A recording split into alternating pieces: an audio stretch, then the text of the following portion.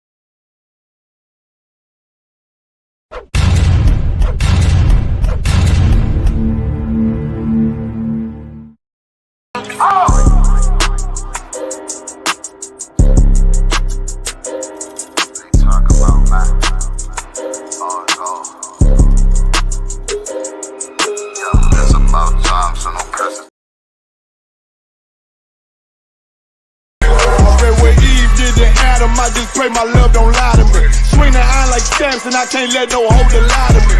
I don't feel these rappers, oh they lies is hypocrisy. Ain't no competition, ain't no rivalry. Niggas think I'm playing, I don't hear one word they saying, this shit light work. Think Muhammad one of us, he might lose his life first. Circle up and stay alert. Another cop just stress the nigga. He a demon, it's the exorcism. Watch I bless the nigga. You took that open blood, then you know I'm gon' get active with you. From the opposition, I see vision. Let me paint the picture. Rappers claim they spin, I ain't listening. Is effective. If revenge was a woman, now I stroke that bitch like Jack the Ripper. War, we gon' run the summer. It's gon' be historical. Thought they making plays, made them niggas call the audible. Ask who run this shit, but that question is rhetorical. Bitch, I'm the one, me cookies with the oil. I'ma get them crackers, hell, should've never kidnapped my family. I can't do that. Bet I be the last nigga standing. Do a life sentence for my niggas, pray you understand me.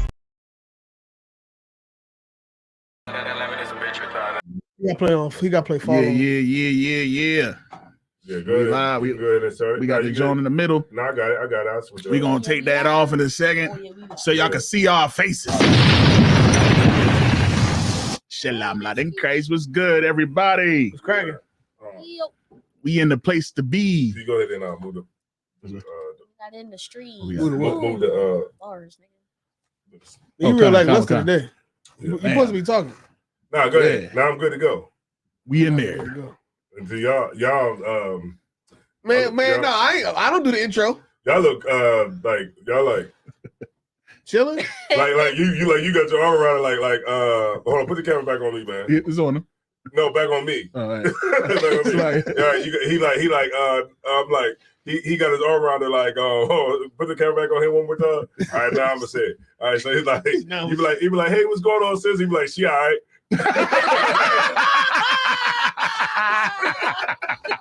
She good. Damn. Like, goddamn. Yeah, she good. She good, nigga. She good, nigga. Goddamn. I can't be. How many times you gonna ask and shit, nigga? How you doing, nigga? I can't be that much of an asshole. Goddamn. She good. Goddamn. Yeah. She good. Well, everything all right. Everything all right. Right. What you want? Hey, dog. What you want? Get the stepping. Beat your feet. God damn. Niggas be on it though. Oh shit. That's funny. Yeah. All right, man. So we got Barack Winar in the building. Hey. We got Shabar came through last night. Yeah, he did. He came down from, I think it was Reddit or some shit. Allentown. He came straight out the gym. Yeah, Allentown. It's gotta be like from here. Gotta be like every 2 hours. Yeah, that brother be lifting like shit, like 500. 315, 40. You know what I mean? Just on the shame. He be curling 315. Like, Yeah. I used to be like that. Like hot where Shabar is now. Yeah. But like if I was to get under it now, I'd be like Wobbly. wobbly. I wouldn't even be able to get up 315. Can you turn my mic up? Give me a little bit more on the mic. Number 2. Yeah, I believe it's number 2. Yeah. That's one. Where is Big Maine from? Big Maine. Sound like he's from the country somewhere. Big Maine. Big Maine. Where you from? He got to spell like Maine, like the state. Is he from state? Yeah. Is he from Maine? Where you from? He got to spell like how. I thought it was Mayne. Yeah, a little bit more. Yeah. Okay, yeah. So yeah, when you say like Maine, Big Maine. Where you from? He got to spell like how Terrence Howard say man. Yeah, Maine. Hey, Maine. Oh, he's from Pittsburgh. Hey, Pittsburgh, okay.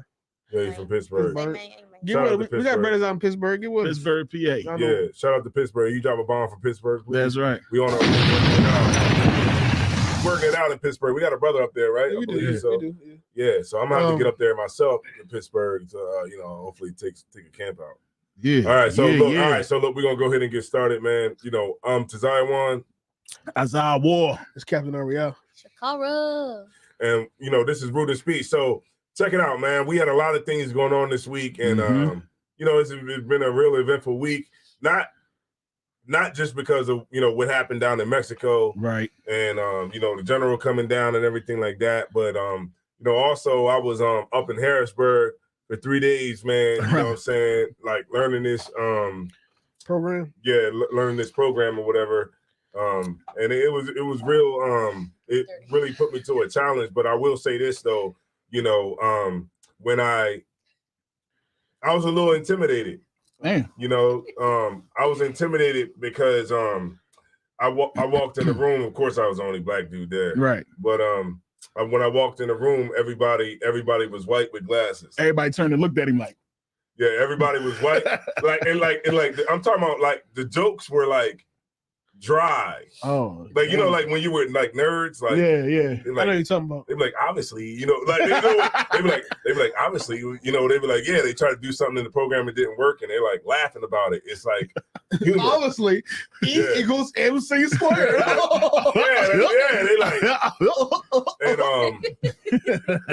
so when I came, and then you know, here I am, I come up in there, and I'm like, what's up? You know, I'm like, yo, what's up? They all had glasses. Yeah, man. They probably was like, hey, brother. but then it was like one dude, he was like young. He was probably like 26, 27. He was like a superintendent of a whole water plant.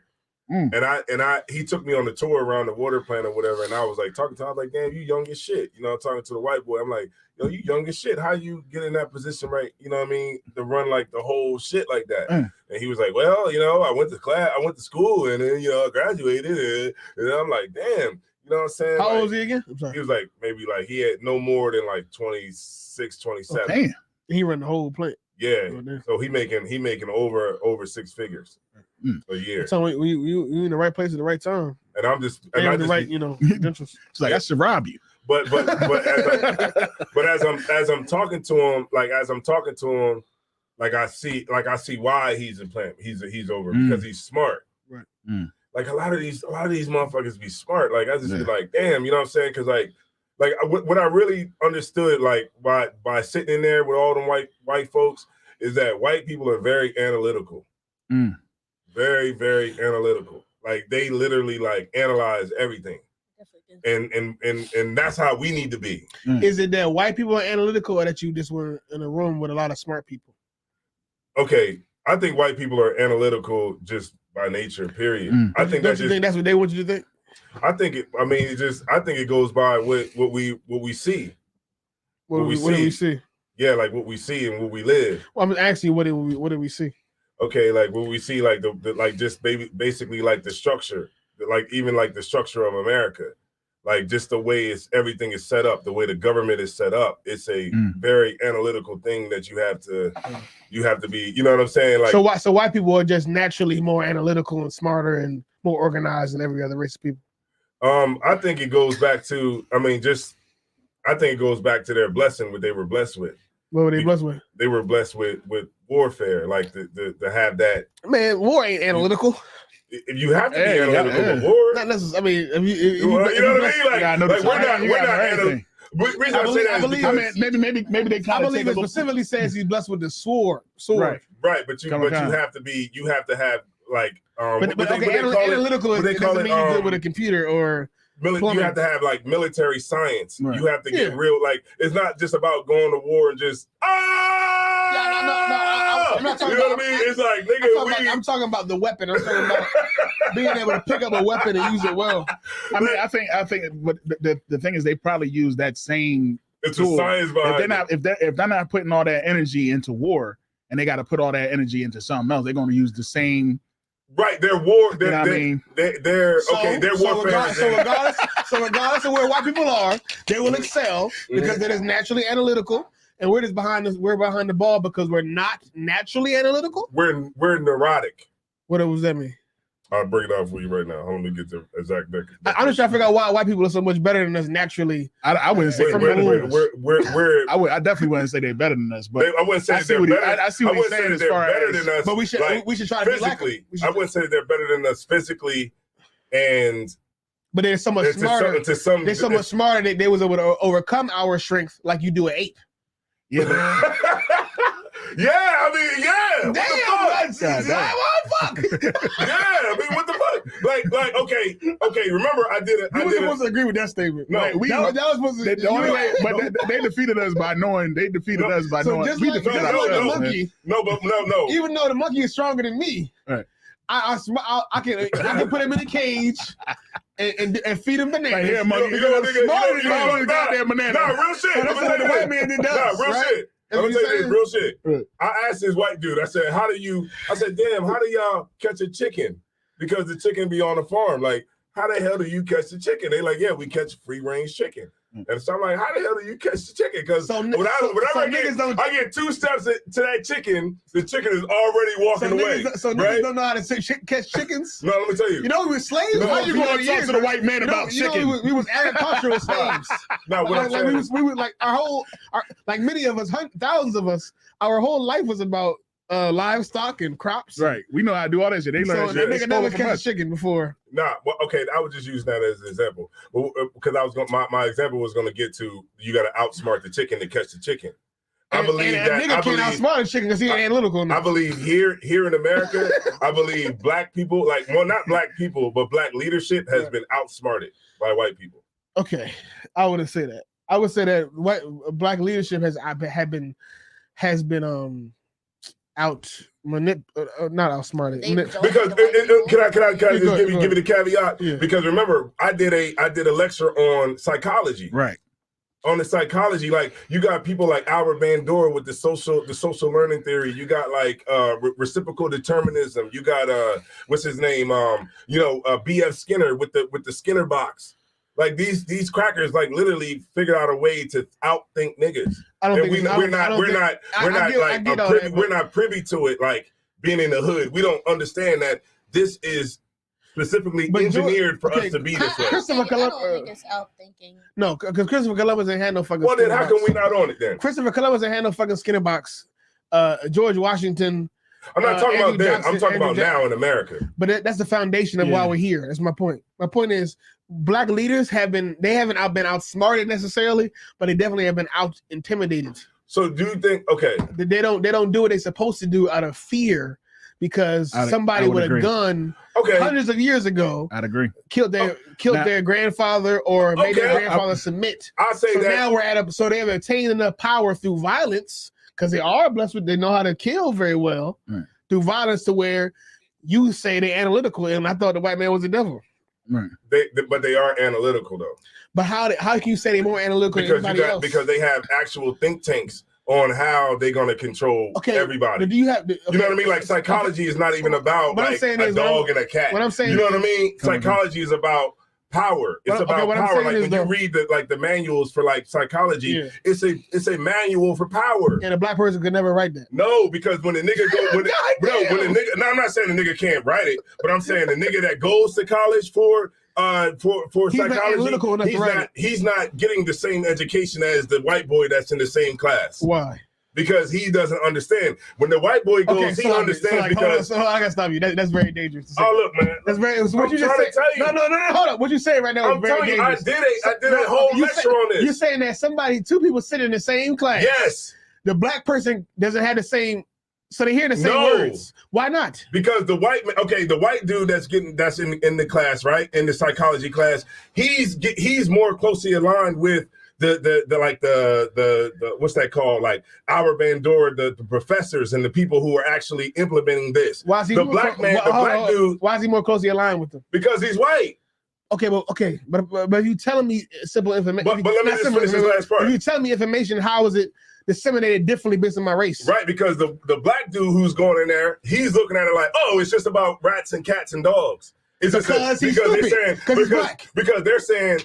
saying, oh yeah, if you shock the dog, if you take the dog and you put him right here, and then you feed him the food, and then you ring the bell, and then you do this, and then the dog starts salivating. The black dude is looking at it like, oh yeah, it's just about dogs. I see what you're saying. But the white man is looking at it like, nah, this is about people. Okay, why people? What I'm asking you is, in your perspective, why can the black student not understand that this can be applied to something more than animals? I'm not saying that he can't. I think it's just context. But I'm not saying that he can't, but the majority of black men who go into that field, why can the majority of black men not understand because if we really understood it, we would be doing it. But we don't. How the fuck will we do it when they have Navy? Who will we do it on? I see what both of y'all saying. Who the fuck will we do it on? I see what both of y'all saying. And Marines and nuclear power. Who the fuck will be doing a Skinner box on? What I'm saying is, what authority do we have to apply those type of subjects to other races of people? Right. I don't have the authority to starve white people out. Right. See what you're I saying. don't have the authority to manipulate them with resources the way they can do to me. But see what you're saying. But y'all saying the same thing, right? But okay, that's what I'm gonna say. I understand what you're saying. I'm just saying that. Just understand what I'm saying. I'm just saying that along with military, right? Along with those things, there is still an element that is outthinking us. Okay, but what I'm saying is because you got like cats like I feel like what you're trying to say is that niggas not smart enough. I got a question. I don't think it's that though. You know, you got what are you saying? What's that cat? Zbigniew Brzezinski. He's a cat that's notoriously known for thinking. Like the presidents, he has advised presidents, and he said it's easier to control 1 million people than kill 1 million people. And these think tanks actually figure out how they can outthink and outsmart we use people. The information differently. I got a question. And we go to work and get off at you go to work at 7 and get off at 3:30. They're on 24 hours a day thinking of how they can control people. Okay, do you think that you saying they're outthinking us, right? Yeah. Do you think it's because we're stupid, or do you think it's because we just don't have the resources? It's the advantages. That's what I'm asking you. No, it's not. Are you talking about an intrinsic natural? No, that's not. We come out the womb dumb, so we can't. We come out. No, because based off of black people are smart as shit. So why don't we come? But at this point, we're not catching on to the game. I think we don't have the resources. And to a level where we can see. Are we not catching on to the game because of intimidation? Or because we just don't know? Not necessarily intimidation, because there's people that's been living without experiencing racism. But you still fall into it. You still fall into it. Do those people think they can manipulate the American government to make black people more powerful than whites? Look, do they have the faith to do that? But you said how the white man can out. Remember, that was what my whole lecture was on. My whole lecture was. What was my whole lecture on? You saying that? My lecture was about how if we're not being physically. It's like about beating with racism. But how are we you know able what? to still be controlled? If I may, one thing that is key in that whole thing about being in control is the environment that was created to put us into that. That's what I'm saying. So, but what I'm saying is that what he's trying to say is that we're coming out thinking that, like you said, intrinsically, we just coming out like, boom, we stupid. That's not what he's saying. Right, but he's not saying that. But it's still like, it's still good. What I'm thinking, this is. Can I get the liquor, please? Come on, which one you want to run? Yeah, that one right there. We need to come up with a code word. Yeah. Right. I'm like, let me get the 27. It's getting hot in here. Yeah. Something like that. It's not hot. It's cold. You cold? Yeah, you cold? I'm not saying niggas is stupid. I get that, but you still ain't right. Right. But I think. All right. So this is what I think. I think it's more about. It, like you said, if you put them in the same class and they learning from the professor about this type of thing, it's not that they're stupid. It's not that we're stupid. It's just that they're thinking differently about it. We're using that information differently. They can use that information in determining how to control people because their people does that. You see what I'm saying? They're already doing it. So they have examples. Oh, you know what? They can be in class and a light bulb will go off like, damn, my dad did that shit. You know what I mean? Them three, that black family. You know what I'm saying? Whereas we're looking at. Are you saying that they're able to outthink us, or they're able? I don't think they're able to. I guess manipulate certain things that they could. Sorry. Yeah, my bad. If they, okay, the first thing. My bad. Because I'm ready to look. I got the psych books at the crib, and I brought this out in class. They literally, if you read, I got it. It's Atkinson and Atkinson version 1 of the psychiatric the introduction to general psychology, and they tell you if we want to understand what a person is going to do, we got to understand the individual and the kind of the kind of circumstances that a person been in, that a person has come up in, and then you can predict the person's behavior literally down to the T.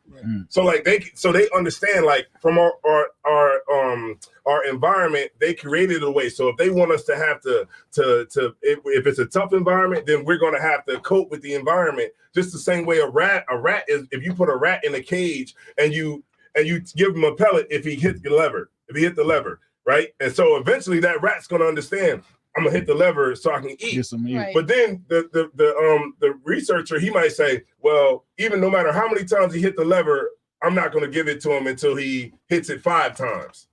You see what I'm saying? And then eventually the rat is going to learn how to hit the lever that's based off of the environment that was created. Right, though. because it's the environment that they create, and then we cope with the environment, and it's all being played on our psyche, our psychology. So would you say that because of the environment that's created for Black folks, we receive the information? Yeah, because remember, just like the rat, when you're looking at a rat, the reason that the scientist is able to make it jump, make it go over here, do that, is because it controls the food. Right. And it's a power dynamic between the rat and the experimenter. It's the same thing here. Who controls our food? Who controls our water? So the America can create a nigga. It literally can create what they want, and they can create the type of behavior that they want as a result of the psychology that's been put on us. So if they want niggas, if they want women to be bending over and shaking all day, they can literally make us do it. Okay, so if we understand that as fact, which it is fact, right? No, what are you trying to say about Black people and what we are, what we aren't doing? Obviously, we aren't doing something. What I say is that it's remember. As far it's not specifically, I'm saying what is coming out into the world that Black people are not properly consuming to not be able to. Okay, what do you want Black people to do? Right. What Black people, not saying Black people, because I don't like to blame the Black people, the populace, but the Black leadership, right? The Black leadership, instead of celebrating Black History Month, right, and all the wonderful things that is done with that George Washington Carver did with back Peanut, in the day, then maybe we should analyze Black History Month. Like, okay, where were we at? Where somebody should pull the damn thing down so we can go through the PowerPoint and say, okay, well, this is what we've been. This is where we at now. How much advances have we had since the last? How have we moved forward? What's the grass? Pull the grass out. But like, how will we know to do that?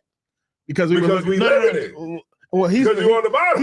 He's specifically saying how he's saying why not? Why aren't basically what you're saying is why is Black leadership not have been able to analyze or move forward using so much information that's readily available to really everybody, like the whole thing about the Skinner box and the how they control animals and how basically how you can manipulate somebody's environment just like you would do an animal to get them to do what you want them to do. So Black leaders, we can assume they know these type of things and they have a higher understanding. Why can't they apply these things since it's out there to, or this level at least of an analyzation? Because they got a cap to fixing the problems in the Black community. It's because they have a cap. They don't care that much. So it's because it's not. Go ahead. So like I said, it's not that they don't care. It's because they have a cap. What you mean? We have a certain amount of power that we have, a certain amount of power and authority that we have without going to the oppressor. I think you see what I'm saying. Care. So if I think they don't care because I think black leaders are too afraid to speak up, or they're too afraid to say anything that'll empower Black people or make Black people want to do something with themselves. I think they're too scared to lose their authority. They're too scared to lose their leadership because they know once they speak up, these white people are going to blackball them. I'll bring it up on the next show we have. I'll bring the book down. You know what I mean? Like I learned a lot of this from white supremacy lecture. Preparing for it. Yeah, preparing for it. Right. You know what? I'll say this. I don't listen to Steve. It was. Oh, the water. Definitely was. It kept me well entertained. But I don't listen to Steve Harvey much, right? But it was this TikTok video that he just did like not too long ago. And the one thing he was talking about was the flea. And it was talking about how high the flea can jump. But if you take that flea and you put it in a bottle and you put a mayonnaise jar and put a cap on that mayonnaise jar, it's only going to keep hitting the top of the mayonnaise jar after so long till it gets to a point where it just jumps till it's like right before it hits the top of the mayonnaise jar. And then eventually that flea will have kids. You know what I mean? Well, you know what I mean? It'll have other fleas. Right. And those other fleas will grow up understanding that they can only jump this high, not knowing that they can jump way higher than that. You see what I'm saying? So that's how our Black leaders are. Our Black leaders, at some point in time, Black Wall Street and all that stuff, we was able to jump high as I don't know what. But then there was a time where our oppressor put that cap on us. You see what I'm saying? We only jumped so far because we knew once we get a certain level then they dropping bombs on us. If I But could, do you think- I definitely believe it's a fear thing. I definitely believe it. I think fear is Damn, over. I was trying to get it. It's actually we got something going. Go ahead, Cap. I was just gonna say I think fear is the overarching. I definitely think it because is. everything we're saying today, if we sat a black leader down, Right. he would agree. Yeah. And we sat back there in private and said, well, you know, this is what they do to us. Why can't we apply this type of things to them? Or they were like, and everything we're saying, a lot of the ideas we believe in as far as what the black community should be doing to improve. Right. I gotta bring this home. The average, like, one more thing to say, sir. At least in private, they would agree. They would agree, like a somebody who like a black person or a black leader that's like real mainstream Democrat would believe, and at least in private, agree with certain statements or certain what's the word? So you certain opinions of somebody who's more revolutionary minded, right? So do you think that so are y'all saying that all black leaders care? Some do, yeah. Because I think it's a 50-50. But a black leader is kind of like the term is kind of subjective. I feel like there's a good percentage out there that just do not give a fuck. I believe they care. What I wonder is the ones that don't care. Do they not care because they know they're going to have some kind of restriction, or do they not care because they know they're going to get shut down? I would say overall, they know that there is. They know that they really if they get nowhere. No, yes, but here's the reason they know they're not going to get nowhere. If they really did something to fight to get black people above somebody or equal to somebody, truly equal, they know it would be a violent backlash eventually. That's it. And you know what? I think the bottom line is that we all understand that. Yes. That if we as black people try to truly become equal, or above the majority race in this country, that we may receive some level of violent backlash, and that thought has quelled any rebellion, any recent rebellion or physical rebellion or revolution, or even any real political or spiritual revolution in the black community, because we know that if we truly would try to rise up above our oppressors, that they will.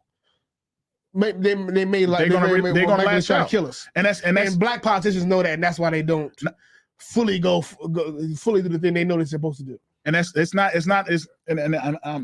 say this last. No. I said I was gonna clip. Oh, so it's not just the black politicians, because when you talk to your elders, right? You talk to those people that's in the Christian church. You know what I mean? You tell them about, how we should separate and how we should love our own and how we should do all that thing. They'll sit and say, don't you ever talk about that again. Don't you ever talk about that again. You know what I mean? Because they're afraid that if we do the separate, like when we have this conversation, we say things like separation, the first thing they'll say is that you're not ready. You know what I mean? You don't have the means to do that. You know what I mean? You have to rely on some of the things that your oppressor gives you. You know what I'm saying? Because if he takes all that stuff away, we're going to suffer. You know what I mean? That they're afraid. They're like, when I talk to my elders and I talk about, hey, we need to separate and stuff like that, they right away they're going to fight for the oppressor. You know what I'm saying? These are all the people that's in the church. These are all the people on the corner. We out there trying to talk that truth. Fight for the oppressor, meaning that they're going to fight that we should stay together. No, they're going to. What you mean? Stay together with them. They stay all together as one nation. Okay. You know what I mean? Because they believe that that's how we stay out of getting oppressed like we was. That's how we stay from not getting killed just for voting. That's how we stay from that. They don't want to go back to what their mothers and fathers have done. You know what I'm saying? They believe this is their dream. This is the dream that Martin Luther King wanted and everything. They still don't understand that Martin Luther King was saying that was a nightmare. That he said it's in a burning house. But yesterday when Jeremiah Hyman had that class, and he said that about the Black Wall Street. Yeah. He was saying how after that, black people was basically like, fuck it, like forget about having our own town. He was right. That's how this conversation is like, it's like a perfect example of that, because it's like black people won't even go the extra mile. Black people won't even try Nobody wants to go to to wilderness. think for themselves or do their own thing, because it's like they know they're gonna be shut down anyways. Right. They know the white people gonna try to ruin it regardless. So it's like no Don't point. No point. I want to show this to the sister. I want to show this to the sister, right? Mhm. All right. So sis, all right. So this is real quick, and this is just for the people, right? Damn, look at his head. But look at this. See, I like psychology. This cat is. He look like he about to say that. This cat right here is his name is B.F. Skinner. B.F. Skinner came up with what they call the Skinner box. Right. And he was this is a interview that he was saying he was talking about behaviorism because he studied behaviorism, and he added things to psychology like the operant conditioning and different things like that. So like he had negative reinforcement, positive reinforcement. Okay. You know, like negative reinforcement would be like when you get into a car and the thing be like bong bong bong bong bong. It's like, God damn, let me put this damn seatbelt on. Because that is something that's negatively affecting you, and it's making you change your behavior to put the seatbelt on. You see what I'm saying? And so he implemented these things through like animals, but his research went into where they did it and implemented it on people. You know what I'm saying? And this is my point, is just to say it. So I just want to play this one thing for y'all. It's like 2 seconds of it. Hold on, here we go. Mute the mics. We change the world in which we live, and if we're successful and skillful, we can change our behavior. You've talked about the power of reinforcement as a change agent. Yes. Well, reinforcement is a thing that I've investigated myself. It's not the only thing in the world, but it is extremely powerful, and that has not really been recognized. Positive reinforcement, or what people call rewards, that is an extremely powerful technique, and we've only discovered the power fairly recently, strangely enough. We tend to control people through aversive control, punishing people for misbehaving or threatening them until they behave the ways we want them to behave.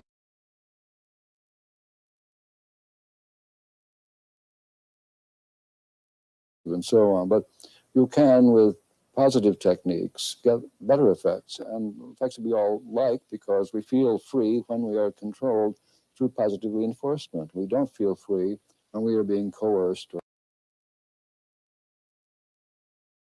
threatened with punishment. How is our behavior shaped? Well, let me give you an example. I used to do this with my classes. I have a hungry pigeon in a space where it can be seen easily by the class, and a food dispenser. Somebody dumps a few grains of food into a dish, and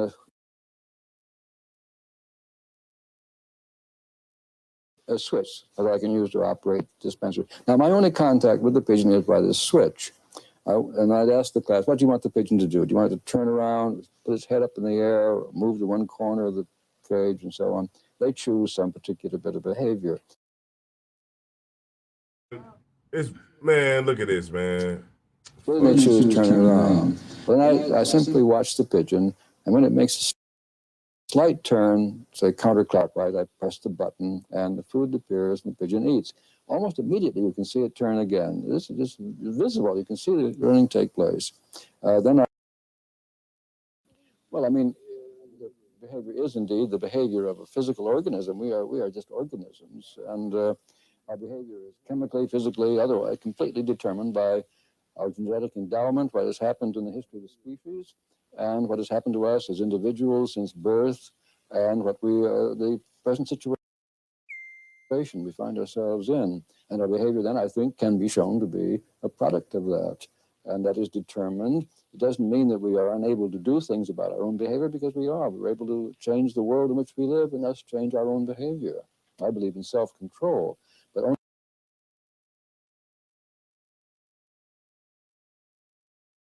a person's behavior, right? She's listen. Because we have been taught how to control ourselves.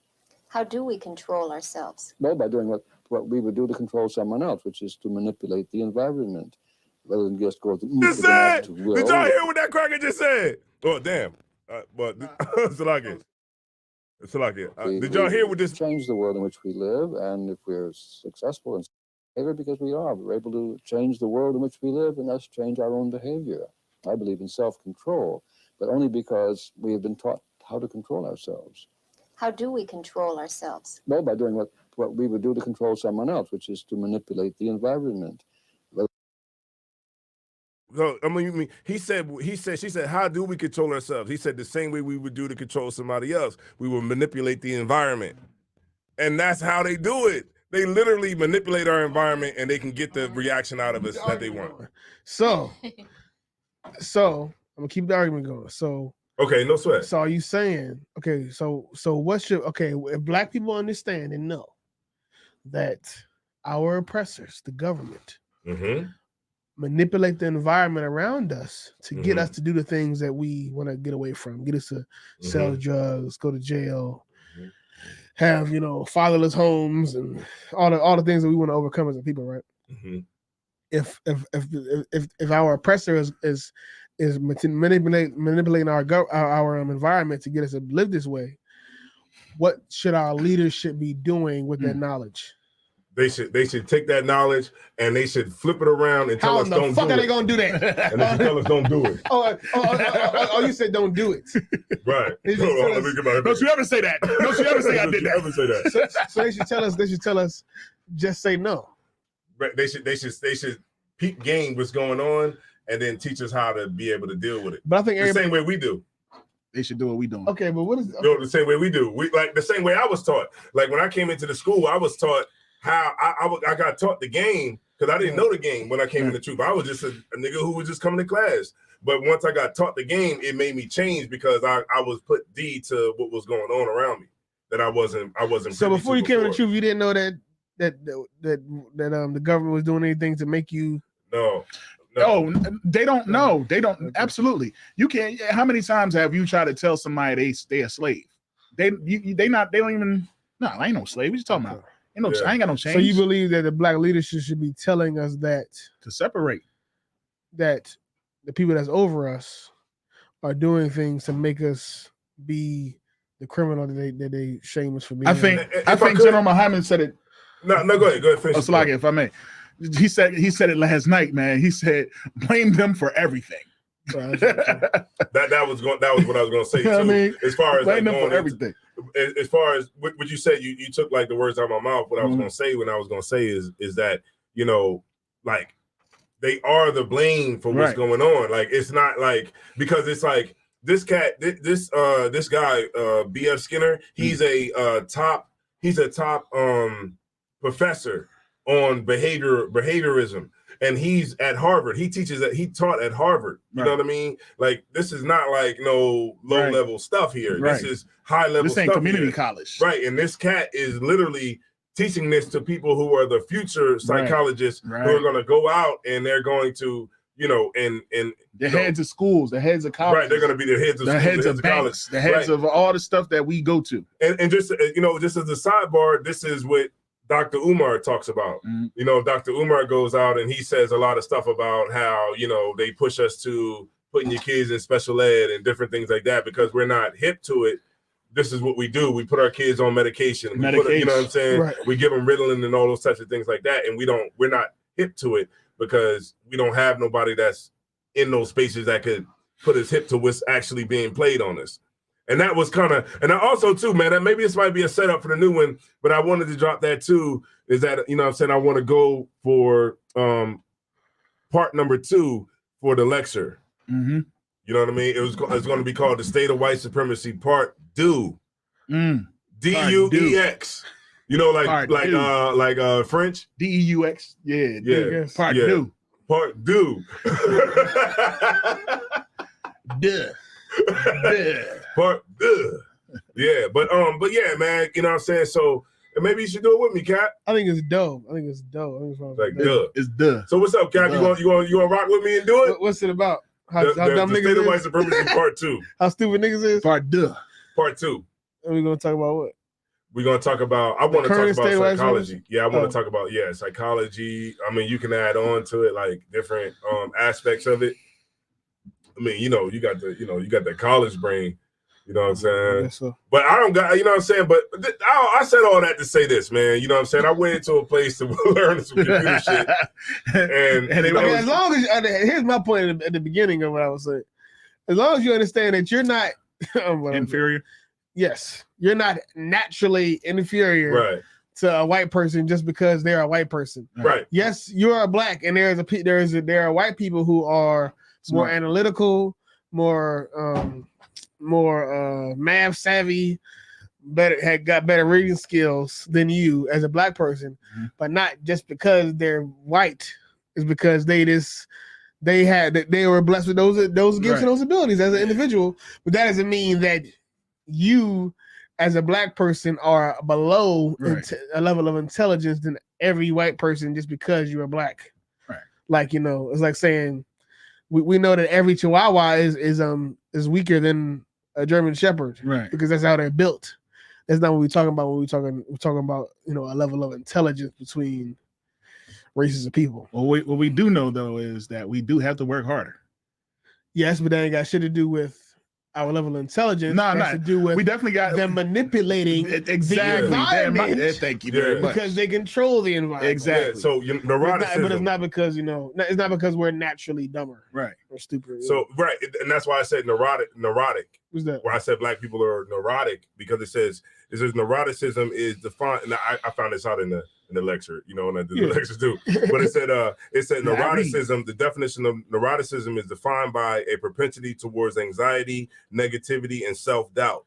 It is often experienced by constantly rehashing worst case scenarios in your head, and can be linked to the high level of guilt, worry, fear, and depression. And that's what you said earlier when you said about damn. All right, you saw that? What's that? But what you said earlier about how goes in what you said about how the leadership feels that if they go to a certain level and they take it somewhere, that's where the doubt comes in. That's where they're going to think about the worst case scenario. This is going to happen. And it keeps us at a certain level, and we're never able to get over that hump.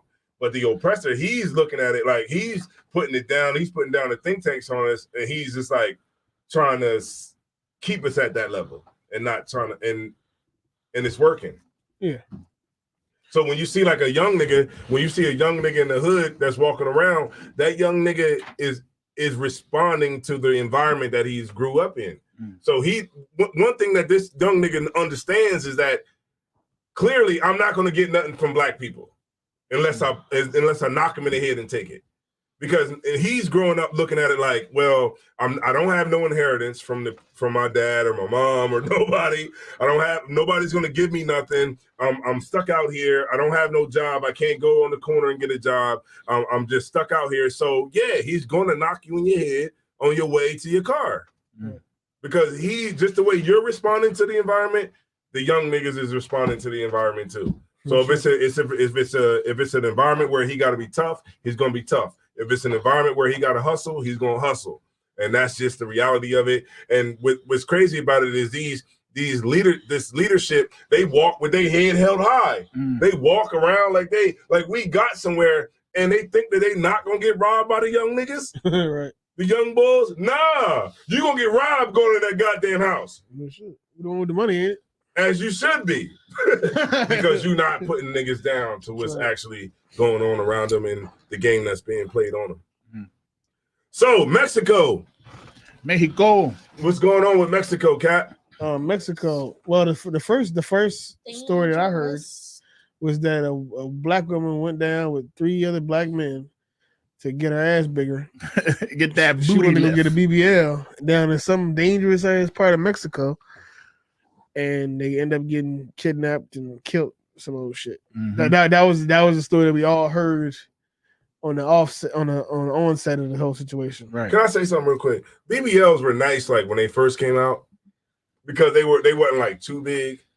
They were just like, a little bit of fat in there, you know what I'm saying? It was just, I don't know about that. Somebody was always it wasn't like too, they wasn't too big. Now they just like, it's saying it was always just these BBLs killing y'all. It's these BBLs killing you, and the thighs don't match. Yeah. Like it went from like I think a little bit to. No, it seemed like always gargantuan to me. Rotund. You said what? It seemed like always gargantuan to me. Yeah, from the beginning. It seemed like always just crazy to me. Nah, the craziest we seen so far. Am I wrong? Were they that big? I never. No, you could tell. Were they that one girl? What's the one lady? The singer who fell on her butt and her Well, the thing is though, it's different. They got popped. Them Jones pop. They got BBLs and they got Damn. I think first what they was doing silicone. Silicone, yeah. Which is different. Like a BBL is like a better option. They use their own fat. Yeah, because the BBL they taking their own fat out in their body and they distribute it in other places that they want it at. Right. So when you eat a burger, that burger. So that's kind of like it makes more sense. In my mind, it seems more healthy. K. Michelle. Yeah, K. Michelle. K. Michelle. Looks like a whole other person. Yeah, K. Michelle. She got her face redone too. Yeah, that butt popped. It was she was getting so much. She was getting it's pancakes now. I think she was getting silicone. But she got her butt. Yeah, she was getting silicone. She got taken out. Yeah. It was so big that joint just started oozing out. As I was saying, the joint at the bar right away. I think she got the silicone. That's not. I don't know what that is. It just looks ridiculous. A brick on the back. What is it? What happened? It's some girl at a bar out here. We went to the bar. They got a new bartender. And it was just like, God damn. Wait a minute, hold on, man. You blowing your cover, man. Hey, he blowing all our cover. I wasn't a goddamn like, ooh, wee. It was like, God damn. Yeah, I'm saying that she's the only one that enjoy it. That shit was crazy. She look retarded. It looks retarded, man. It look like a cartoon. Look like handicappers. Like, you know what I mean? Yeah, it look like when she get older, it's going to be like a problem. It's going to be an issue in her life. It look like everybody's giving her pity. So I'll take a drink. This is good. I'm not gonna get in it. I just want to add this in, inject this into the back and forth, right? But I also want to hear from the sisters too, as well. Okay, so let's attack that first before we go into the BBL, the Mexico thing. All right, BBL. So like, what is the reason for the phenomenon? Society. Damn right. Well, I blame it on everything. Society. Because I only say that because. I mean, if society didn't make that such a necessity, so important, like, hey, all this body shaming, I don't really like that term, but that is real. Like, okay, let's say like the mommies, the new moms who still got the little belly hanging out from when she was pregnant and stuff like that. They go get these BBLs because they don't feel pretty, because everybody on social media is like, oh no, what's wrong with your stomach? Why is it so dark? Why is it this? Why is it still pudging? So it makes people feel like, okay, well, I have to go get this BBL, or I have to go get a tummy tuck or whatever the case is to feel accepted by society, because nobody wants you how you actually are, or they don't make it seem like they want you how you actually are. So because your tummy is you said body shaming is why women get BBL. I think body shaming, and I think just. I'm breaking down to you, man. Like, come on, give it to us real. Like, this is rude in speech. I think body shaming and men. I was about to say that because men don't show attention to women with natural bodies. Somebody said I'm very forgiving. I like women with natural bodies. I'm saying like the younger guys. Cat, I'm young. No, nigga, you don't count. I like women with those tiger stripes, man. Let's like a little tiger. A nigga learn 2 scriptures now. Oh, your opinion is irrelevant. Okay. Nah, but go ahead. Sis. I look at the face. I think that I feel like younger guys in the world, I won't say they're not attracted to women. They are attracted to women, natural bodies. But I think that they're more attracted to the fake boobs, the fake butt, because they're bigger. They're bigger and they're more symmetrical. No, but you got How old are you, Azawar? You're not a young nigga in the world. I disagree. You're not a young nigga in the world, Azawar. And that's what we want. That's what we want. What percentage of men? Well, he had a guess. I don't have the number. But realistically, what percentage of men are getting in relationships with women who have BBLs? Nigga, she for the streets. Where do you see them at? All in the club. She for the streets. Like in an actual relationship, though. You see a bunch of men in the club with relationships with women. Do you see an actual relationship?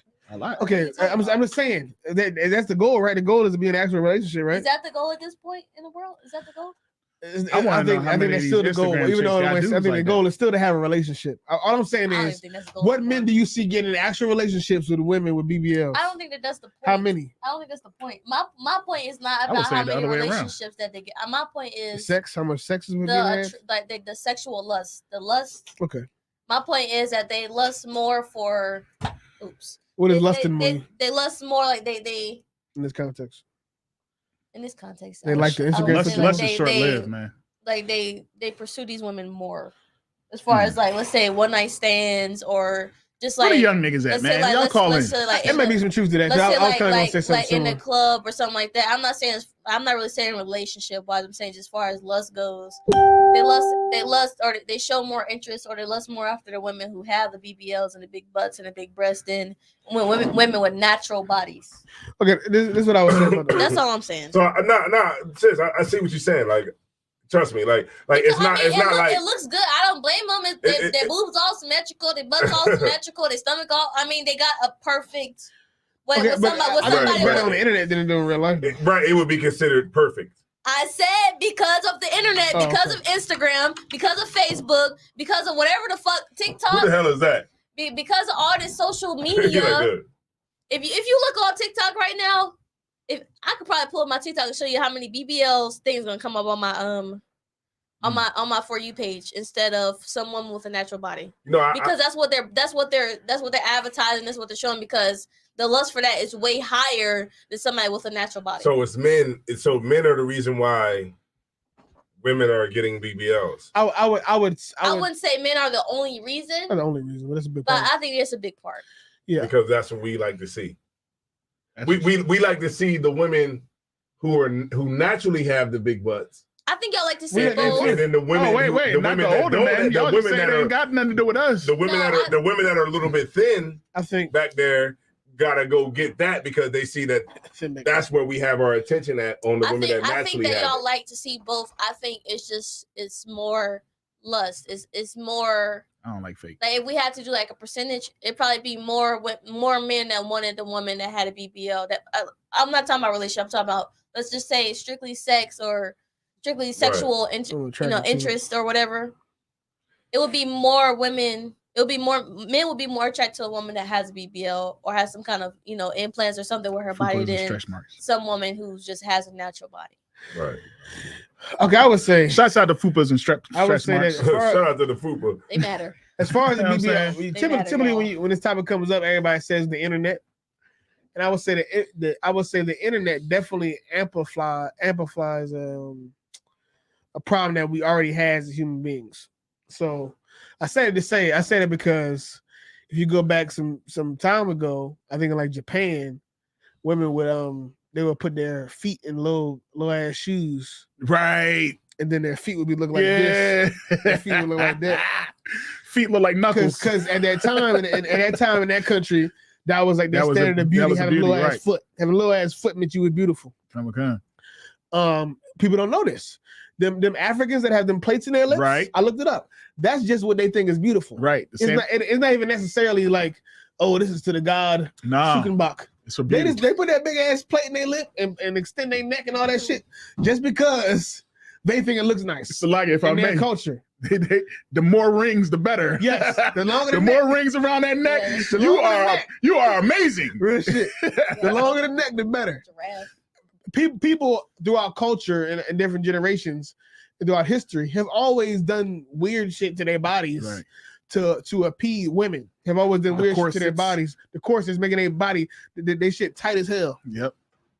They have always done weird things to their body to appease men because people's likes and dislikes change from generation to generation. Right.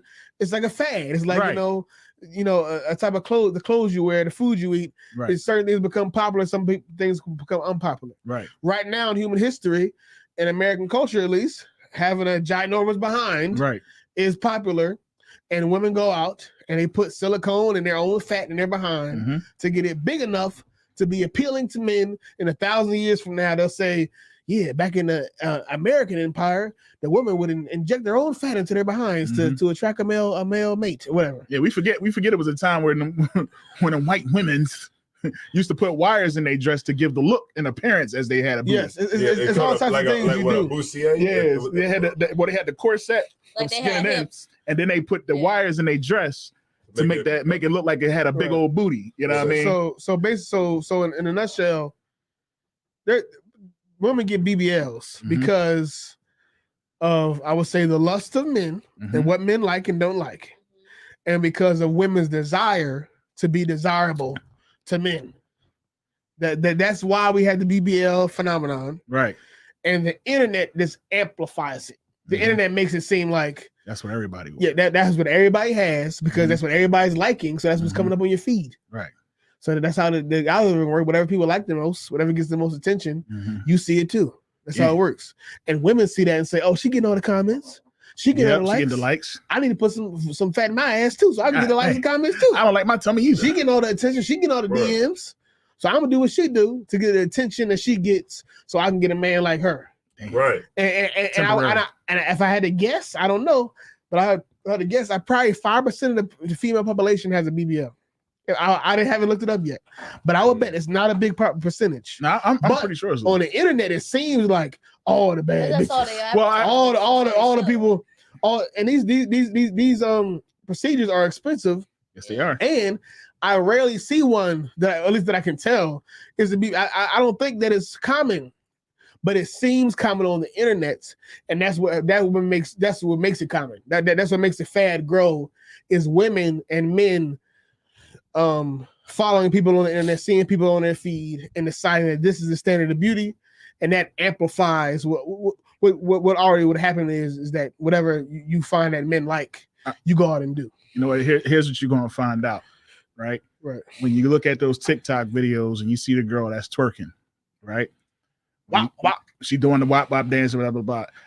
When you look on her page, right, you're gonna find out at one point she had a man.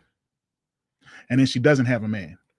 And then she goes, I don't need no man. There's a certain point. There's a certain point in her appearance where she got all her clothes on. She talking about she don't need no man. Damn, I was like, well, you follow the hoes close. Yeah, because I analyze certain things. Okay. See, black people are analytical. I wanted to find out something. I wanted to find out something. Analyze them cheeks. I ain't no perv or nothing.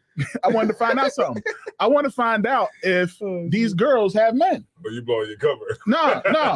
Okay, I ain't gonna hold it. I be wanting to know. I'm like, yo, this chick, she's doing all this dancing. Does she have a man? It got to be at least one video of her with her man. Right? Hold on, no. Here's what you guys see. You'll see her start to do videos of her going out on a date, right? And how this person, she likes this dude, and she'll say something. Yeah. Then there's a period where she's in sweatpants, sitting and talking about men ain't shit. Right. I don't need no man. Then there's another period where she's naked again, right? She's naked again. She's twerking. That's when she's back on the hunt. She's back on the hunt, and she's talking about what was the thing that came out? Suck a nigga free. What's that? You know what I'm talking about? F nigga free. Fuck nigga free. Yeah. That joint can now she doing that. Then it's another period. Now she done got another dude, and she all happy and she like this the best time ever. They don't never show a picture of the dude. But I'm pretty sure that dude, like, yo, man, you gotta put some type of representation that I'm there. Yeah, you know what I'm saying? And what they do is they'll say certain things. Look at the videos. I'm like, look at them. Look, I want to say this, man. I ain't saying look on there and be lusting after these women, but I'm just saying they so like if I make sure. No, go ahead. That it's like it's an up and down. They not keeping nobody. Now there's a girl at my gig. She was flat everywhere, right? And she disappeared for a while. And I knew the dude that bought her BBL. She came back like this. Yo, she came back. Yes, it was crazy. It was crazy, and I was just like, and they was like, "Yo, which call came back? Which call came back?" I see where she went. She went and got that BBL. She got that procedure done, and I knew the dude that did it. Yeah, I mean, I knew the dude that paid for it. Yo, and I remember seeing him being at the club mad because she wanted to holler at my other homie. Yo, they said I remember Corey Holcomb said that women be on the flights. Coming back from Miami, they don't be sitting. They'll be leaving like they don't have enough money for the place where you can go stay there and rehab. Yeah, so like they be coming back on the plane, but they be like leaning. They be sitting up on the seats like this, like they can't sit on their butt. Yeah, they can't sit on their butt. You know what I'm saying? They gotta come. They gotta fly all the way like that.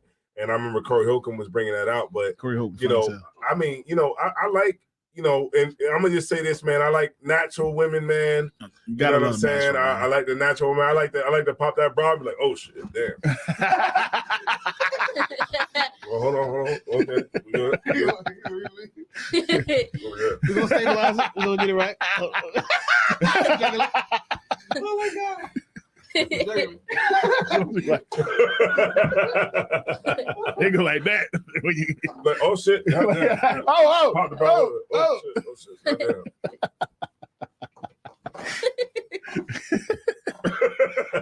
Oh man. Yeah, so shout out to the real women, man. The women that are natural, man. We look, we dig it. Right. I dig it. Shit. Listen, I man. dig it, man. You know what I'm saying? Like I said, I still think it's a man thing. I don't think it's a young man or old man thing. Fact of the matter is, it's only going to last so long, man. It's only going to be so much that we're going to be interested in, and it's like you said, it's a fad. It's not a trend. It's a fad. It's temporary. You might like it now, but then you're going to start to realize that she's selfish. She really only care about how she looks, and she's insecure. So what happens when society puts out something else? What? Like what? Something else to enhance the body. Probably like big, long toenails. It's gonna be the same thing. You know, but it's like a never-ending cycle. Here's what I will say. It can be long toenails, but that's it goes back to what I was saying with the psychology. Oh, no, because it can be long toenails. Be like, damn, this woman, like now that we got past the big butts and the breasts, right? Yeah. Now we're on toenails. Yeah. It's always like never ending. She got a nice body. She got a nice, but look, her toenails ain't long enough for me. She got the long toenails, so they gotta be. She like back in the day, I don't care about that. Remember back in the day, it used to be the French painting on the toenails. Oh, she got the French painting. You like back in the day, y'all like them like slim and like pretty in the face. Can I go a little bit further though? Go right ahead, sir. Can I go a little bit further? You said like it's a sin. I want to go. Sis, I want to go a little bit further. Let's do it. Dopamine. Okay. He getting deep now. Dopamine. You know, like dopamine is the reward system that in your brain. Mm-hmm. So when you know what I'm saying, so right? He's talking about the receptors. So you doing I took analytical. psychology. That was my shit. When I went to college, when I was in that psychology class. Yeah. We could talk about this all night. I like psychology. It's dope. Yeah. Dopamine. You know the reward system, whatever. So at a certain point, that dopamine that we're going to see every time that a woman has a BBL or she has her breasts done, at some point it's not going to be enough, and we're going to have the new thing, like what Cap said, is going to be the new thing that we're going to require, so that we can have that dopamine going off in our brain, and it's going to be imperfection because everybody else is perfect. And it goes back to what you said, right. And what you said. It's like we're just going to push the goalpost a little bit further than it was before. And so now it might not be a BBL or your breast done. It might be those toenails. It'll be something differently. It'll be something different. Right. Your ears ain't long enough. She took off her great toe. I need you to look like an elf. So what do we got to do to stop all this? We have to stop believing what we see on the internet. How do we do that? By being analytical. I think a lot of. But I'm about to be analytical. I'm about to prove my point right now. Hold on. I got how many women have BBLs? Which one? In 2020, an estimated 39,000, 6,105 people had buttock augmentation surgery, according to the International Society International. Okay, he looked like 2020. That was 3 years ago. I'm gonna get you right for that. But that's not bad though. It probably wasn't as popular. So like, Shakara, before you say that, Cap, Shakara, see, the thing is, stuff gets adapted. Like, say he might be reading from 2020, but it gets adapted like in 2021, 2022. Nothing actually happens in the year. I know you probably looking at me like, what the fuck are you talking about? What? But like, let's just say why do they say they come out with new electrical codes in 2021. They don't get adapted to 2022 because that's when everybody is aware of it. But they still put out the information. No, hold on. I'm gonna get you a better one. I'm gonna get you one for the country. Okay. It's still gonna be low. According to the American Society of Plastic Surgeons, more than 20,000 people had the BBL procedure by board-certified surgeons in 2017, rising steadily from. That was an old date. But in 2017, it was only 20,000. Okay, it was a lot. It was a lot of ass out here in 2017. That's 2017.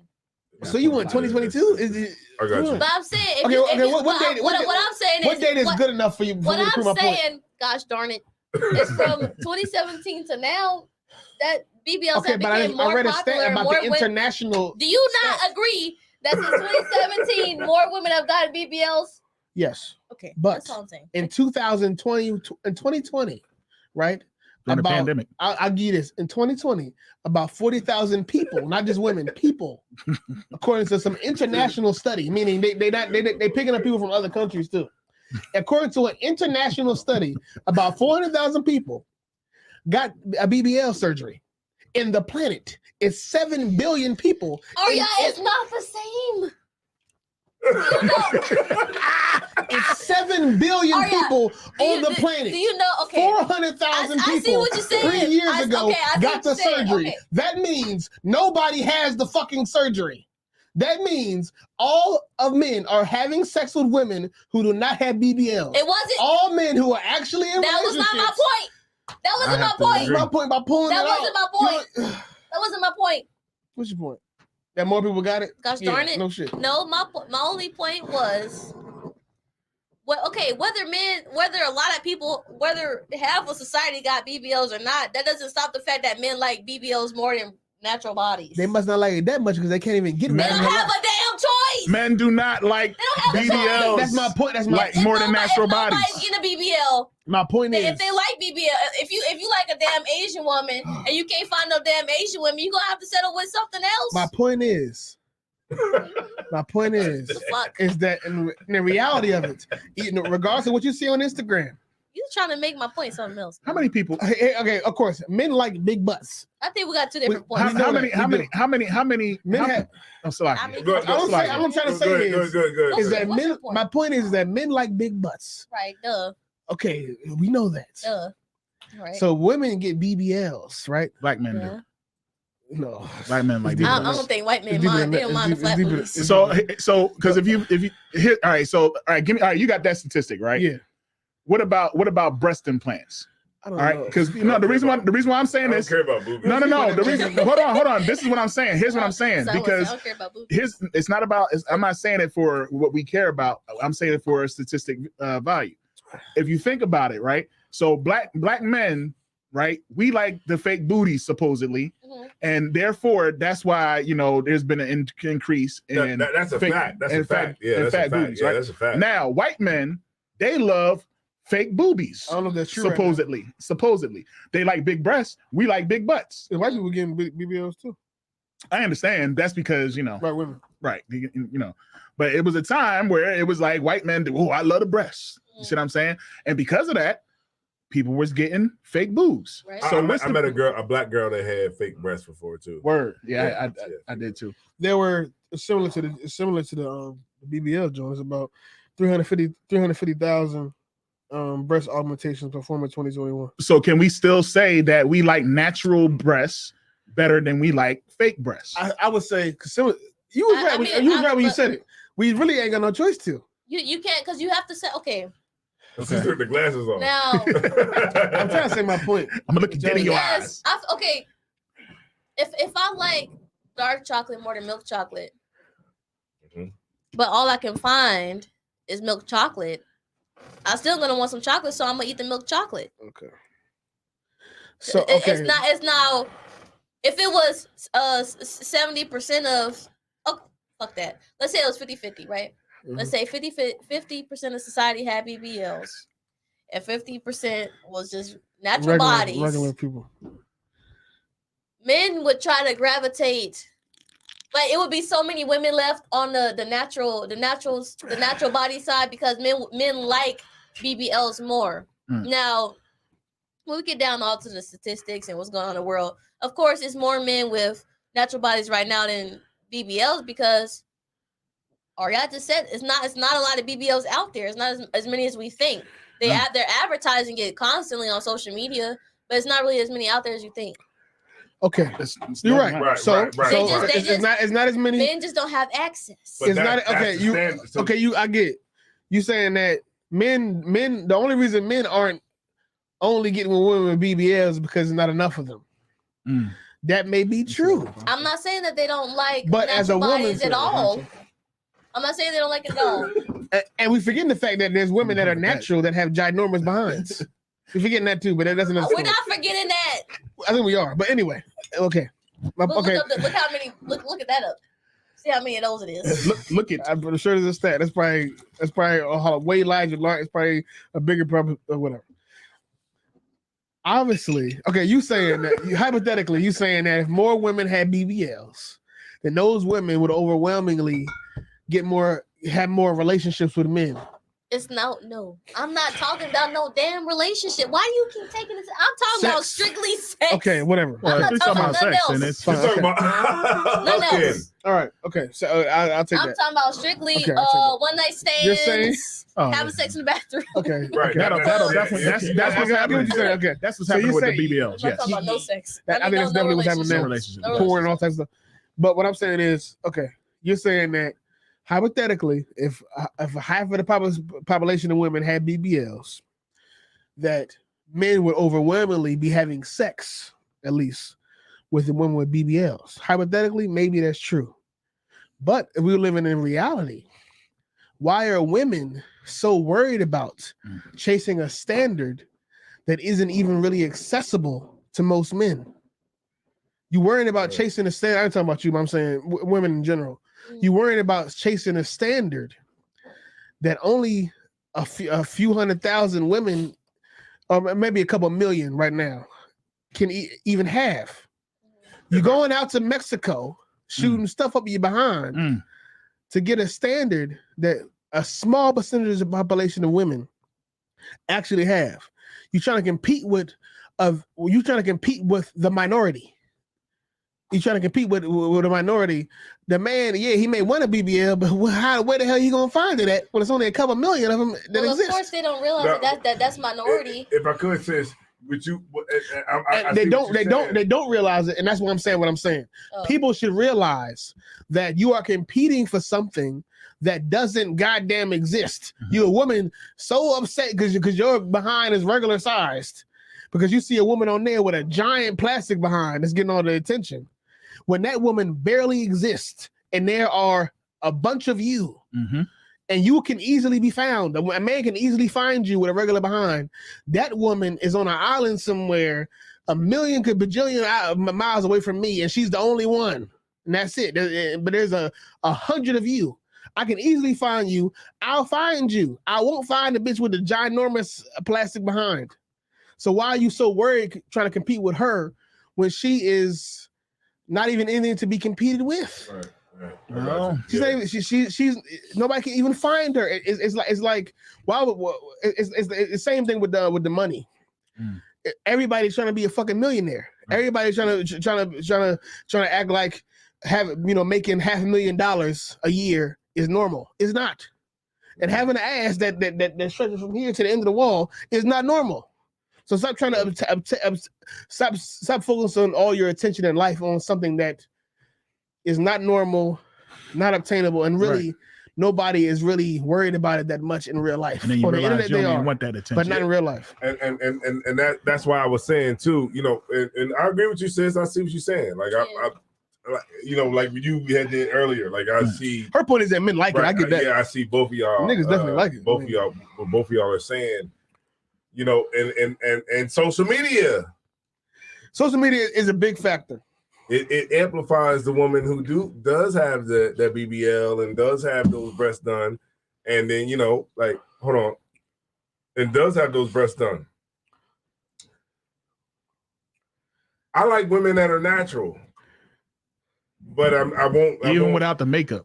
I think most men, if you say to them, "Will you take a woman?" Because you see those women that'd be like, "Yo, I don't got no BBL."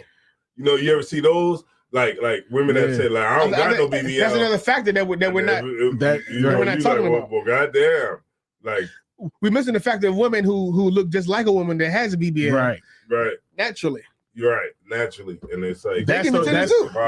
Some bitches are getting attention by working out. They're not necessarily natural. They go work out. But that's the ones that's also causing these women to get BBL. You said that too. You said exactly what. That's General you kind of cut me with that one. That's true. You made a really good point. You said that's a good point. I can't front on that. I'm sorry. Say that one more time.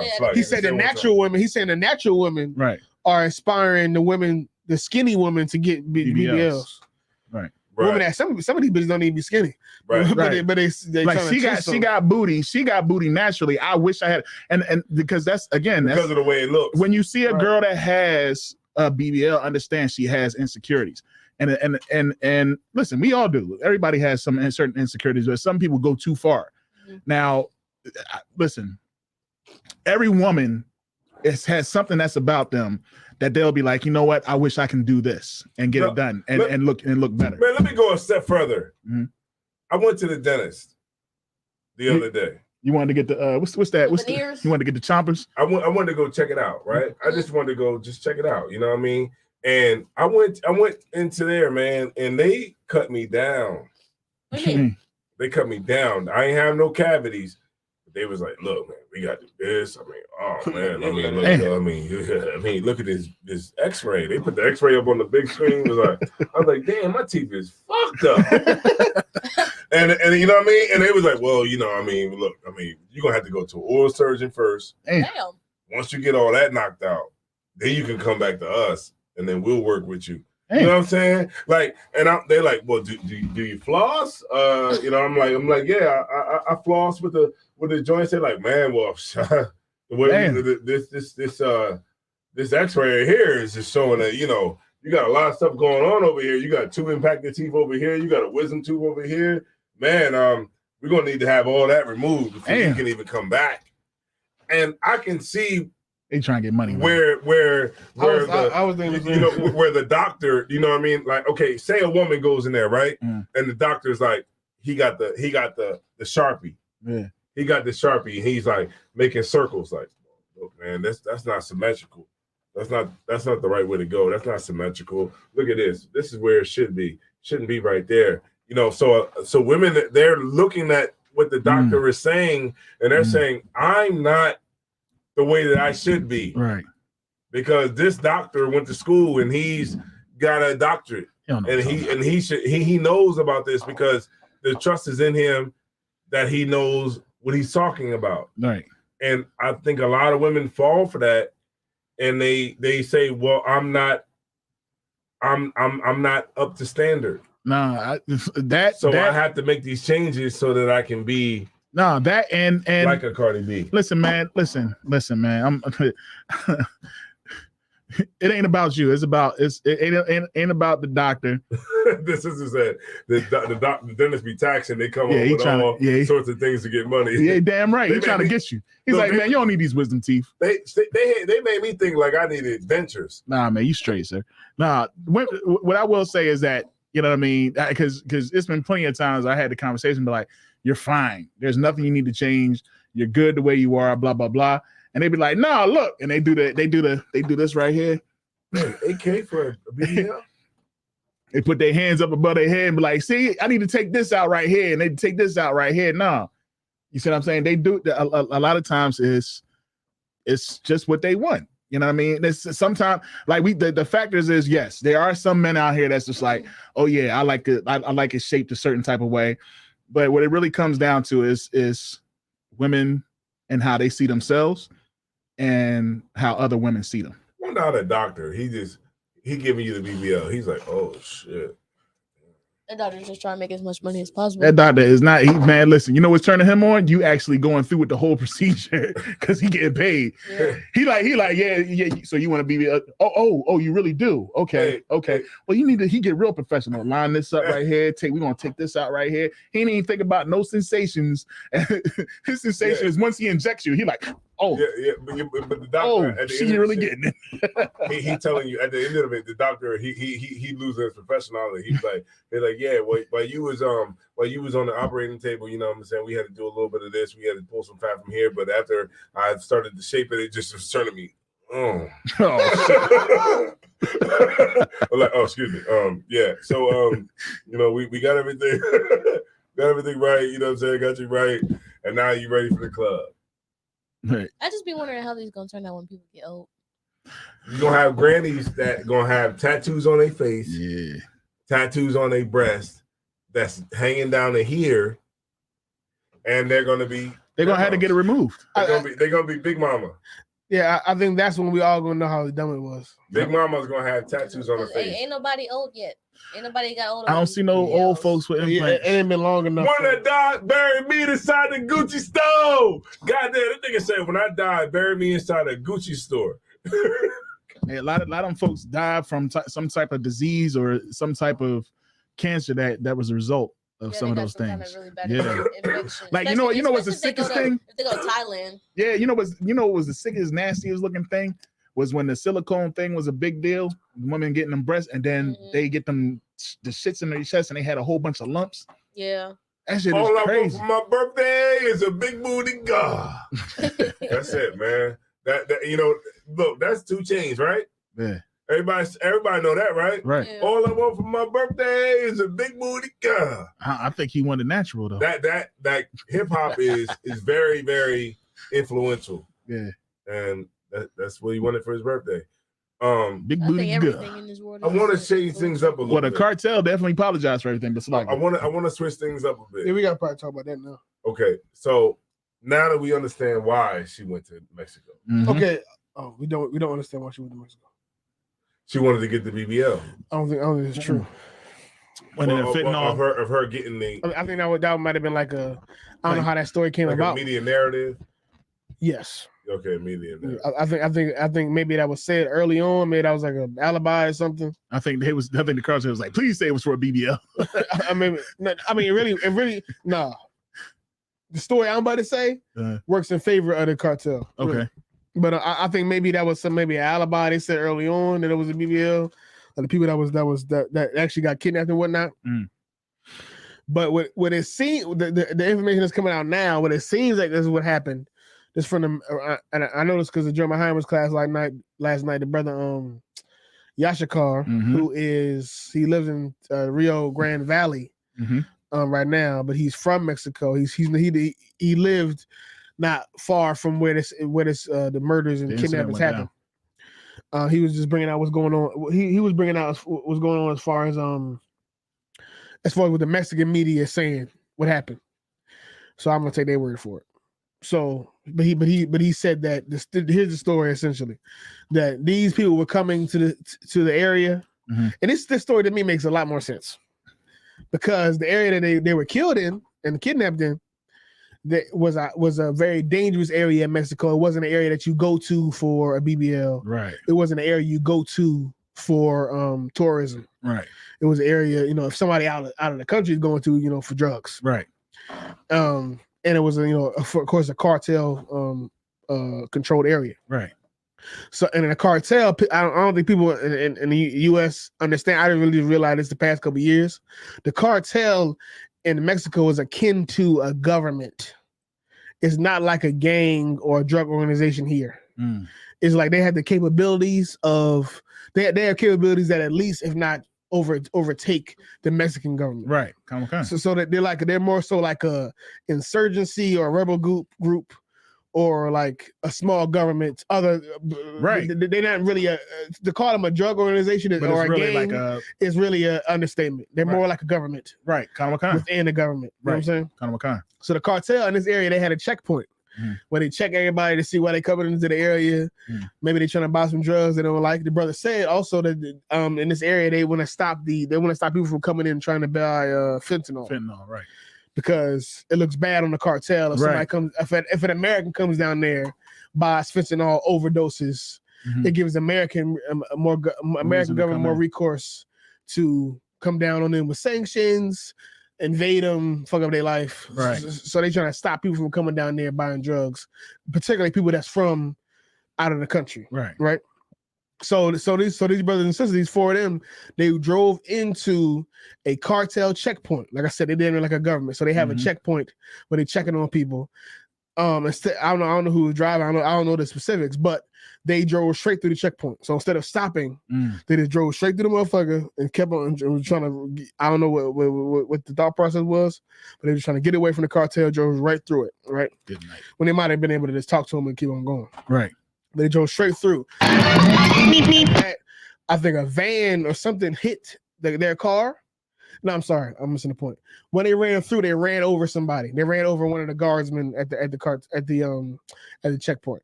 They ran him over. So after they ran him over, they took a van and hit the car that ran him over. Right. And that car that hit had the four people in there that got jammed up. They hit so that the car, they got in the car crash, they were stuck, and then the cartel started shooting at the car. They killed the 2 people and they kidnapped the other 2. I'm not sure about the specifics after that, but of course, eventually the people got released. Yeah, that's wild. And whatnot. So that's the story. That's the other story that's coming out. Right. The BBL story, I guess, but it don't make sense because why the fuck would you be going to the BBL in this area? Why you busting through the daggone checkpoint? It don't make sense. You can go that story makes a lot more sense that you would be in that area doing some dumb shit, trying to get high or probably not even trying to get high, trying to buy some drugs. Right. Trying to buy some drugs to get back to where you take at. it back home, right. And then getting jammed up with some stupid shit, fucking with some real deal drug dealer army killer Mexican motherfuckers. Right. And that story makes more sense. Yeah, and when they saw the checkpoint, they panicked. Yeah, they panicked because they saw some niggas like blocking the road. Yeah, and they like, yo, you know what I mean? Let's run through it because we, you know what I mean? We're gonna try to get back. They gonna kill us. At. Yeah, they gonna kill us. And still end up dying. Man. Yeah, and just imagine those two brothers who, who lost their life. You know what I'm saying? That's hard. The people that lived through it. But the whole thing in a nutshell is that after the whole incident, I was reading this morning how they the cartel apologized for the incident and how everything went down. And then also too, like even the general brought that out last night. Like, they understand. Like the cartel understands. Like even what Kat was bringing out earlier about power. Right. They understand. Like nigga, SEAL Team 6 will be down here. That's right. Real shit. They don't play no. They don't want the problems. And they will kill everybody down here. ASAP. Well, like you said, but what'd you say, sis? I said ASAP. And they don't want those types of things to have to go down. So look, if we can prevent this from happening, we'll turn over everybody who has something to do with it. Real shit. And both sides are smart. The U.S. is smart, and the cartel is smart. What the cartel did showed me how powerful and intelligent they are. Because I'm not sure what particular cartel this is. That's another thing. It's multiple cartels. I didn't realize that until a couple years ago. Mm-hmm. It's not just one organization. It's like a few of them. It's like a few gangs that run the country for. But the U.S., I think the whole BBL thing came up because, if you feed that story to the American people would say, oh, she was just trying to go in there trying to get a surgery. And these evil Mexican motherfuckers killed them. Oh, we need to do something about these Mexican motherfuckers. We can't even go in their country without dying trying to get a surgery. We can't even get no booties. That story makes it will add a bit of justification if the U.S. ever invades Mexico. Right. That story. Mm-hmm. But the other story, if the other story is true, it takes away the justification. It makes it seem like y'all were just some dumbass drug dealers trying to do some dumb shit in Mexico. But if that BBL story is true, if the U.S. ever does try to invade, it makes it seem like they have a good reason because these cartels are right on our border, tearing up the country, and eventually they may be a threat to our people. Right. So we got to go down there and subdue the cartels and bring freedom to Mexico. Good night. But the cartel, they're also intelligent because they know that about America. They know that America was itching for a reason. The U.S. is itching for a reason to come down there and take over that country. Especially being with how powerful the cartels are. It's not like in Mexico they don't necessarily have a definitely the different law enforcement agencies are working with the cartels, like the CIA, FBI working with them. But even still, it's not the same close relationship that they have with like a Canada or something like that. Where even though they're right in their border, it's no threat because they have such a close relationship. Right. The cartels is more of a what's the word I'm looking for? A wild card. That could turn any moment, right? Because of how it goes. So America will be itching for a reason to go down there, and take over the country. And like Joe Muhammad said, just make it Texas, just make it another state or something, make it another few states. The cartels know that. They know that them motherfuckers will come down here if we give them a good reason to. So being that we had, a couple of people killed some citizens, we was gonna give up the people and they gave them to. They didn't give them to the U.S. They gave them to the Mexican authorities, the Mexican government. They gave them to the Mexican police, who they probably really work for anyway. Right. I mean, I'm saying the Mexican police probably work for the cartel anyway. Right. So them niggas might sit in jail for a little while and then escape suddenly. And by that time, we'll have forgotten about it. Right. But at least in the optics of how we see it as citizens, it'll seem like, oh, the cartels, they fucked up. They try to make up for it. Right. So maybe the government shouldn't invade. Maybe U.S. shouldn't invade. And I think that's what's going on. It's really just it was just some unfortunate events with somebody probably trying to do some drug business in Mexico, but both sides are trying to figure out how they can survive it or how they can gain from it. Come on. So, want to say something? No. I'm just saying it's a lot deeper than the BBL. I know that. No. I definitely believe it's a lot deeper than and I definitely believe with this story that the brother says, because that makes them look a little bit more human to be able to say. It makes more sense. Like, why would you go to some dangerous ass area in Mexico for a BBL? And go through all that? You crash into, like I said, crashing through checkpoints for that. I mean, that just doesn't make any sense. Like maybe it's like in Cancun or those type places, but like. But you want to go to Mexico? The danger down there somewhere where where the sun don't shine. They got trips like in Cancun where you can pay for the trip and go get the BBL, get the hotel, right? Get all get that, the rehab. And then the doctor have somebody from the doctor's office to come drain all that off you, pick you up, take you to the office, bring you back to the hotel room with the balloons. Then you can get your flight, you can get your BBL, you can get everything all in one package. And then you can go home. They come with the balloons and everything, and then you can get balloons and straws. Get all the Instagram followers. God damn. And then you can get married all you want when you get back. I guess that will not happen. I don't think. Here's the problem: ass don't necessarily equal it. Definitely relationship. It definitely don't. That's what women don't understand. Ass and some titties. women ass and titties. I think in the world sometimes when they get these BBLs, it's kind of a curse because a man is not gonna look at her to marry that woman. No, they're gonna be like, hey, brown skin, hey, red shorts, red shorts. Hey, let me holler at you right quick. Red bone. Hey, Sade. hey, where that? Well, fuck you then, Paul. You ugly anyway. That shit fake anyway. I think that BBL may be a curse as far as like we talking about long-term relationship and marriage and like a successful marriage where the person actually loves you and they willing to do anything for you. You won't believe them. I think them BBLs is probably a curse. Yeah. But then, they're so distracting. Not only a curse is for the woman, but it's also a curse for the man too. Because your homie gonna be like, well, check this out.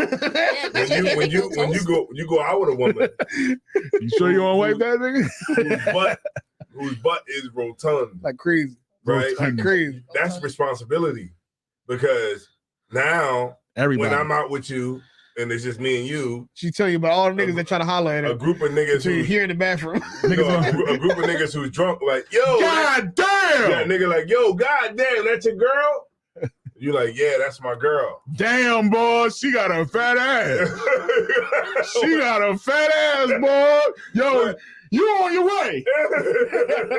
You on your way. You a genius. Right. You boy. Really, you gotta find out the first question. Right. And then the woman that you with is like, you gonna let them talk to me like that? Exactly. And you're gonna have to fight. And you're gonna have to fight every night to prove your love. It's a lot of responsibility having a woman like that with a BBL. Listen. So a lot of brothers just say, you know what, I'm not even willing to put in the work to have to deal with that. Yeah. So you have a lot of women with BBLs that are on TikTok by themselves. Yeah. It's a lot of trust issues that's going to come with that because you're going to be like, what took you so long to come home? You ain't going to be able to trust anything because you won't believe that everybody wants your BBL. You know what I mean? So you're going to, the dude that's with her has insecurities too. Bottom line is, it's really not even the box. It's just the meat before the box. That's the crazy part. It's the appetizer. That's the crazy part. It's Before not the even meal. really the box. It's just it's the appetizer. It's not, Because it's not what might- you're actually I dealing ain't with. gonna It's go like into just that. I ain't gonna do the that. dressing around it. it's the meat. Right. Yeah. It's the dressing around it. It's the croutons. Yes, it's like Right. this. It's the Yeah. meat know what I'm before the saying? box. It's not a salad. It's the dressing. It's the- Really. yeah, When you exactly. think about it, it's not even actually the salad. It's the Right. It's the French. Yeah, What's the French? What's the dressing called? Italian. This is Italian dressing. Yeah. It's like you ever make a salad and there's more toppings than salad. Yeah, you like Yeah. that. yeah. It's all chicken. It's all chicken, chicken and two croutons, leaves. everything, and you got like 2 leaves in that mug. Two leaves in that That's what a mug. BBL. It's a topping salad. It's a topping salad right here. Topping salad. Like all that meat in that daggone salad. Where the lettuce at? Goddamn. So I think you dropped a heavy cap, when you talked about, Mexico and Right. what was really going on there, and I think you got it. So I think you hit I mean, it right on the head. I don't know what's going on right now. I don't know what the news is saying right now in America, but that BBL shit just sound like you want me to feel sorry for them. Okay, not saying that I necessarily shouldn't feel sorry for them, but I feel less sorry when I know they was in there trying to find drugs, right? Fucking around with the cartel. I feel like, why would you down there fucking around in the first place? The part that hit me You know what I'm hard with the whole thing was like, damn, like Mexico, like they should we should have a commonality between both of us. Like we like, you know what I'm saying? Like that that's all I was thinking. You know what I mean? At the beginning when I heard I'll tell you, the narrative, I was like, well damn, yeah, you don't hear the whole story. That's what how they get you. That's how they get you. Man, we both fucked up. So That's why how they would get do you. that to us? Right. But if the same story that I think really happened, the same story with 4 Mexican people, the same results would have happened. It would have been the same thing. If they ran through a checkpoint and ran somebody over with the cartel, it would have been the same result. Right. Same shit. Arguably, it would have been worse because they would have thought that was somebody from the country. They see somebody black in there, they thinking, oh, they see somebody black in there, they might be thinking, oh, they from America, so maybe we shouldn't kill them as bad because they're American citizens. But you see some Mexicans in there, you say, oh, I'm gonna kill them because nobody care about whether they live or die. Right. They're down in Mexico killing each other all the goddamn time, and nobody up here care. Yeah, I think it would have been the same results, if not worse, if they were Mexican. Yeah, like shout out. I feel for the family. Yeah, for real. What they're going through right now, what they got to go through. And I saw the mom of one of them up there talking. She was What? crackhead. Damn. It didn't help this. Damn. it like kind of. She was like, they was going for me. I didn't understand what she was saying. She was like, yeah, they was down there. Damn. They was a good person, I really loved them. I don't know why they had to go down there. Just like that. That's how I'm talking. Yeah, that was how y'all, and I was with Jimmy a while. Out there in that rage, God damn. That's how she sounded. I forget. I'm not sure who mom it was. Now I'm gonna have to But it was watch one of the 4 of them mom. It was seeing MSNBC, I think, Right. doing a little interview talking about talking about what happened. It didn't make it better. It was like, oh, that's man. who raised you? Okay. Damn. It was like that. It was like, all right, yeah. It didn't make it look good. I see why you crashed through the It didn't make it daggone seem like- cartel. Shit. I don't know what happened, Joe.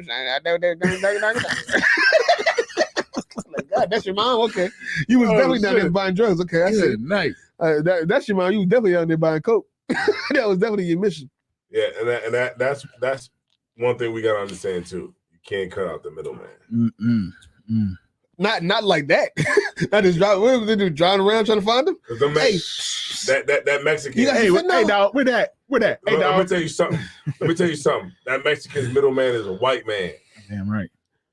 That's already what know that's that. he- That's what he. We already know respect. that. Come on. His middleman ain't a nigga. Nah. Now there is cases where the nigga will get through and they'll deal with a nigga. I was watching something today about a white man who used this some years ago.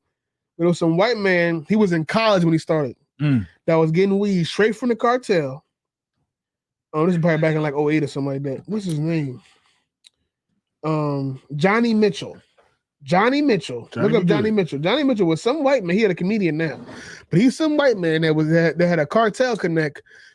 He was in school and he was like in high. He was like in late high school, early college, and had a connect straight from Mexico buying weed. And And he was some regular white man from some, he was from Oregon. He was from Oregon. He was some regular goofy ass white man that got set up with some Mexicans who they had some operation where they would cross the border and set up a grow operation in Oregon. For some reason, I think up there had like great conditions to grow weed or something. Come on. So it'd be like some cat he pop up, he traveled through the border, get up there to Oregon and start growing weed in the middle of the fucking woods. Somehow the white man was selling coke first, and then he got put onto the weed. He got put onto a connect. And there was outside, it was some people from Mexico that's out there in Oregon selling weed, and he ended up getting weed straight from Mexico. Man, cool. And he was just a regular little white boy from Oregon. Johnny Mitchell. Johnny be good. Yeah, that shows you like they, them federales, man, they don't want no niggas down in Mexico. You know what I'm saying? So look, just maybe we should just stop using drugs. Yeah, that'd be nice. About that. That'd be nice. By the way to go. Yeah, I think that's it's not as easy as it sounds though. Yeah, not for drug addicts. Yeah, remember Nancy Reagan? She said, "Just say no." That shit was hilarious. That's what I said to you earlier. While her husband was locking everybody up. Just say no, because my husband is locking y'all asses up. Hey, did y'all really what you need, huh? Y'all had to go through the DARE program? I did, yeah. I did. Which you, so we had a copy in there program. So they came in with the what's it called, the tri joint with the drugs all on it. You never went they didn't show us no drugs like physically. Nah, they were like, this is coke. Don't do it. They didn't do that. Nah, they had that shit. That's a terrible way. That's it. Had that shit DARE program on the daggone. Really, the DARE program was fucked up because in hindsight, it's certain shit they were saying it that make you want to do the drug. Yeah, they were like, yeah, this drug make you feel like this. Yeah, and this one make you feel real good. Yeah, this one necessarily maybe not. That's why you never want to do this, because when you do this, you won't stop. Yeah, you're like, I was already set my ways too because the cop like, you don't want to do this, and you better not ever. You better never do it. I was already set I was like, what grade was it? I was probably like in 5th grade, I want to say. 5th grade, fourth, 5th grade. She was an older, she probably retired now. Right. She was an older cop in Philly. She came in there, gun and everything. She had a big old revolver on her. She's old as hell. Revolver was done at that point. Right. She still had a revolver. God damn. The revolver was done. She's old as hell. She was old. She's like, she would come in there for a few meetings she come in like once a week for a few months, come in there and talk about drugs and how we shouldn't be fucking around in the streets and all that. Right. She probably was talking slang too. But she said her father was alcoholic. Oh shit. And how she stayed away from alcohol because of that. She wouldn't know how terrible alcohol is and so yada. And even at that time, I was like 10, 11. I said, I'm still drinking. I'm drinking like a motherfucker.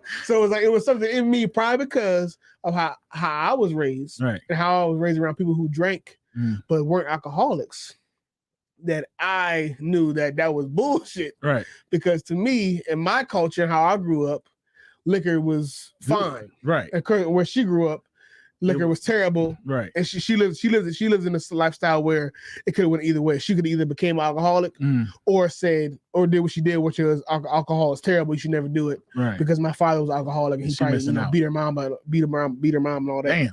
Damn. My point is saying that the whole drug thing, the only way it can really be stopped is if you live in a culture or a community where the people enforce it enough to where drug dealers and drug addicts don't feel comfortable living that lifestyle. So what you're saying is the only way to change the people is to change the environment. See, we get so deep tonight. I can't even. It's too deep. Check this out. I can't even keep. I gotta stop digging because it's too deep. I hit the bedrock. Yeah, the DARE program. It means drug abuse resistance education. DARE. Don't do drugs. DARE. Yeah, drug abuse resistance education. I don't even all while Nancy Reagan was telling us to say no, her husband was bringing. I must have been like the last generation. Bringing it over. I don't doing no DARE no. I didn't go through that. Yeah, I think it's like the last generation. She literally, like, while she was saying say no to drugs, her husband was bringing it in. But that's the trick. That's the trick. But that's the trick. It's just like, aware of that. Huh? Who knows? Probably not. No. Oh. Nah, well, I mean, who knows? It's possible. Who knows? Because it's the same thing they did with the hippie thing. Let them hippies go out there and talk that peace stuff while we're doing all the war. That's always been America's thing. I'm not saying it's not. They shiesty as hell. Yeah, we shiesty as hell, man. I'm saying we, but you know what I mean. But she was like telling everybody to say no, and her husband was financing a war down in South America, between the Contras and the Sandinistas, and they was bringing the drugs in through California. You know what I mean? Tons of coke to finance the war because they got shut down through Congress. Yeah. And that's where you had cats like Freeway Ricky Ross. He was getting drugs from the CIA. You remember Rick Ross, the rapper? Which come back on? He took his name from an actual real drug trafficker named Rick Ross. Snowfall. Right, and then you got a show called Snowfall that's out. You start watching that whole thing. You start watching it this season? No, I haven't watched it. You would like Snowfall. Yes. You already watched it? Yeah. I watched. I'm up to season 4. I'm you ain't know yet. I'm up to date. Yeah. Is it season? I thought I'm all the way up to date. Like 5 or 6. Well, I mean, they're on 6 now. They're on 6 now. I watched season 6. I mean 5. I'm starting. I didn't start it yet. Uh-oh. But let me ask you this question, right? No, let me just switch the gears real quick. So y'all know Shahrazad Ali? Yes. Yeah. Since you know who that is? Who is it?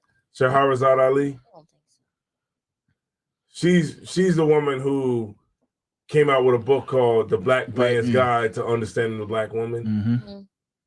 You know what I'm talking about now? No. She wore the Queen Latifah hat. Maybe if I saw a picture. I don't really know. She said, no, this is what she said.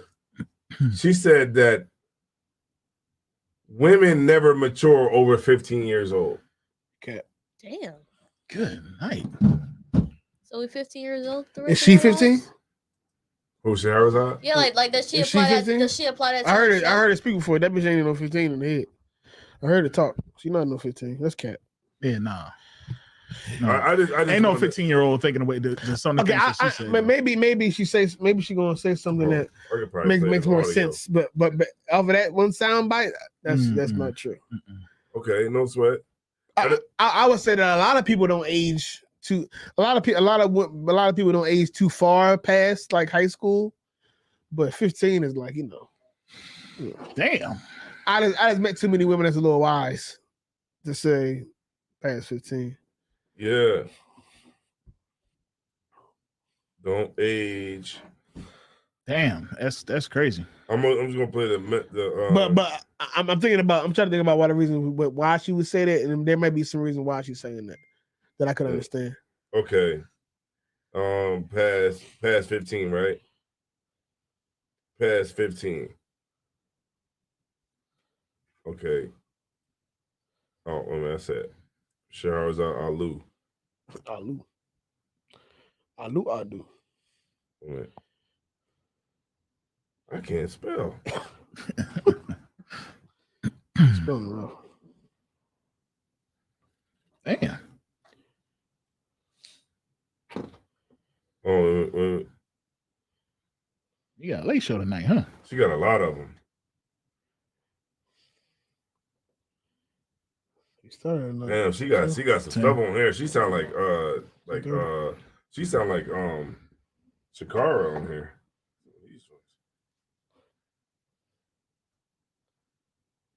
Oh, you know what? I sent it to Cap. Oh, you did? I did. I sent it to you, on TikTok. Cap. You did, yeah. I sent it to you, Cap. Hold on. I got y'all right now. Hold on 1 second, y'all. Give me 1 second. I got y'all right now. Let me see. Cap, no, yeah, I sent him everything. Damn.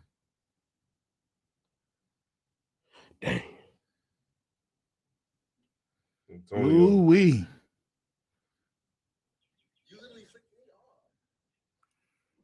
Can't wait for this right here, man. Who's that? Tankin? Tankin Garcia.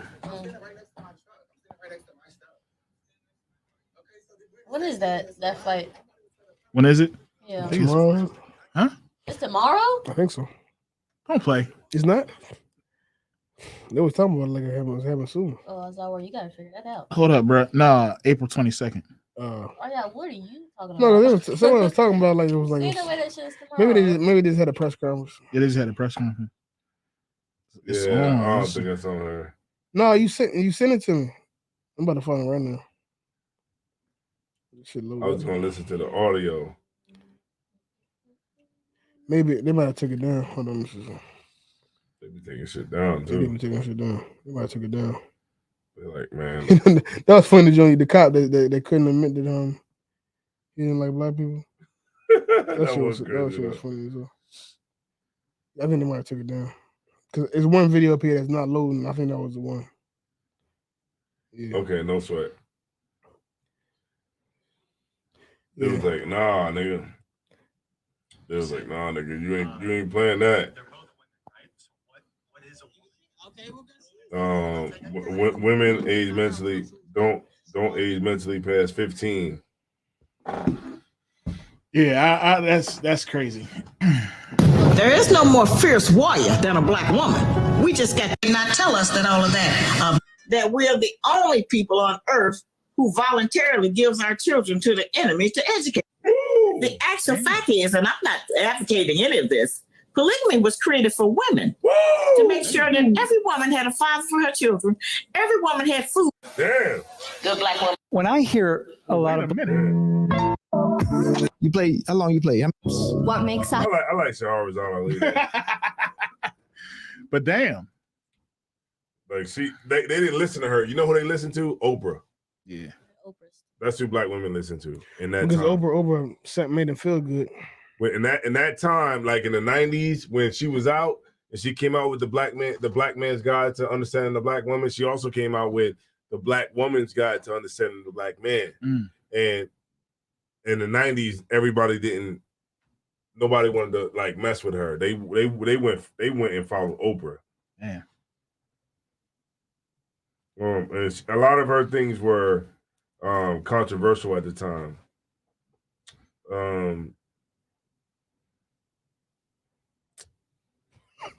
She got one. Black women don't cook everything. Damn. This is a woman after my own heart.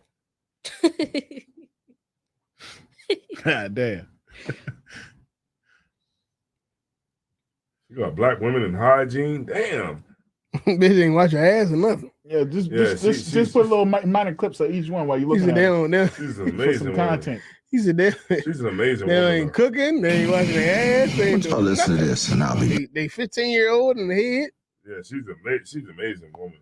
There is no more fierce warrior than a black woman. We just did not tell us that all of that being my own person and I'm independent would lead to separation, loneliness, celibacy, and lesbianism. They didn't tell us that if you give up the man, you're going to take one of these things and it's worse and it will destroy your nation. They didn't give us that information. They made us think that it was some kind of glorified position to brag about the fact that I got my own job, my own credit card, my own car, so I don't need no man. I don't even know how we got that mixed up. Ain't none of that got nothing to do with being with no man. That we're the only people on earth who voluntarily gives our children to the enemy to educate them. Yeah. The actual fact is, and I'm not advocating any of this, polygamy was created for women. Woo! To make sure that every woman had a father for her children, every woman had food and protection. Hey, shut up. Okay. So if you have to share him with that time, and the actual fact is, though none of us want to be bothered with no man 24/7 because we can busy, we got things to do. And we just want to make sure he ain't with nobody else doing that. Right. That's right. He did not compromise. Okay. All right. Now I'll leave it like that. I'll leave it right there. That's good. I couldn't. I mean, just a statement alone. We ain't got to actually have. We know she would say something crazy like that. So women. She said that women don't age past 15. But why did she elaborate on that at all, or why did she say that? Because she said that unless a woman gets new information that's going to make her change, what you're dealing with is a woman that's never really mentally developed. What you mean new information? New information outside of like the status quo? Yeah, that's what's going to make her change. Like from a man, that's going to change her way of thinking that she has been, bred to think. You know what I mean? She and I was like, damn. I sent it to Captain Ariel because I was like, it was a very interesting. Okay. But wouldn't that be everybody though? Yeah, we talking about simply. if you only listen to what you're taught on TV. No one would be mature technically. Yeah, if you don't listen to That what you're was taught the on case. TV and like the mainstream media, yeah, you wouldn't age past 15, 18 years old. No, you wouldn't. Because you would just be the ideas that you're taught at the early ages is pretty much the same shit you taught 10 years after. So I wouldn't apply that shit. I don't really. I would have to see the video and understand what she's saying. Yeah. All right, that's whack. Yeah, I would have to really know what she's saying. I'm assuming she's saying that women, they care about being pretty, finding a man. Damn. I guess that doesn't really change. Yeah, I would assume that she's saying that it's not men out there like that. Huh? I said she's saying that there's not men out there like that. I don't know what she's saying. She might be saying there are men like that. Women. All that matters is you women can't think past 15. Still in 9th grade. Y'all daggone 10th graders. Yeah. You're still in home ec trying to learn how to cook off of Pinterest. Hey, Pinterest got some good ideas now. I know, right? They be having a few good recipes. Well, you know what? Let me try something. Yeah, Let me try something real quick. Nah, go ahead. Nah, y'all go ahead. Hold on. Let me see something real quick. We gonna go ahead and get cat in the background like, damn. Nah, this ain't it right here. Yeah, that's deep. This ain't the one I'm looking for though. But I see in the Kashuan in the building. Shouts out to the Kashuan. Yeah, I mean, what y'all think about them daggone feminine men? I will. These women are at home too much. They're too. Damn, you on it? These men playing masculine roles and then acting feminine. I guess because Creed came out. Just recently came out. Yeah. It's I believe it's a publicity stunt. Anybody seen that movie yet? Creed came out? Yeah. It's out, I think. It's out. It's a publicity stunt. It's crazy that black men do a bunch of gay stuff or like suspect stuff right before their album or movie come out. Right. Hey, because that's the new wave, man. Why is it always right before something come out? Thing about You ready? Go ahead. No, keep going. That whole thing about Kevin Gates. It was like a little while ago. Kevin Gates had everybody was saying he came out as bi, but then he had just dropped like an album. It's always right before something come out. Yeah. Because that's how you do it. I mean, look at Lil Nas X. He was able to past 2 songs. That nigga's actually gay. I'm sorry. I mean, no, I'm sorry. That's how there's no. I don't care. To be totally honest with what the boy is. Nigga is gay. He is gay. Gay. He doing too much. He dancing the devil. What's the one video he had? He was in the jail and he had all the naked men in there. All their butts were showing. What the hell? Nah, I ain't know that. I was in the car watching it with somebody. I was so embarrassed because I didn't know that was gonna pop up. God dang. Yeah, I was. Yeah. That was rough. Yeah. Well, he's actually gay. They had Michael B. Jordan and the other bull. You talking about that picture they took? Yeah, they all hugged up and that was weird. Yeah. It's that like was weird. It's whatever. That's gay shit. Yeah, there we go. I got it, God damn it. I found it. All right. Unmute me. So just talk to. We gotta listen to it. You ready? Woman in America don't get no older than about 14. Woman in America don't get no older than about 14. Hey, stop it. So just talk to. We gotta listen to what she said. She said the average woman and black woman in woman in America don't get no older than about 14. Hey, stop it. So just talk to. We gotta listen to what she said. She said the average woman in America don't get no older than about 14. Hey, stop it. So just talk to. We gotta listen to what she said. She said the average. It's all this damn. What's the name? Yeah, it keep running back to the same. Yeah, They did not tell us that. Woman in America don't get no older. Woman in America don't get no older than about 14. Woman in America don't get no older than about 14. Hey, stop it. So woman in America don't get no older than about 14. Oh, it's all. Hey, stop it. So just we gotta listen to what she said. Woman in America. Woman in America. They did not. You go on YouTube and pull it up. And to everybody. For some reason, that's not where I heard it at. Okay, but that's what it's at. The regular clip. See, you're working harder instead of smarter. Where it said, well, I was on YouTube. Where it and then said, they come up? No, it was some other. That's why I was playing all the other shit.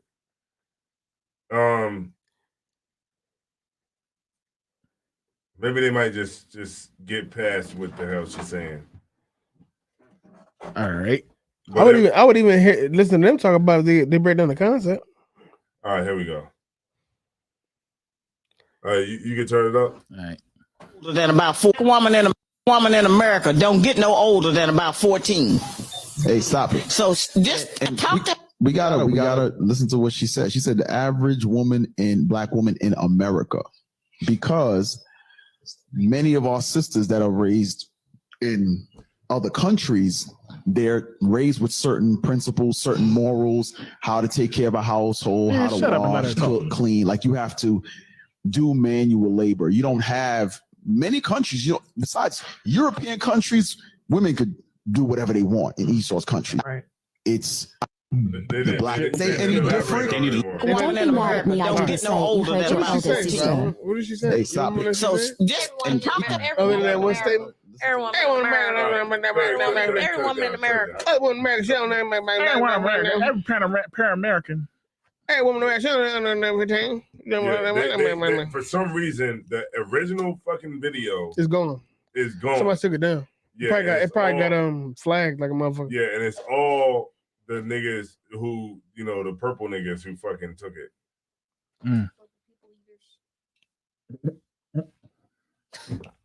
Yeah, and they don't have the fucking video. Ain't that a bitch? It is indeed. When we finally get the damn video, and it's all the purple niggas All that them got the niggas. damn video. That's crazy. And It's all ripped from the original video. Yeah, Right. the original. They got it before it got When they don't taken believe down. in none of the stuff that she was saying, especially when she's talking about They definitely don't. the woman, you know what I mean? How it was set for her to They have. definitely don't, but y'all know. I mean, a man to have multiple Oh, and wives. Yeah, but okay. Well, what you think, sis? I think that. I totally. She said, "I am not 15." Disagree. He said, "What you think, sis?" Ariel was like, "Well, I think." What you think? He's like, "Why are you talking to her?" No, she good. She good. She straight. She all right. I disagree with that because I mean, like, that's kind of stupid. I think the problem is I don't really know what she meant. Yo, I better say that sound like someone 15 years she old. definitely sounds like a 15. She got soft in the voice and everything. No, I'm just saying it doesn't really. Okay, if you say okay, the average woman in America doesn't mature past 15. What are you basing that off of? Yeah, I would have to see what she meant by it. Like, what is your reasoning for that? Because everybody has different backgrounds. Everybody grows up. I guess around there's nothing different much stuff. more that you can bring other than, I mean, I guess a 15-year-old. We should have just talked about Because I feel like at the age of 15, Yeah, I think so too. Because we went on this for a minute trying to get to it. It's not coming out. It's not going to come out. I feel like at the age of 15 minutes ago we were talking about. I feel like at the age of 15, you're still like immature. Yeah. Like it's not like you've matured into your grown woman. I mean, I think at the age of 15, a girl is more mature than a man at the age of 15. I don't know about that. No, what I'm saying is boys are immature at 15. So are girls. And there's girls that are more mature than boys. There's probably some boys Ariel was probably more mature than me. Like 15 years old. I'm pretty sure. Don't push it, nigga. You doing too much. I'm pretty sure. But I'm pretty sure. But I think I don't really think it's necessarily. I think about age. I think girls. I think it's about like what you're around. Girls just mature faster. No, that's just not the case. That's what they say. Is that true? That That's doesn't mean it's scientific. true. I believe it. I believe that girls mature. I believe that's why. That's why maturity is. Is it that girls mature faster, or do they learn, or do they learn or adapt quicker than? I think it has to do with, you know what I mean, just their overall look, and being attracted by older people. You know what I mean, at an earlier age, whereas boys, we still trying to play the game. We don't care about having the responsibilities. Like y'all get that flower. You know what I'm saying? Okay, and that's true. I think that plays a major part in y'all's maturity and growing up. You know what I mean? Us, we just get a couple of pieces of hairs on our nuts. Yeah. You know what I mean? That's about it. So I didn't think about that. It is a bigger undertaking when you going into maturity as a woman than a man. But I don't know. I just would have to see her reasoning, but I don't really agree with it. I just have to see her reasoning behind. We should have. Nigga, I didn't put his camera so we did that. Nigga to the camera. He just threw his phone, man. Oh, He like, God. get this daggone light, man. This daggone YouTube and stuff, man. Taking stuff down. There's one story you really wanted. You really wanted. Niggas took it. It's all good. Oh my gosh. Or social media. All right, what y'all want to do? We was talking about. We should have talked about the past 15 minutes. We should have talked about what the Michael Creed B. thing? Jordan and Yeah. Creed. That's what we should have So talked what about. was going on with that? What, like they was doing some gay shit? Yeah, man. They first the one boy was coming out. He was on the cover of Vogue. It might have been. I want to say it was. Who reads Vogue? But Nobody. But white folks? suspect people. I don't think white people even read this shit. Nah, that's Look at the Vogue. cover. They're like I'm thinking What? Madonna's song, like Vogue. Who reads magazine? Who reads that shit? You know what I mean? Just like the magazine with Rihanna and what you call it? You know what I mean? Who reads that magazine? What magazine was that they was on the cover of? You talking about Rihanna and ASAP? Yeah. That was Vogue. ASAP. That was definitely Vogue. But I don't know if Vogue was the guy with nigga laid out on the couch with the Well, fridge. It still was another suspect I thought magazine. Those were nice family Huh? photos. I thought those were nice. Oh man, we gotta go back to that. We ain't even doing that whole argument. We ain't gonna look at the behind the scenes of that whole thing. but, Like you said, we Oh, pretty sure they took plenty of daggone pictures. Probably took a picture of ASAP in front of. I'm Why gonna are keep you saying it like spelling that. out that? I don't care, man. I think it's funny. ASAP carrying the baby. I mean, in the front. You know what I mean? With Rihanna in the back holding the baby. You know what I mean? It probably was something like that. And they was like, nah, we gonna put this picture out. Rihanna is amazing. I don't think they had. I think the school tends to turn things into what is not. He wasn't the only people saying that. Yeah. Rihanna is dope. Nah, I that don't think- That was controversial. If I could have a woman that I- had I $1 gotta million see dollars, I think gotta our see school it. was the only one that actually said that'd be that. dope. I like how they broke it down and said that it has to be that saves us. Schools for everybody. If my rib had $1 billion, We I'd just- be like schools for everybody. We just What are you wait. talking about? We just wait. So I said schools for everybody. Schools for everybody. Lunch, free lunch, What? You textbook. Oh, what, it was Ebony. It was Ebony magazine for which one? For the For the nigga laid out. for the nigga laid out. Yeah. Dang, so they had that on Ebony. Dang. Yeah. Schools for everybody. I mean, Because let's it said not she had $1 forget, billion. Rihanna was able to hold down the whole Super Bowl Man. without no guest appearances. Yeah, You know, she killed that Super Bowl. She didn't have to. She didn't have to shake all crazy. And, I like the stage. The stage. You know, was she dope. didn't have to pull a titty out like Janet Jackson. Ain't had to have a white dude pull the Rihanna, titty she's out. always been pretty chill as far as like showing her body. Like she'll move them hips, but for the most part, Rihanna been Yeah. like, her whole Yeah. career. She's been pretty And modest. Rihanna, Dressed up, yeah. she did it, and she had a baby, which was nasty. She had a baby. That was nasty. She's having another one. You know, a woman shaking while she's pregnant. She didn't shake that much. No, she didn't. She really didn't. She didn't do much shaking. It's like I don't really want to be. Like shaking. people was like, oh, she pregnant again. Like it wasn't like, ill, she pregnant again. Like I don't want to I see a didn't even woman catch like it until somebody else I said it. caught that shit. shaking while Like, she she's pregnant? pregnant and she got like a seed in there. Like that's like disgusting. I mean, I feel Why it. black women love Rihanna's Vogue cover? A random person is not in the I'm school. not doing this shit, man. Rihanna, the cover girl for Dysfunction. I think What you that think was- about I'm it? Since you like sorry. that cover, I thought it was a cute photo. Okay. Rihanna's British Vogue cover draws What, of the out man in the toxic back? masculinity. Toxic My masculinity. point is that people outside ISUBK have opinions that may sometimes align with us, Well, maybe they opinion. and we're not as extreme as Maybe- you think we are. Maybe ain't nobody saying nothing about being extreme. You said we're the I'm only just ones that have saying our opinions. That is not what I said.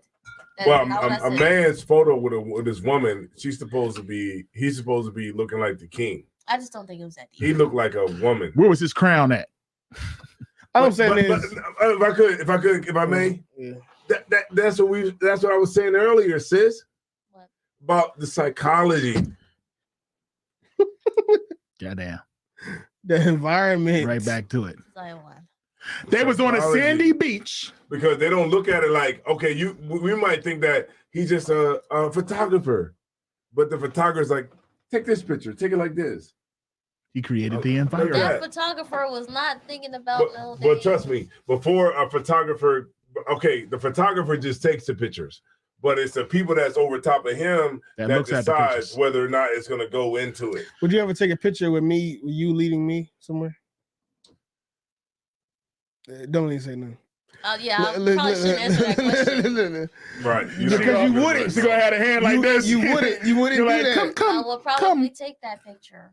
Why would you? Because I got the baby in my hand. Because I don't see it as like, I don't know. Maybe I'm just naive.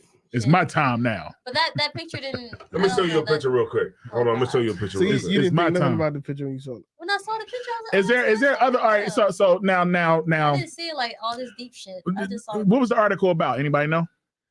What? Rihanna? Yeah. No, I don't know. All right. So was there other pictures in this article, in this Vogue magazine? Yes. There was better pictures in there. With both of them, right? It was better pictures. It was more masculine. I'm pretty sure. But they put that on the cover. On the cover, yeah. All right. Why do you think they put that on the cover? Because it puts Rihanna in all her feminine glory. Because it's just the agenda. It fits the agenda, and the fact it sells. I still disagree. It's not a boisterous black man, right? Because it's Vogue magazine taking power. It's Vogue magazine. It's a feminine magazine. You know what I'm saying? And no woman wants to look at a magazine where the man is in power, where the black man is in power. I don't think they like this. Go right there. Go up. They want to see. They want to see. It's Rihanna's time. Right now the thing is when ASAP got a record. All right, I'm gonna start. What you looking for? I'm looking for. Who the heck is that? Was that Jada? What does it look like? Hold on. Where her legs is open and Will Smith. I think that was like what you're saying. You're going a little too deep, but. Yo, did y'all see the Marlon Wayans stand up? God loves me. I saw one clip when he was talking about Will Smith. Yo, man. He was so happy about this. He did that whole daggone. Here we go, right here. God damn it. Damn. Let me show you something. Reverse. I think this is different because this says more about their personal let me show the people issues Damn. Other than like a societal issue.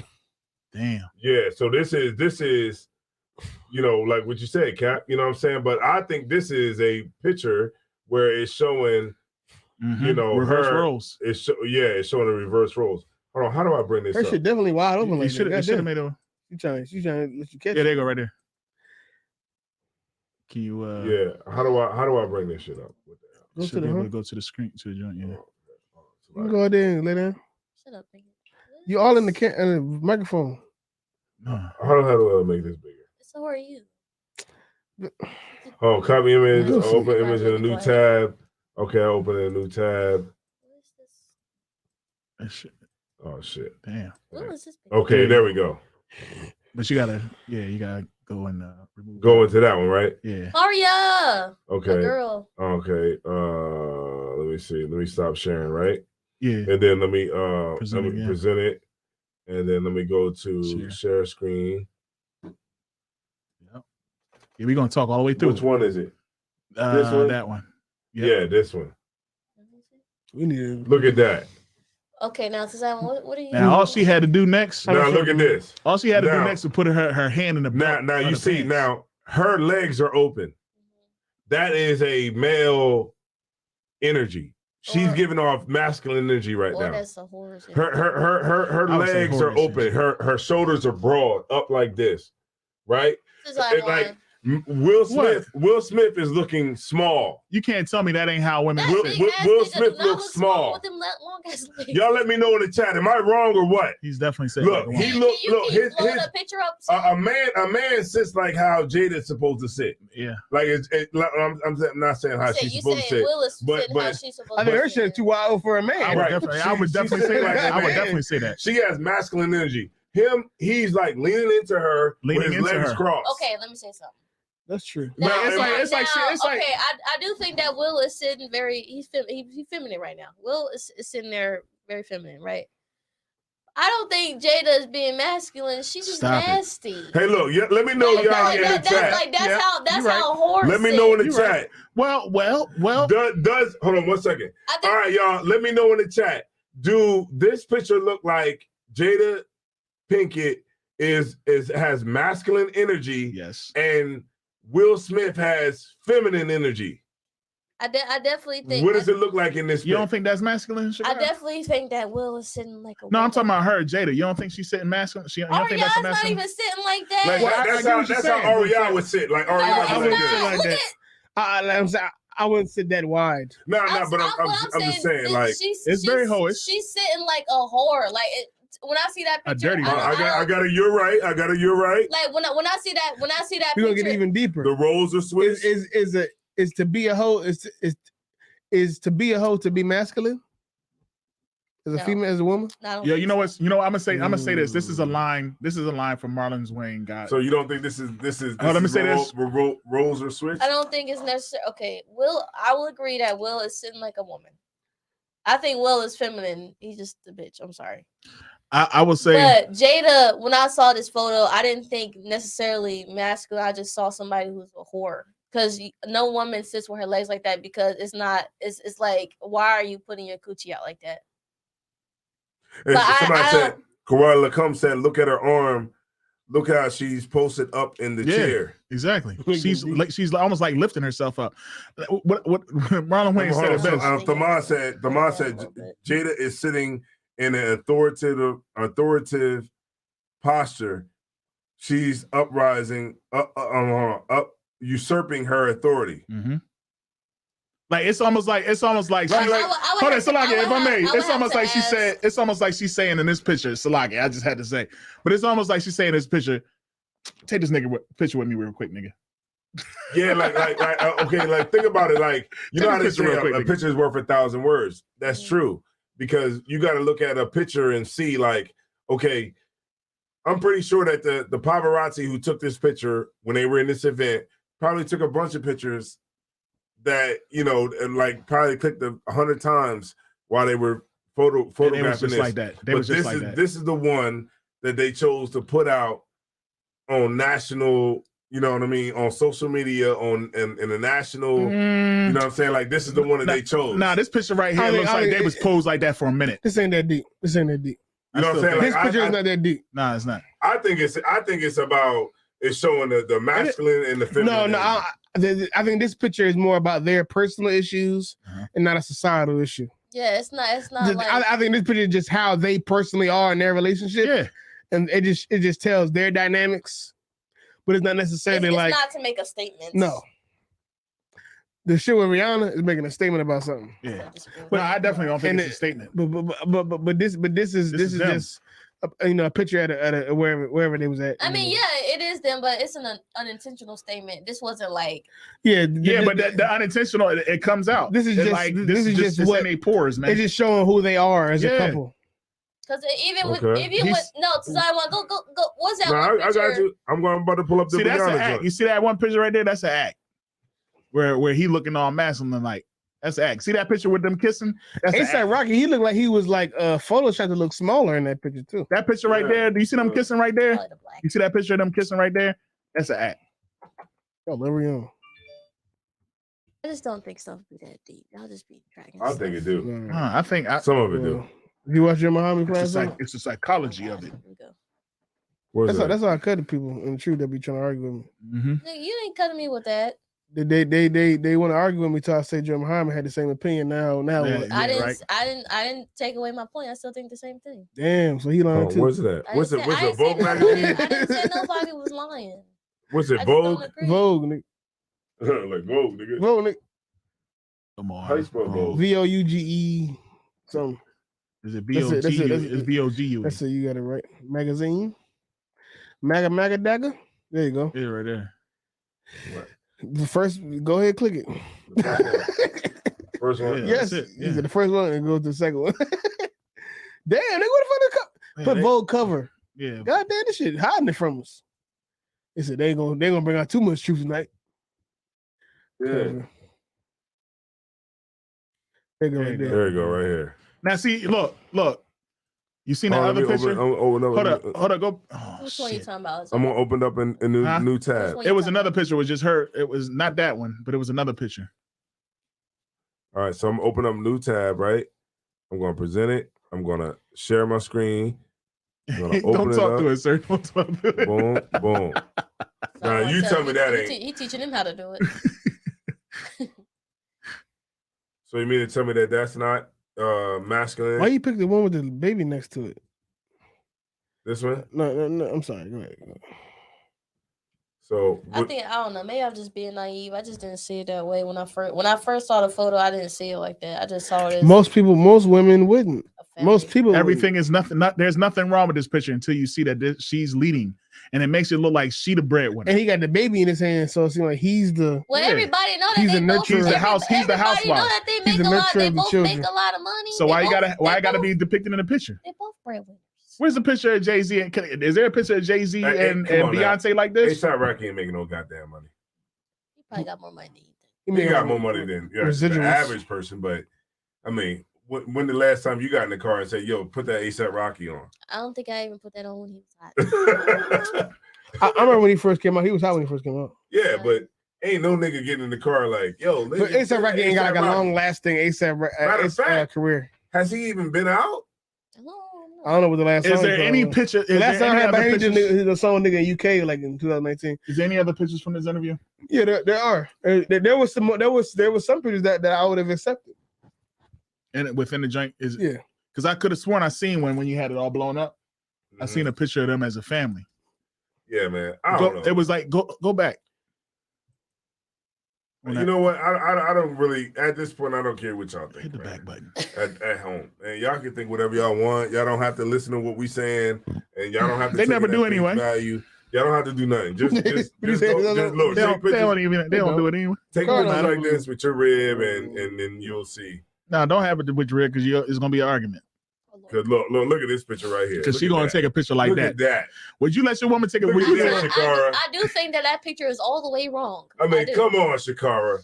Zion. They were caught. I'm agreeing that this picture is all the way wrong. No, what I think I'm disagreeing with is that this was an intentional. No, it's not an intentional. Salakia. It's not an intentional statement. This is them getting caught casually. Yeah, and their natural. Yeah. Now you see how they actually live. This is how they actually look. Yeah. Now, when you look at those other pictures with them kissing, I agree. Standing side by side, and her looking like the daggone Oscar award. You know what I mean? Like that's the fake stuff. That right there is how they really are. I agree. I don't disagree with that. It's not saying that, they did it because they're trying to put out some type of, image or whatever like that. That's just how they are. And the thing is that we can look at that and see who's the masculine and who's the feminine in that relationship. Because that's how they naturally are. I agree with that. I don't disagree with that. Look, man. He said Jada is the creature from the black. Shakara is down with taking pictures like this. Whichcomb said, I'm gonna say she like Gollum from freaking Lord of the Rings, man. Damn. Like he went in, and they were supposed to be friends. Like he said she looks like a very pretty young boy. No, I understand that, we can agree on some stuff, but we just not gonna agree on everything. I agree. What, us and women? What Azar Word just said, I agree with that. What's that? I casual. think my main point was that I don't think that this was an intentional. No, that's not intentional. That's not intentional. Like, okay, I say the reason I say intentional because the last person that saw it decided to put that one out. But is that person? I think the person that put this out was like Will Smith and Jada. Like, look at these niggas. Like, look at these because they never put out. Okay, why they never put out like the video? Like they never put out the pictures that are like that show men, like black men in a. They do, but those pictures don't make you angry. More masculine. Like why they always show like the pictures like the brother be like this. Those pictures just don't circulate. Those pictures exist, or but they don't make you angry. Or he be like this. Like they never put out pictures that'll show a nigga like. Right. Or like Tukey, like in prison, like the jail pictures. Remember they used to come out? Take pictures like that. Be like this, like this. Or what about the Mexican? Hold on. Let me go back. Or what about the Mexican like this? What's the nigga? Mexicans dance like this, right? Mexicans dance like this. Like. Probably back in the 80s. Mexicans dance like this. Still do. That nigga Yashikar, he danced like this. I know he danced like that. That's racist. What's the guy in the movie? I know he danced like that. Hey, you know what I'm saying? He still standing like, yeah, he danced like that. God damn, he don't give for what I say. That's but prejudice. but you know what I'm saying.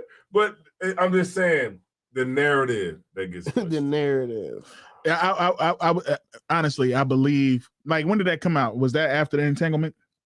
That's way before the entanglement. That was before the That's entanglement. years ago. That's like super before. That was out year. Probably that like boy who took that picture is a genius. Will has no. I think that's what happened. They took a picture of Will and Jada Smith at wherever they was at. They probably didn't They realize posted how they looked. They put it out because exactly. Yeah. They put it out because of who they are. It probably thought and then over time, some black people that's got a little smarts to them said, "This look at this shit." Yeah. And then years later, it became into fruition that I do. But saw in that picture was true that they had. I do believe the person that took that picture probably was like, "This looks kind of weird." I doubt it, but I'm gonna put this shit out anyway. We got some brothers that agree because Big Main says she's the head of the household. Yes, her position. We all know like, that. I run the block. He also said Jada is the creature from the Black Lagoon. We know that, but he said, you don't understand what we're arguing about. Corella Cum said, but this is the picture that the media pushes around. We're arguing about. He's talking about the ASAP picture. That I saw that comment a while ago. Oh, okay. What we're arguing about is whether or not the person that took the picture or the person that put the picture out was trying to push an agenda, specifically the Jada Pinkett. I don't think that's the argument. I don't think they was pushing an agenda.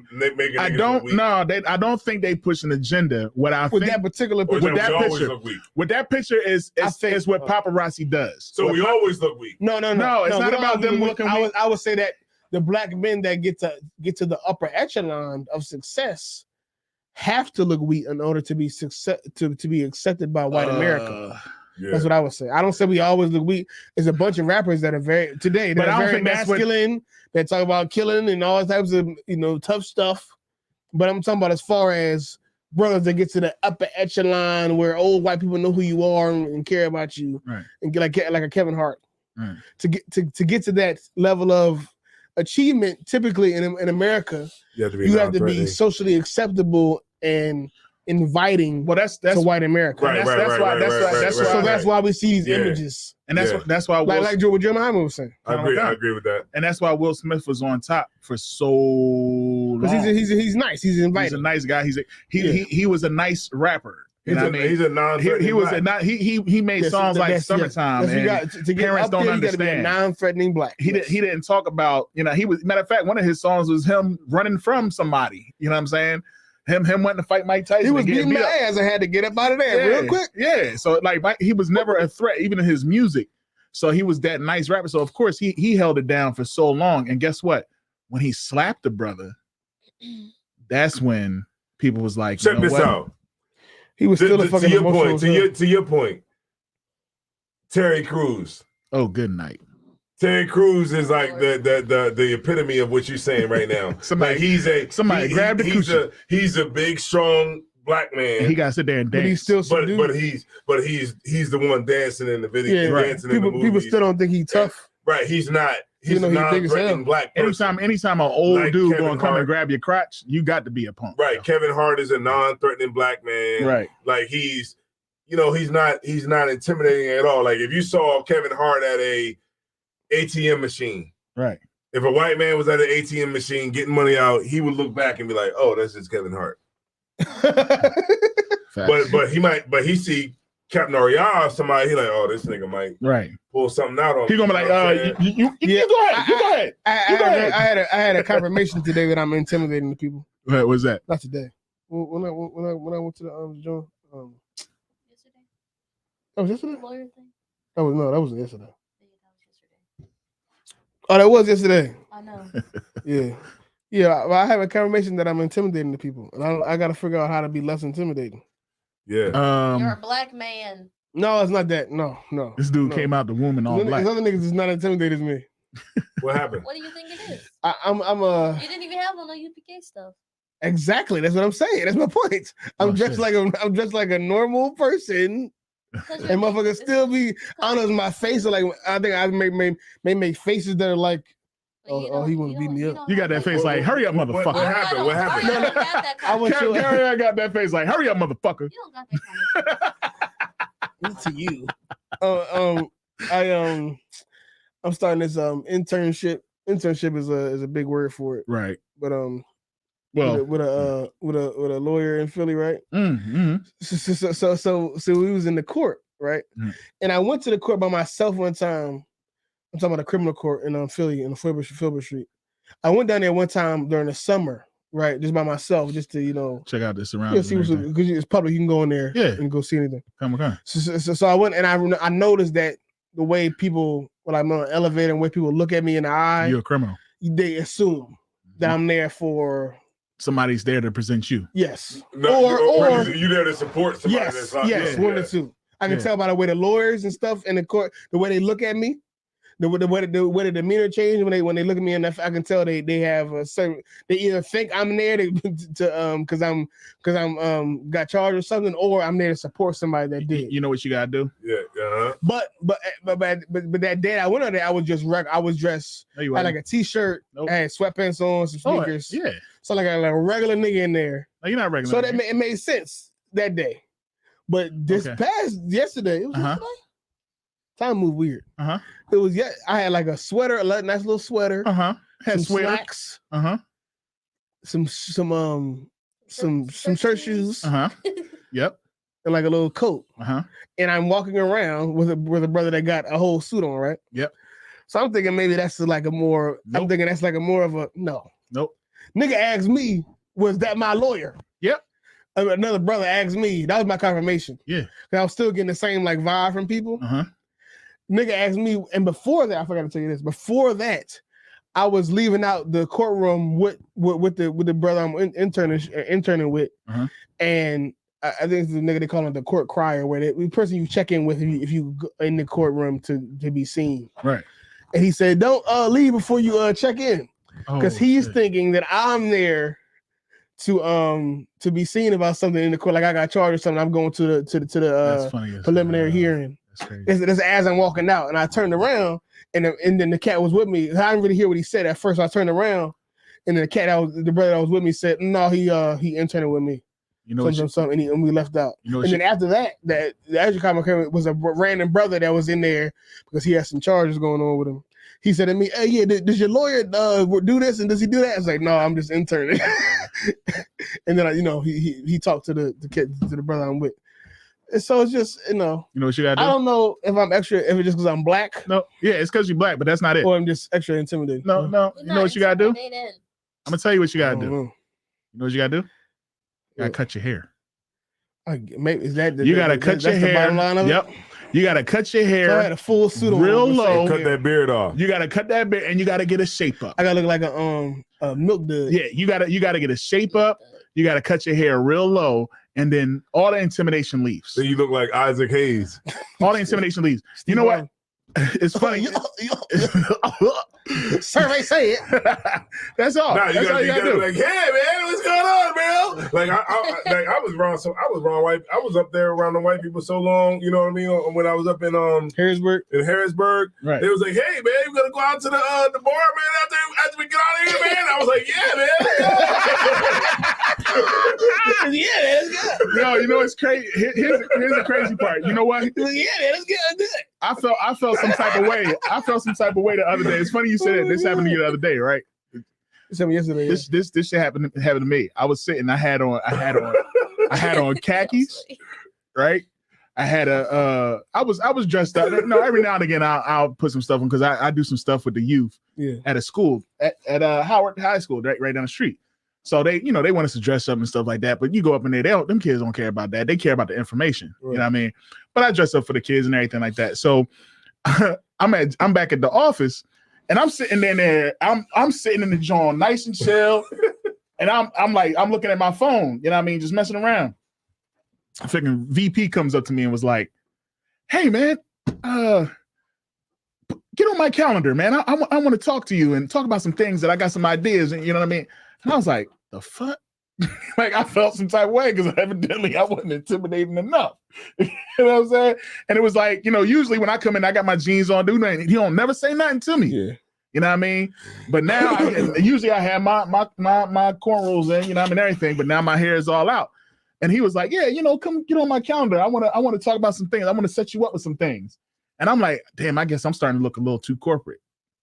You know what I'm saying? Yeah. And it's just like, I guess the way my hair was, I don't know what it was, you know what I'm saying? But again, it's like certain things that they look for. If they look and they see something and they like, oh, you know, then maybe you got that. I would rather be intimidating than somebody that they feel comfortable around. I would. You know, I that's true. You know, when you be around white people for a while, you start to. You know, I want a good middle ground. Though. I want a middle ground of you don't think that I'm actually shooting people. You got in your environment. I want a middle ground of. I mean, you don't think I'm actually shooting people, right? They are shooting, and you also they are don't shooting. think that I won't I want like somewhere in between there. Like I'll fuck you up, but I'm not actually in and out of jail. You got to mimic. Can I get somewhere between there? You say you got what now? You know what I mean, Cigar? You got to mimic white people. Yeah. You're like, hey man, you going out? You be like, yo, totally awesome, dude. You're like, yeah, man. And then they're like, yeah, man, we want to go out and eat. You be like, yeah, man, let's go. You're like, okay, yeah, he's cool, man. Yeah, he's one of us. Yeah, that's the only way they think that you're cool. He's one of us. Because it's funny you said that because when I went to visit when I went back home to Nashville and I visited. I went downtown with some people, and I found myself talking like them bitches down there. Cause it's like, cause we trying to figure out a way to get through this long ass line to get in the club. Last topic. All right, when a black woman goes into certain spaces at her job, it's something that innately that I think that we know as black people is that if we want to get acceptance, we have to curb some of our blackness. Yeah. Like, okay, I'm not saying like it's something that we're supposed to do, right? But at the same time, like I can see like where, like say if I'm at the slavery and like it might be like maybe a couple of black people there, they have no evidence that they're black, other than what they look like, right? Other than their skin color, they have European everything. Is it possible to maintain your blackness, quote unquote, and still be professional and get all the way up in corporate? Yes, and get all the way up in corporate. Sure. Hold on, I don't think so. That's not what I was saying. I don't think so. Because remember, you even said that. Yeah, cut of a cut. What I found out. All right, so your work, right? Your work will get you to a certain level. That's how how good you are. It depends on how you get it. If you know what I mean. But then it gets to a certain point where you got to do too much. You see what I'm saying? But can I jump in? Can I jump in? All I'm saying is, all I'm talking about really. You said, yo. They're going kind of deeper than I was going. No, right, come on. Okay, you want to say something? All I was asking really was about more so how you talk to people. Like that's all I'm really saying. Well, you can't talk like how we talk with one another. What's his name? Quahal. Quahal said he said the same thing you said. He said when he said y'all obviously y'all are good on your job. Come on, sir. Y'all slaveries. But he said that I remember Quahal said, but if I wanted to go to the next level, they told me I had to cut my beard. Yes. I had to cut my hair. They have certain look. Right. But a lot of that, but if I may, sir, a lot of this stuff, they're never gonna say it to you right up front like that. So like they just won't give you the promotion. Right. Yeah, it's kind of like into the corporate level. That it might just be because you're dreads or you got dreads. When I told you, they didn't say that to you, but that's what that's the reason why. Like I said, because I took my cornrows out, even though it's a different style. It's not like super neat. It's not.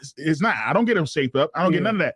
But I didn't have my rolls in, and then the bull was like, I guess he looked at it as, I guess he's ready to go to the braids. Definitely is like I'm gonna get my joints tied up next week. Tell him what you said, man. Tell him what you said when you told me you said that they asked you something about when they was trying to give you the promotion. They was more so asking you about your appearance.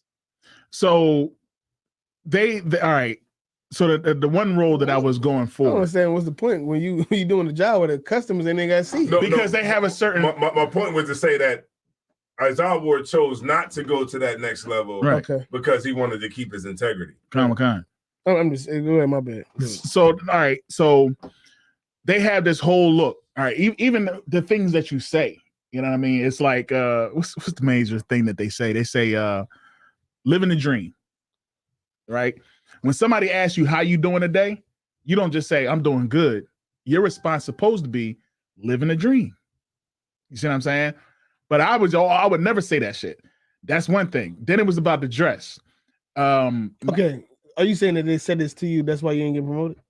It's a couple reasons, and also because they knew what I was outside of work. But did they say that to you? I'm saying explicitly. No, I found out from somebody else who told me why I didn't get it.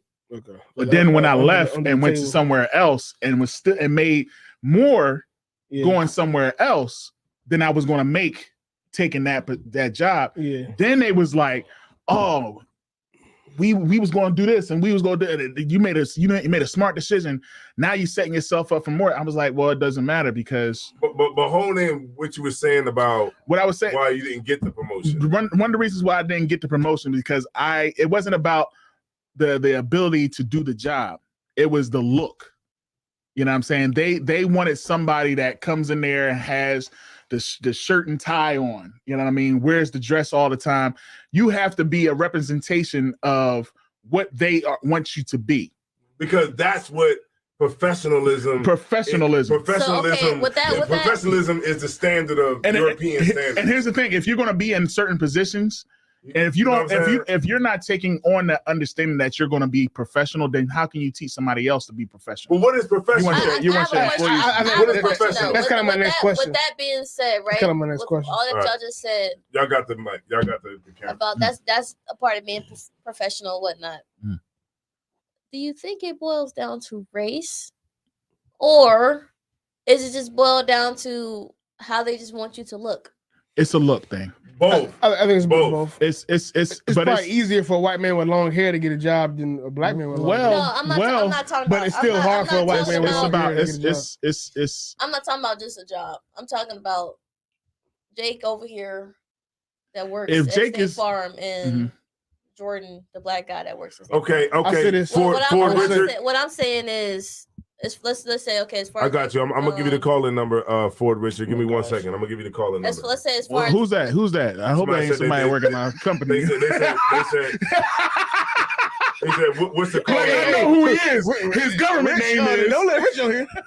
Don't let that boy on here. I'm about to put it up on the screen. I'm gonna tell you this why he ain't get a job. I'm gonna tell you this from the No, they all know. They all know me. Oh my god, that's funny. But it is definitely that. I see what you're gonna say. But remember, okay, y'all call in, man. It's gonna be we're gonna stick to the topic. Ticker. What you gonna say? It's gonna be as far as promotion, like let's say promotions go. I don't think it's always about because I'll play devil's advocate. I think sometimes in the corporate world or just just being professional, I think that sometimes black people they're not professional. Right. Now, but what is professional though? There's white people. I'll tell you what professional is.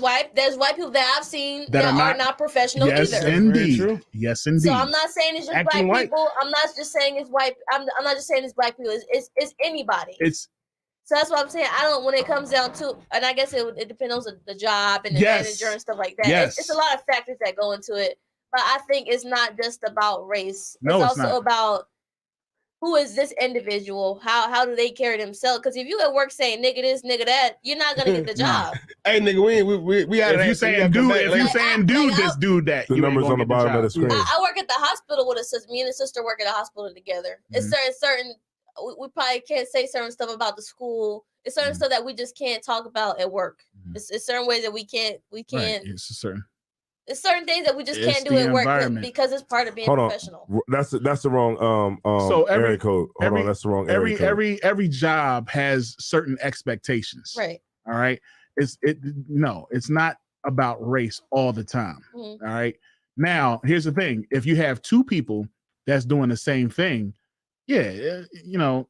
some others might have more of an advantage than the black person might. But if he's doing the same thing, because I know because I played the game. I played the game in other jobs that I had. I made it to the top to other jobs that I've had. I've always went in there bottom and then shot all the way up. You know what I'm saying? What it takes is at some point you get to the point where it's just like, man, I'm doing just too much. and this person is doing, they're more because, like we was talking about earlier, some people that's just what they know. God damn, God, they got no problem in getting in there and just being Joe. Can I say something real quick? Salakia. Real quick. Kalat said, professional is the white man's way. And I agree with what he's saying. Cat. Because let me tell you something. Cat. Okay. I can't agree with that. I can't agree with that. I'm gonna tell you, professionalism is not. I can't agree with that. It's not. I'm gonna get him after. Can I just say without? Go ahead, say it. Go ahead, say it. Go ahead, Zion. I'm just trying to Go say ahead, say it. Go ahead. Okay. It's a certain way you got to talk. Let's not cap. Hold on. It's a certain way you got to talk. I've called this brother. This brother be like Johnson. I'm gonna get you. I'm gonna get you. But is there? Johnson. How may I help you, please? Here's the question. But is there something wrong with? It's a certain way you got to talk. Here's the question. It's a certain way you got to look. It's a certain way you got to dress. Here's the question. That's what's considered professionalism. Does professionalism have a race? There it is. Okay. Does being professional have a race? There it is. Okay. Because I used to manage. I was a director. I had people under me, so I know. This question is heavy. We got a more important question. He said, "Was the Lord professional?" The Lord professional. All right.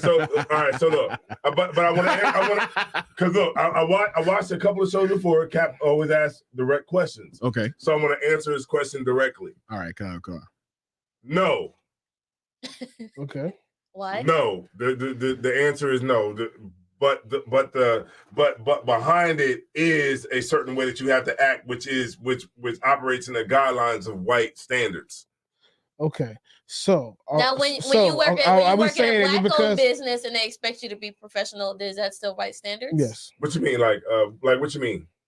We're talking corporate. We're talking corporate. Say, okay, we're not talking about a uniform. We're talking corporate.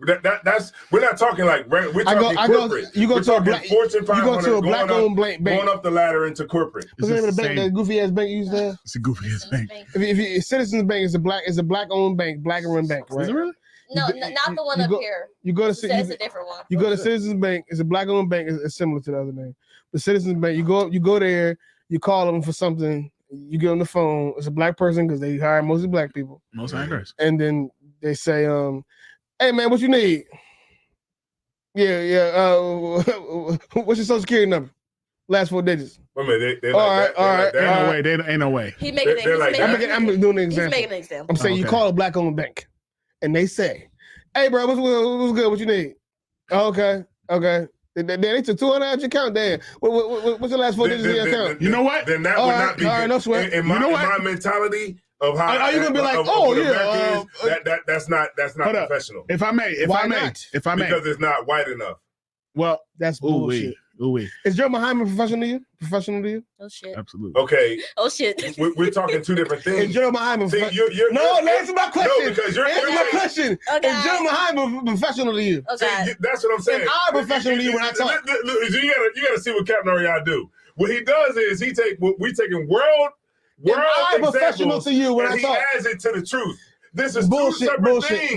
This is two separate Joe Muhammad's words out of his mouth. Okay. Joe Muhammad don't speak Hebrew. Is the truth your job? He don't speak ancient Hebrew out of his mouth. No. Is the truth your job? No. That's bullshit what you're saying. Joe Muhammad don't say his people in the world can hear what he says, right? People in the world can watch the video and hear what he says. I hope y'all see this. What's going on right now? What is Joe Muhammad's words out of his mouth when you see him in class, when you talk to him on the phone, is the words out of his mouth professional? People in the world they watching get no bullshit. It's a problem. Because when you're saying it's two different things, we're talking about it's not corporate. 2 different things. We're talking about it's 2 different things in your mind. Okay, if I want to raise up in the school, I go out to camp and I win battles and I win debates. Professional when I want to get up in the white man's if I want to get up in the white man's society, I have to cut my beard off. Okay, can you answer the question? I have to. I get all that. I get all that. I'm talking. I have to act a certain way. I would say. Does the way Joe Muhammad talks to you would it fit in the corporate setting? Is that a better way to put the question? The way Joe Muhammad talks to you on the phone. We're not talking about that. Yes, I would say. So what? That's our war. Well, we're not talking about that.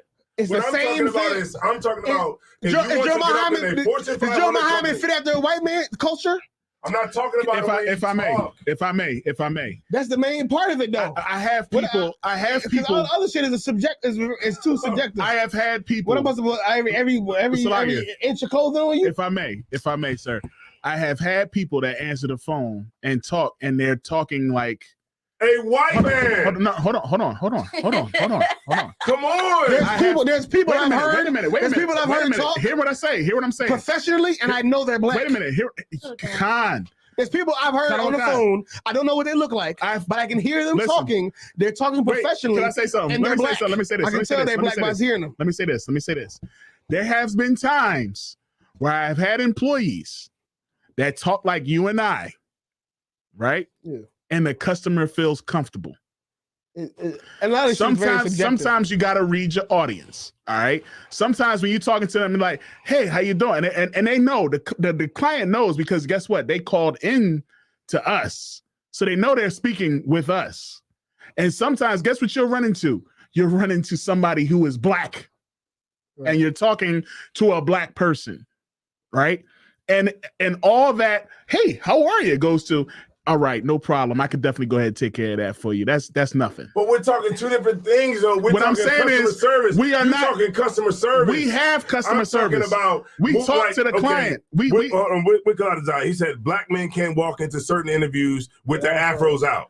That's true. You cannot do that. You can't do that. That's what I was literally just saying. Here's the reason. I just told Kat to cut his hair. Here's the reason. I can come into the UPK with my afro out. Okay, right. I wasn't talking about that. It's not going to be looked at. I wasn't talking about that. When you go when you're in white society, there is a certain way that you have to carry yourself if you want to get to the next level. I wasn't talking. You cannot get to the next level being a nigga from the hood. Here's the problem. Here's the problem. And so that means that you have to fit into a certain specific attitude and a way that you have to be to move forward that is based off of the way white people say that this is how you have to be to get to the next level. Here's the problem. Period. The problem. What are we talking about? I get what you're saying about the overall appearance. I understand what design wants. I get what you're saying as far as the overall appearance, right? And yes, if your hair is a certain way, if you dress a certain way, forget about it. You won't be seen as professional just based upon how you look. But I'm trying to get a little deeper into this the topic other than just how you dressing or how you looking, because I would think it's a little deeper than that. It's more about your demeanor and with the words that come out your mouth. I feel like that's a little more important, even though the dress, the hair is very important on the offset. But I think more so your demeanor and how you talk and how you interact is a little more important. Okay. I see what you're saying now. So the confusion that I had with what you were saying is speaking to a client over the phone. That person that can talk over the phone, if he doesn't look the part, he ain't going nowhere. That's what I'm saying. I know there's a certain level, there's a certain expectation as far as how you look. You got to have I had a guy, right? I had a dude that I was training up, right? And it killed me to do this. It killed me. He would come in, his hair will be out all wild, right? Right. I had to tell the boy, yo, braid it up. You know what I mean? At least braid it up. You see what I'm saying? Because you're coming in here, you got your hair out all wild, you sound good on the phone, everything is perfect, everything that we need. I said, but if you want to go somewhere, if you want to get somewhere within this joint, you got to look the part. Right. God damn, you just proved my point. You got to look the part. And we're talking about how you look. No, but what I'm saying is he was able to get by. He can come in there with his hair all crazy. Yeah. He can come in there wearing jeans with holes in them. But or whatever he can only get so far. But he's only going to be an associate. Yeah. But that's what I was saying. He's never going to be a man. What I was saying. How can you train somebody? Wait, so like I can have a break. I was never talking about that. I can still move up. Come. I was never talking about that. But in the world, in a I was surely talking about the words that come out your mouth. Same thing. All right, so we're not talking about the words that come out your mouth. But what does the words that come out your mouth have to do with anything? I thought you couldn't talk a certain way. So all right. If you can't obviously you can't look a certain way. Here's what you can't do. If you come in there and if you answer the phone and you like, hey yo, what up? Exactly. This is bank of such and such. You know what I mean? You know what I mean? We gonna take Wells care Fargo, of you. nigga. No sweat, bro. We got you. You know what they're gonna say? Hey, you gotta pull him in to training, man. You can't be talking on the phone like that to the customers.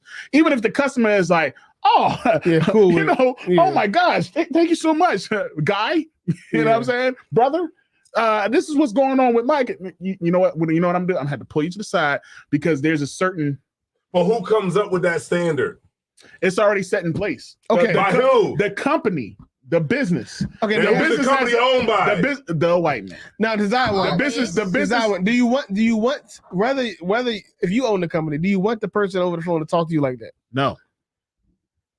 How would you prefer that's my point. to talk? Of course, but that's not my argument, though. No, your argument is that because you want to know why? I think we all agree because with most of the most of the people that's going to pay they don't hire you if you're clean shaven and black. So, I think we all agree with the whole how you look thing. We all know that. Got you. That's not even. But you know what? If he has a bank, right, and he has employees, he knows that who's going to be getting him the money, the oppressor. And he knows he has to communicate with them. He has to be on their level. So he's not going to want to have his employees saying, hey, yo, what up? This Desire Wine Bank, what's good? He's going to have them say, hey, but none of us in this room would hear that over the phone and be like, or right. You want to be professional. That's all I'm trying to say. Because that's who runs the world. Okay, but I wouldn't want that to be my experience pretty much anywhere. Here's my point. Come on. My point overall is that I feel like if you're a black person working somewhere, right, and you see another black person as a customer come in, you should give him the same respect you give that white customer. Yeah. You should not be like, oh, this is a black person, so I can get super loose and unfortunately bend corners and be like, hey, what's good, bro? We gonna get you right with your credit card, and we gonna. I don't want that. I want you to talk to me the same way you talk to that white man, where I clearly understand everything that's going on. I get all the details, not a bunch of vague nigga shit. But you know what happens? And I'm sorry. And when it comes to certain things, black people don't need, as far as how we look, fuck all that. Wear your hair how you feel like wearing it. Right. Dress how you feel like dressing, right? No, that hair got to be right. I'm saying as far as appearance, me personally, I feel like you should stand up against it. Meaning you should be willing to get less money. You should be willing to get less money to have a lower position. Right. If it means you don't have to trim your ways so much. Right. But I'm talking about as far as like your demeanor, your work ethic, the level of service you giving should not diminish just because you're black. Because it starts to feel like it shouldn't. It starts to feel like you're saying what's saying is black people have a permission to do less of a good job because they're black. Right. So just because I'm black, I can get on the phone and be like, hey, yeah, what's good, cuz we finna get your card, right? Just give me your little numbers and we gonna get you straight. With just being how black people talk in a casual setting, which is fine, the casual setting. But if I'm trying to get my bank account right, I want you to be specific and clear. Right. Hello, sir. I don't how care you doing how today? I'm talking. What's your name? I care about how if I can say one thing, right? So at my slavery, right?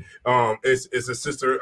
I'll show her this part of the video, whatever. But when she's talking to me, she's like talking to me regular. Right. But when she answers the phone, she's like, "Hey, how you doing? This is such and such. This I hate my water. You know what I mean? How you doing?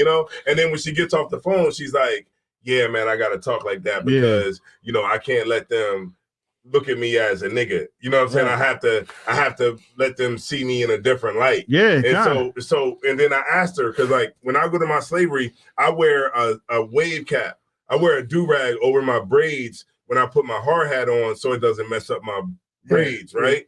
So when she has braids, I say, why don't you put a do-rag on or something like that underneath of your bonnet, under your thing so you can keep your braids tight. She's like, man, I can't do that because I can't be seen with a bonnet on, or I can't be seen with a do-rag on, or I can't be seen with a scarf or anything like that because that is typical nigga shit. Right. And she tells me this because she's from a standpoint, because I'm like over here, like, you know, working in the plant, and she's in a more like a managerial level. Right. So she tells me like the dynamic between the two, like how she has to curb her blackness to get respected by her peers and her level.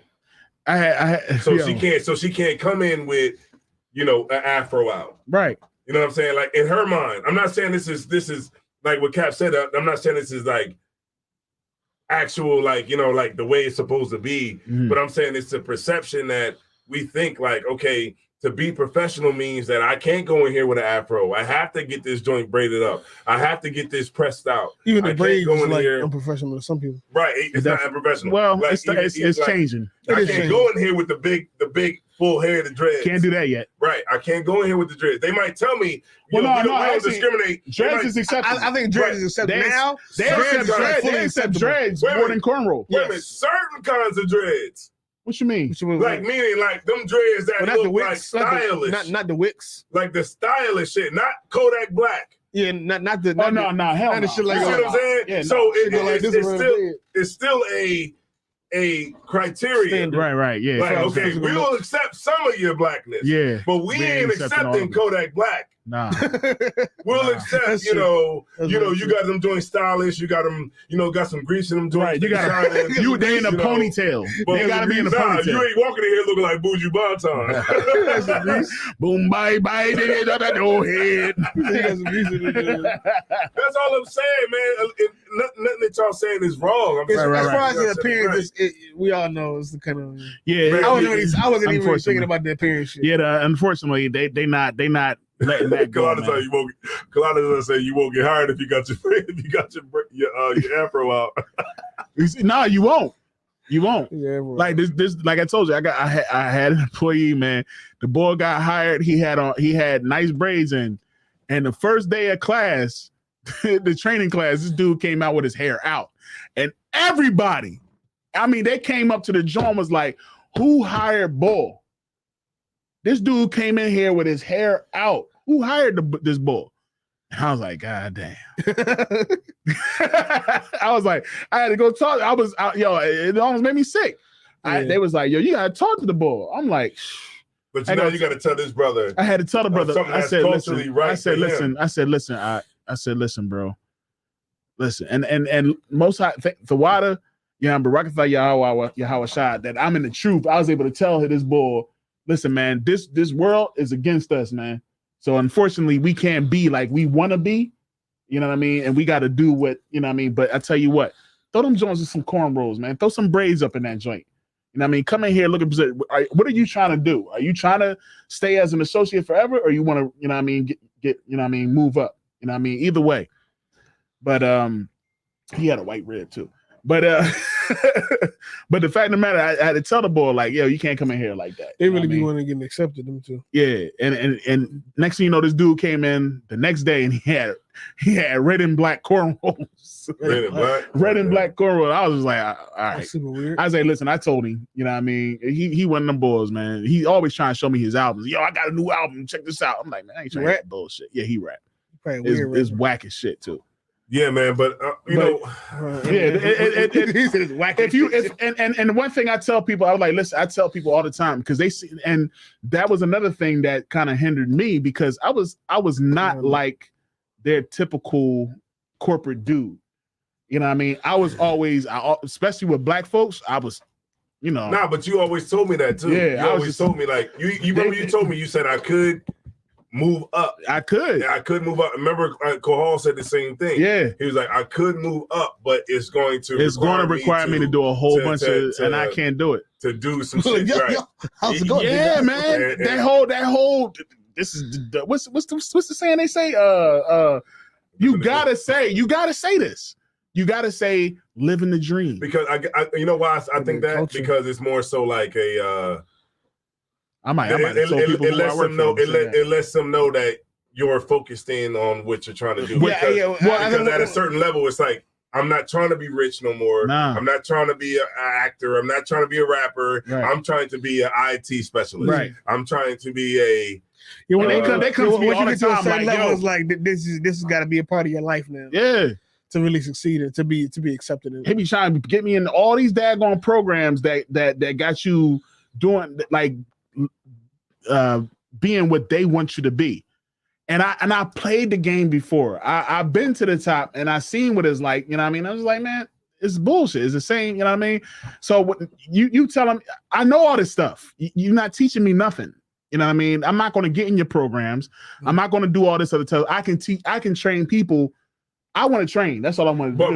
But because of that stance that you take, and I ain't gonna run it out. No, it's a lot, sir. But because of that stance that you take, right, it's only you're only gonna be able to get so. You're only gonna get so far because at a certain level, it's at a certain level, they're gonna be like, all right, you know, now you're the example. Now we need you to do all this so that other people can look at you and say, I'm gonna do that too. You know what I mean? And you got to buy into everything. You got to buy into everything. And I'm not that dude. I'm not that dude that can buy into everything that a company wants. Why am I putting my all into somebody else's business when I can start my own and build, you know what I mean? Hey, Shakara, you be at the football, you be at the baseball, the softball game, the company softball game pitching. I've been at the baseball games. Yeah, I've been in the box with the VPs. Shit like that I wouldn't even go to. That shit is crazy. You be pitching at that joint. They be saying, how the hell did I get here? I don't do shit that doesn't happen during work hours. Listen, I don't go to no company. I went to the baseball games. I went to the basketball games. I've been in the boxes. And you know what? I really believe in this. That's when they really tell they shit. I really care. Oh, Cap, you about to be up there. You gonna be in the boxes, but sir. See, you and this is I ain't gonna want to drag it out. At a good Sixers game. What you're doing is a good. Ain't gonna be no bull Sixers game. What you're doing is a good field, right? Because like a lawyer can be what he wants to be, right? Yeah, what he wants to be. Like you could go in there looking like Don King. Yeah, right. But if you a bad lawyer, who the hell gives a shit? It's all about being good at it, really. Right. People only care so much about how Don't cut your hair, sir. Don't cut it. Yeah. you could be whatever. The only reason this is coming off is if I'm balding. That's what makes lawyers so powerful. Lawyers can be whatever they want to be. Right. You know what I'm saying? Because you can do it by yourself. You don't have to necessarily work for somebody. Because that's an actual, I would say that's a real career. That's a career. Right. Like for me, I have a career too. Like I don't have enough time in the day to get done my job, and I'm in a space where I can decide what I want to do for the day. Right. You know what I'm saying? But you know, I'm not speaking on myself. I'm speaking more so for people that might not have those luxuries. Right. They might say, okay, well, I have to sit in here in this cubicle all goddamn day, and then if I want to go up to the big bosses and I want to get around them, then I have to change some of the things that's about me that I like about myself, but maybe it might not necessarily be the things that the people that are above me where I'm trying to aspire to might find that is acceptable. I'm finding now like just creating something like we like you said the analyticals like we was talking about earlier. Full circle. Within your job, there's something that you create. You can create something that's not there. You see what I'm saying? Create that thing and you own that thing. And that's how you can separate yourself from, because that's what I found now. Like, you know what I mean? Like what I'm working on now is creating something that's not there. And if I can create something that's not there, then now I've created my own job and I can be the boss of that within their organization. Right. And by doing that, then now I ain't got to live by what they want because I created something that wasn't there. It's ways to maneuver, man. It's always ways to maneuver. The sister said, "Are we staying the night here or what?" Damn, what time is it? It's like shit, it's almost 2:00. Yeah, it's definitely ways to maneuver while keeping your integrity. And we still got people all up in try a little harder to do it. It definitely is, man. When I say try hard, you got to think outside the box. But we like she been sleeping the past. That liquor. She been. Let me get that liquor. So we get the. Can I get a drink? You better give it to me. Put it on the table. Keep it down. It's done already. Right? They're like, So like, put it on the table. Put a little high. Nah, we haven't been drinking like that. Look at that. Yeah, No, man. like Look, that, I was we actually drinking, took it. This right here. That shit. This shit right here. I'm trying to tell Carl, you. you done? Man, she sleep right Where your now. cup at? Where your cup at? She sleepwalking It's right still now. early. My cup is in the trash. Ooh wee. You done? Yeah, she act like she got drugs. She over had the peppers I over don't there. have no food. You ate the goddamn. That's it. That was pepper smelling. Did you make that? 5 seconds. Did It you was make more that? left when you rushed made out that? of the room. It's a bag of chips in there. Go and grab them. A bag of chips. Whatever that was, that Where's that? smelled amazing. That's all I ate today is a bag of chips. I ain't eat nothing That is today not but healthy. chips. You know what I had Fancy. today? You know what I had today? I had that Rasta pasta. Rasta pasta. Yeah. That's the Medalla. Yeah. Boom, boom, boom, boom, boom. Yeah. We don't want no All right. oxtail. We don't We don't want want no curly goat. We want Rasta. Where all they got is rice. Rasta We pasta. want Rasta pasta. You gotta So- come in early for the oxtail. You know, We want no Aki and salvage. We want Yeah, Rasta man. pasta. Yeah, we spending the night, man. It's the latest. I think this is the latest we ever did Yeah, this show, it man. was- Yes, it was it's pretty. great. Because we started at fucking 10:30 and we went. It's a lot. Look, It's been tonight, 3 hours. And Cat was arguing with everybody. Yeah, he tonight. was. Cat was. Cause y'all be bullshitting. Nah, I was with you though. I was with you though. Cat was Cat. arguing with I was just, everybody. tonight. Cause y'all don't fully analyze your arguments before y'all say it. Y'all be like, yeah, I think we all stupid. Don't we? You like, you know what I think? I think niggas is just dumb. Niggas is But dumb damn, as brother. hell, nigga. You put a nigga and a white person in the class, the white person will get all the information. Like, damn, why? Cause he white. Because they white. Yeah. So, Oh my god. yeah, man. But we've been on now for 3 Yeah, hours. Yeah, most high crazy, man. Man, most high Hey, yo, everybody still sticking with us, man. This our This a late longest night. episode. Gotta This is the be, it longest gotta be. episode. Our longest It gotta episode. be. 3 hours, Shakara. It gotta be. Yo, we started man. at 10:30. I felt every second. I gotta get up early for the Sabbath, man. Come on, man. But man, you go home at 5. Man, I ain't ready to go home yet. Let's keep it going. Let's go. Let's start another topic. Let's talk about Russia. Damn, about Russia though. Now, we got some good clips. Yeah, for real. And for the We got people that some might have shit. been 3 hours offended, shit. then we still got a lot of people in. The people Yeah, that a might lot have of been people still in. offended tonight, we said a lot of things that were necessary. Yeah. I saw some comments on Twitch. I don't know if y'all noticed. Yeah, I went on Word. Twitch. I went live on Twitch. Yeah, I seen some you comments seen it on I Twitch? seen people commenting from Twitch. It was like 2 comments from Twitch. Yeah. Two are like authentic people talking about. Because for real, man, I ain't gonna hold you, man. I need it. Listen, man, coming into the truth, this is what I like to hear. I like to hear people talking like this. You know what I'm saying? And it would kill me when the show would end at 12 on the dot, or when the show would end at 10 on the dot. They like, hey man, what else am I watch? Yeah, I guess I'm gonna go to sleep. Right, I feel that. You know what I mean? So the reason why it's still a lot of people still on here, because they want to hear this too. What would be good for you to get on, because you real like articulate that damn. I'm professional. The bite. you professional. You are Yeah, professional, yeah, Cat. you You are professional. definitely professional. That And so is General Hyman. or maybe even General What are you talking Hyman, about? No, I'm or fucking with even General Hyman, Right. but because they good orators, Yeah. you know what I'm saying? Vice has a series where they get a bunch of people and they on a panel and they talk about issues.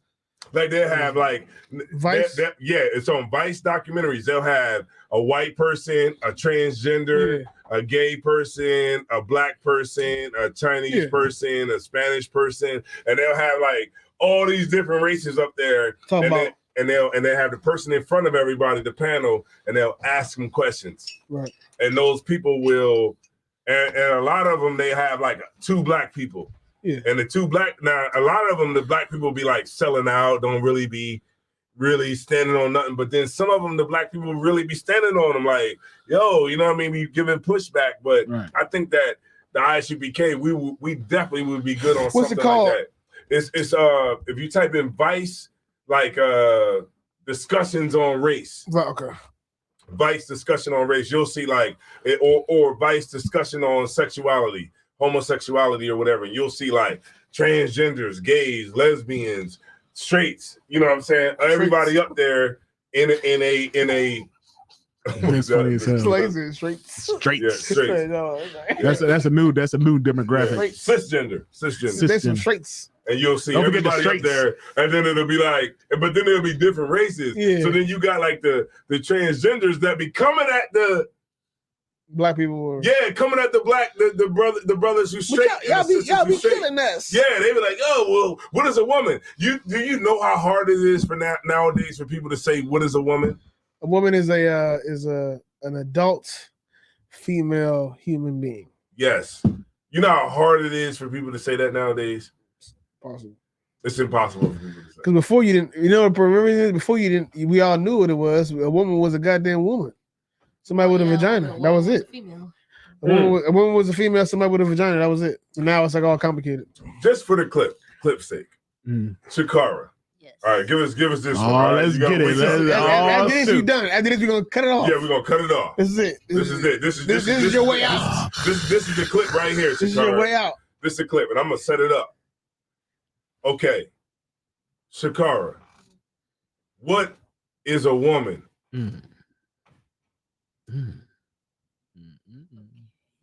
I think. Oh God. Damn. It's crazy. A woman is someone who was born with a vagina and all the female reproductive parts. That's a woman. Hold on 1 second. So a female, a woman is a biological woman. I can't hold it. That was born with all her female reproductives. Yes. Because when you and I've been seeing this more so recently on like certain medical websites and stuff, it'll say what was your gender at birth. It'll say what was your gender at birth, and it'll say male or female. So, because if somebody got like if I was born a girl, but now I'm a boy, I would still have to put I was born a girl. Okay, so is it like a transgender who is basically saying that they're a woman? Mm-hmm. Are they women? No, it's a man. All right, that's it. I think we got it. All right, so this is Rude and Speech. What's your name? Where are you calling from? Everything call it. Damn, what leave? Somebody called at the last minute. Like, what's going on? Who tell me you can hold on. Call you on your personal time. Go ahead. Who is that? Who's on the phone? I can hear it. It's Toya. All right, go ahead. What's your name? Where are you calling from? Are you talking to me? Yeah, I'm talking to you. Okay. My name is Toya. I'm calling from Kansas. All right, what's going on? Kansas in the building. What's up? Good.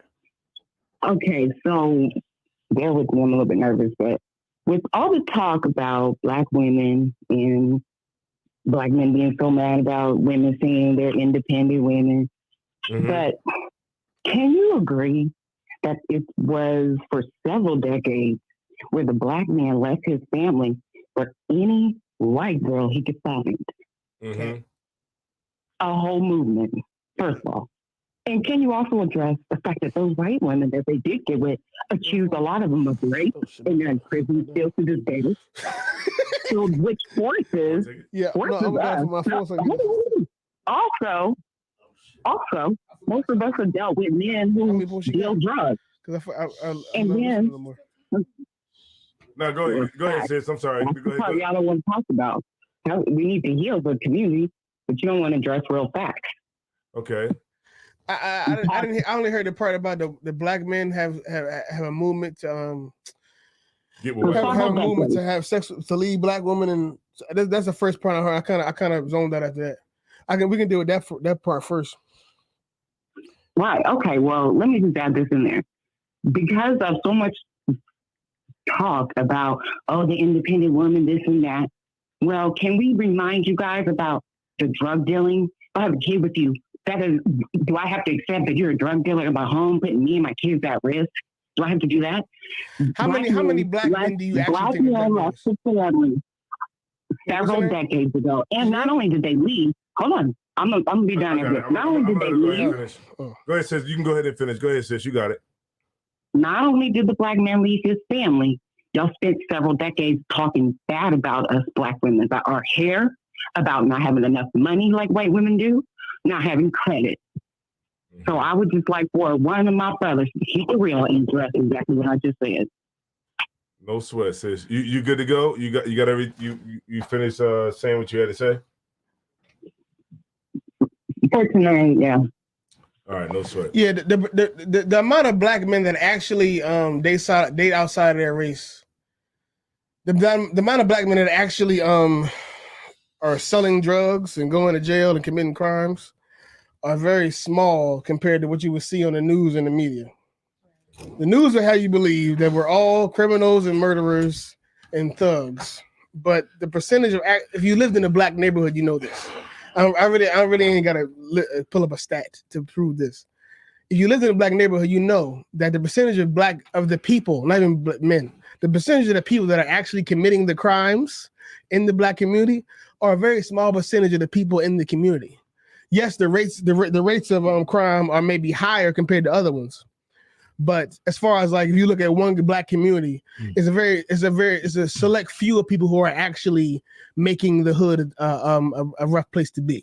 So the whole notion that I just gotta accept you being out of jail. Hold on one second, sis. Hold on one second. The whole notion that hold tight. Hey, hold on one second, sis. We got you 1 second. Hold on 1 second. Go ahead. The whole notion that we have to just accept. I'm sorry. The whole notion that black women have to sacrifice and accept that some black men are in and out of jail, and I just gotta accept you being a deadbeat and being a criminal is goofy, because the percentage of actual black men that are in and out of jail committing crimes is few. Most brothers are just trying to survive, live their life, and do what they gotta do. The problem is that you're attracted to criminals. The problem is that you're attracted to criminals. You find them the most attractive because they're the most sensational, and the real issue is that you listen to what the news is saying. You listen to what the news is saying and what the media is saying. The media is telling you that black men really believe that, why are we where we're at right now? If we're doing as great as you, and our prisons are still full of black men. I don't think we're doing that great. I don't think we're doing that great. I just don't think we're doing as bad as you think. We're not doing amazing. I would agree that we still have higher rate. Hold on, sis. I would agree that we still have higher rates of crime than other races of people. We do fail the prison system. As far as the rates go, they are high.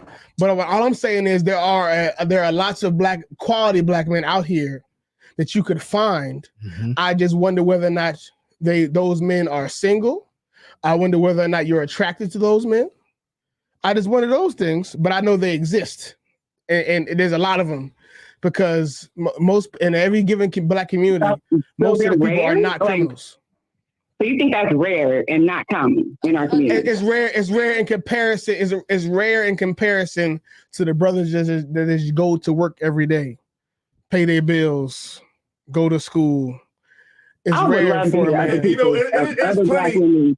And there's plenty of women. It's plenty of brothers out there that are good brothers, but women don't want those niggas. And they don't want those niggas. That's my point. I want to ask the sister a question. Go ahead. What I missed? Sis, can I ask you a question? And gun violence, we ain't got there yet. Say it again. Can I? How many? Okay, here's the question. Do you think? No, fuck that. Do you think the majority of black men are murderers? There's 3 black men in the room right now. How many of us have we killed? My point is. No, hold up. Answer my question. Wait, you asked me a question. Are you saying that the majority of black men? Go ahead. I can't hear what you're saying. He's asking you a question, sis. Go ahead. Go ahead. What's your question? My question is: do you believe that the majority of black men, I mean, at least like 51%, are murderers and committing gun violence? No. So what are we talking about? So that means there's at least 50% of black men that you can find that aren't murderers, right? Okay. Well, can you actually say that the black men didn't torture the black women that are here, the way we look? You guys got with these white girls. They have more money. Why people tortured? I mean, you guys always say that. Say your point one more time. You're saying that black men have tortured black women about what? They left the household for white women. That's cap. That's not true. The black man left their household, their black family men, to white most women for people on the several planet decades. do not date outside their race. Look it up. Look it on the internet. I ain't got. You ain't got to take my word for it. I have to look it up because I know y'all know better. You ain't got to admit it. I mean, that's fine, but I'm being. Let's just be honest. Most people on the planet Earth do not date outside their race. This is the truth. It's all what you see on the news, and probably somebody when you were growing up or at some point in your life, a black man called you ugly, or said something bad to you. So now you take that evidence as what the planet is, and that's not the truth. The majority of black men date other black women. I'm 40 years old. Black men have been clowning black women for I don't even know how long. Talk about our hair. And they still have sex with them. And they still have kids with them. Have you seen the child support court? Have you seen the child support court? Is it filled with black men with black women? What'd you say? So you don't think I can't argue like this? You don't think there was ever a problem with a lot of black men leaving their black women and their kids to go be with white women? You think that's not very common? I don't think no, that's not very common. That's my point. My point is most black men are going to have sex with black women and have black children. I know that. Yeah, and then they leave because of the and go with the white and I know woman because of child support court and more money. Black men are in child support court saying, "Hey, these white women put me on the papers." Niggas in there on child support. But I want to. Y'all been teasing. Come on now. Hey, hold on, sis. 1 sec. We got a sister that want to ask you the question. Go ahead, sis. Look it up. Sis, can I ask you a question? Just go ahead and ask her. I just want to know. Okay. Plug my earphones because I can't. At some point, were you in some kind of relationship with a black man and he did this to you? That's what's going on. That's what she was saying. Your joint ain't plugged up. Yeah. Okay, so being that happened to you that time, so that's what we should base. That's what we should base all black men off of. Was your situation? No, not all black men. I have very amazing men in my life. So what percentage of black men are you saying are like that? What percentage? It's a lot. If you had to say, what's a percentage? Is it the majority? I would say not the majority, but I would say it's probably about 30-70, which is still okay. Well, if you saying there's 70% of men that's a good black man, what are you complaining about? That's more because they're not in the household. Where are they at then? Where's white men in the home with raising their kids? If you ask a white woman how many white men is there, she's gonna say the same shit. Why aren't they there? But no, the white woman don't have the same issue having her man at home. They stay home. White women do have the same issue. You wanna know why? Because that white man is sleeping with another white woman. They have the same fucking problem. They have the same that problem is universal. I want to just throw this one last thing out there. Because her narrative is that like this type of things don't happen in the white community. I guess she just her narrative is that black men are just what's the word? Beyond repair. Pieces of shit. I'm not saying that. I'm saying there is history. Acknowledge the history. Of what? I love black men. Acknowledge the history that we've been through as black men and women. Well, how about you? Stop. Come on. I just want to say one last thing. I'll let you guys go. Okay. I just want to say one last thing. I wish one of these groups or camps would be bold enough to actually do a survey. Take a survey of your sisters, your mothers, your aunties, your friends, and see how many of them have actually been sexually abused. A lot of them. We agree. Child molestation is a big issue in the black community. Daughters, and who was it done by? What percentage? Once again, what percentage of black men are child molesters? Okay, well I'll let the sister answer that. Go ahead. What percentage of black men are child molesters? Well, can the sister answer that? He's asking you. Huh? Yeah, go ahead. Yeah, I'm sure she has the stats on hand. I'm asking you because according to you, you find every reason why black men are terrible. Black men are child molesters. Black men are criminals and they kill each other. Black men left their women. Black men hate their women for white women. Yeah. Don't you say that about the black church all the time? Yes, because those problems come from the black church, but yet and still, those problems are not irreversible. And the problem is the way you present this argument is that these are people who the majority of us feel this way. The majority of us feed into these lifestyles. Here's the reality. There's a minority of people. Back to my point about the independent woman. Hold on, sis. Hold on 1 second. There's a minority of people. You guys talk about us for being independent women, but you forget the history of why a woman would just want to be home with her kids and not have a man in the house. Okay, hold on. Here's the real history of why you're independent. If you want to talk about it, the real history of why women stand in Section 8. That ain't it. Ain't just food stamps in Section 8. That's what it comes down to. It comes down to resources. I can't. I'm reasonable. Sis, I'm very reasonable. Let me ask you a question. Why is this independent thing being brought up? We haven't talked about that on the show today. What is this from other shows? It's because she's independent. I want to know. She's independent. Somebody called her ugly. Somebody left her for a white man. 15 minutes ago. Say it again, sis. I'm sorry. I didn't watch your show. I just happened to run across you guys like maybe 15 minutes ago. No, that's why I'm trying to. I understand that. I'm just trying to figure out where this independent topic came from. Because this is what's being talked about regularly in our community. The black man don't want no woman who's independent, educated, wants to work on her own or go to school. That's a lie too. But that's not what we're talking about. If I may, if I may, sis, I just got a question. I got a question here. Do you have kids? Yes, 3. Okay. Are you married? Divorced, and he passed away. Okay. Are you dating? No. So you don't have a man right now? No. Why not?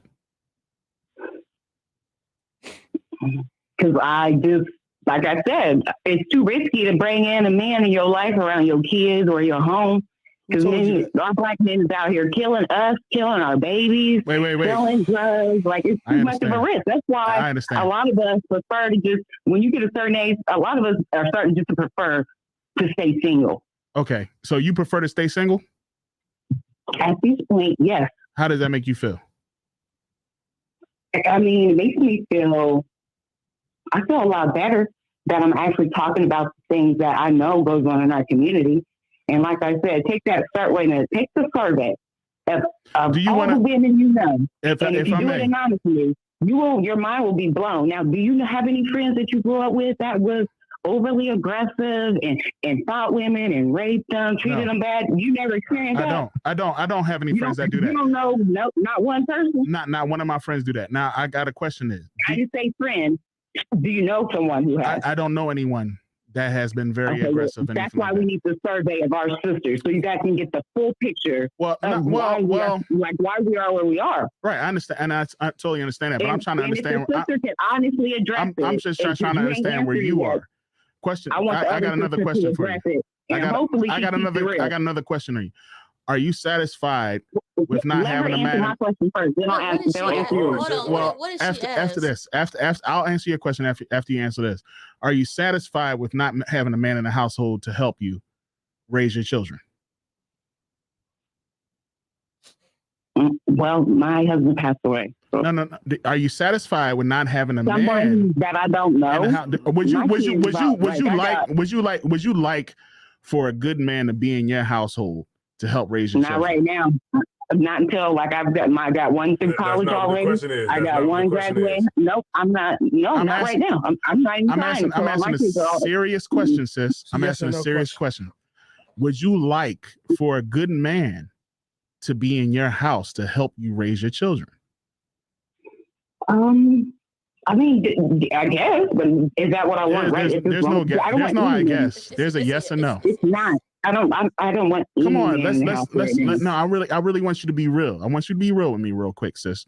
Okay. Would you like for a good man? It's a yes or no question. A good man to be in your household to help you raise your children. I mean, what mother doesn't? Okay.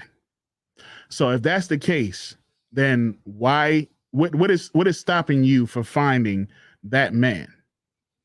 I just want to get my kids through high school and college before I even go there. It's just, I've been married.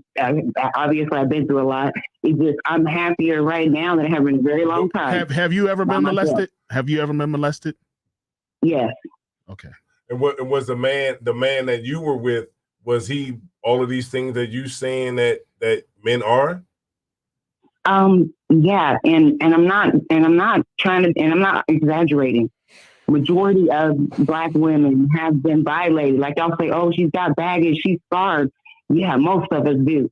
Survey your actual family and see if they tell you the truth about what they've been through. So what's the solution? Okay. Black men are terrible, right? No, I believe we can still heal. But So you gotta acknowledge what should we do?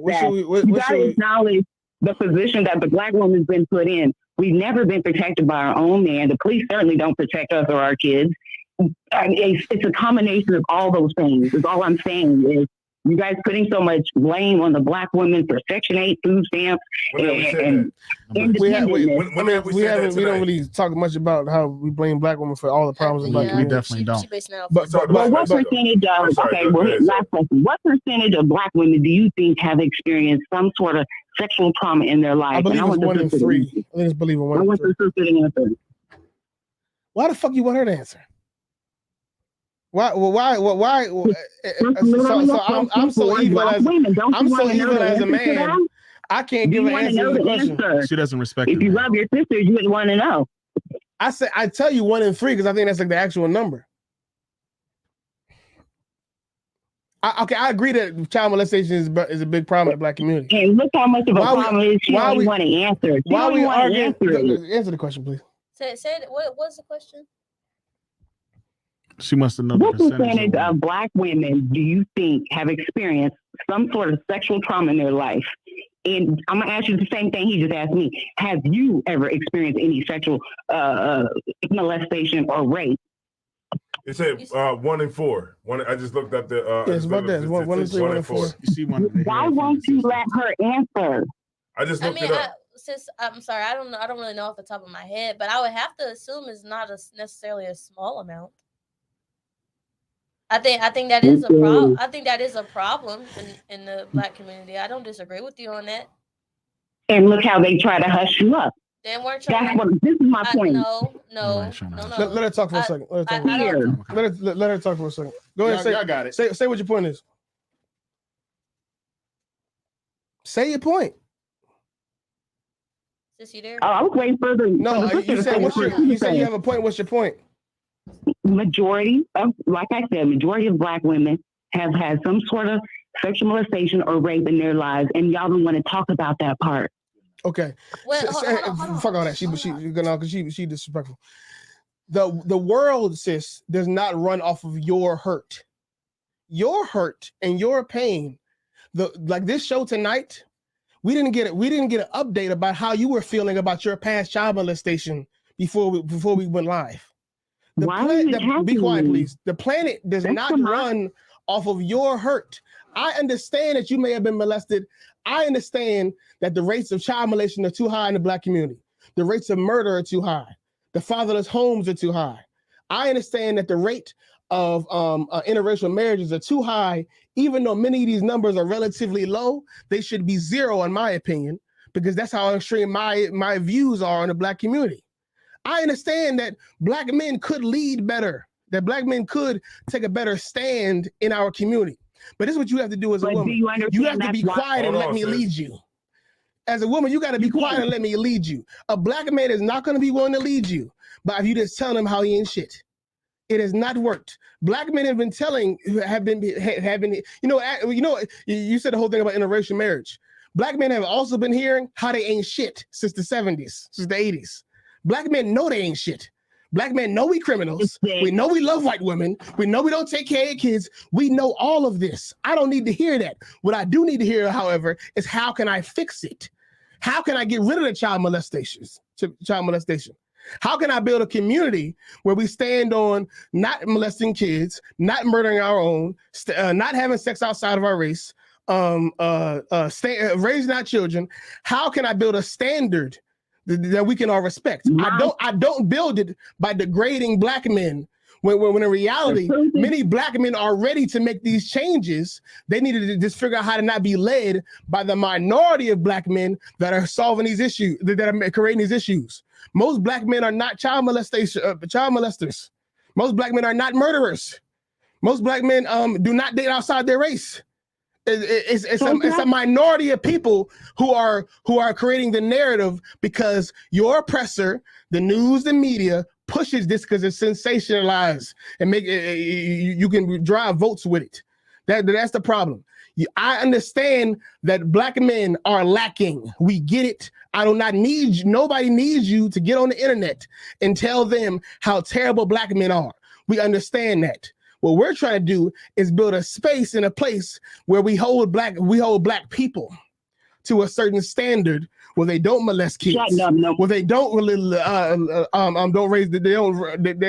raise their children, where they don't murder, where they stay inside their race. What you want to do is condemn black men because black men have hurt you, and I understand black men have hurt you, and I apologize on behalf of black men if I had the right to do that.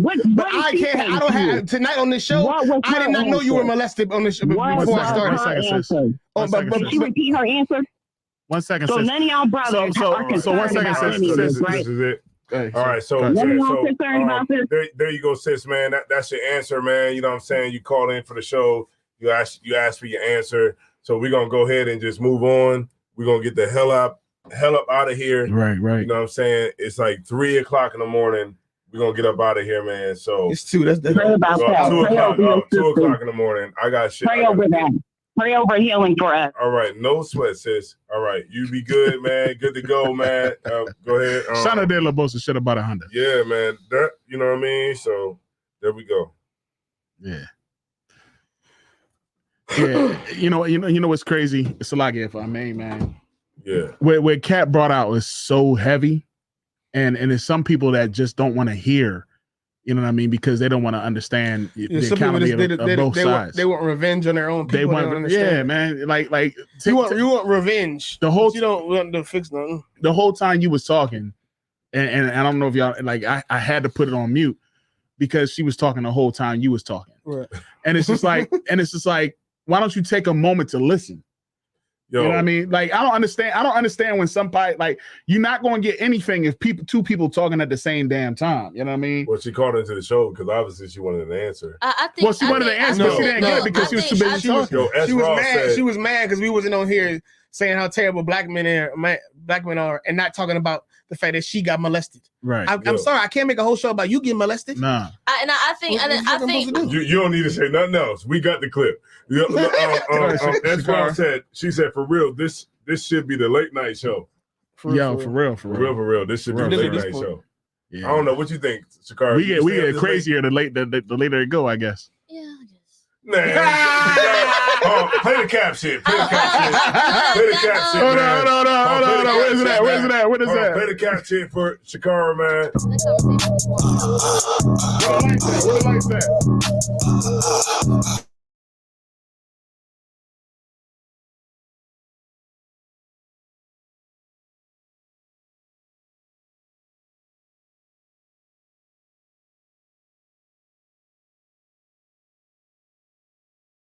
Cap. All right.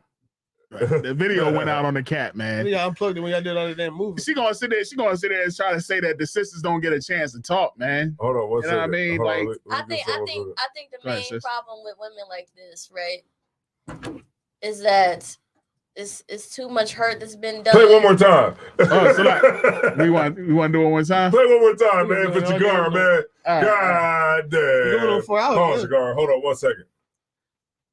Oh.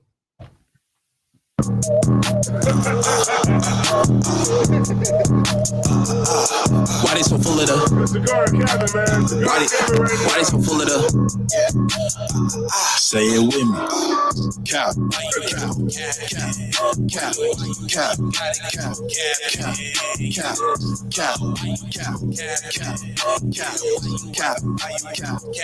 All right, that's enough. She said, "Don't try to destroy my character because what I'm telling you is." Yeah, look, man. You know what? I'm trying to make a point now. Go ahead, Shakara. Because they don't believe we let the sisters talk. No sweat. Go ahead, sis. You got it. You got it, sis. I'm sorry. No, I just want to say something quick.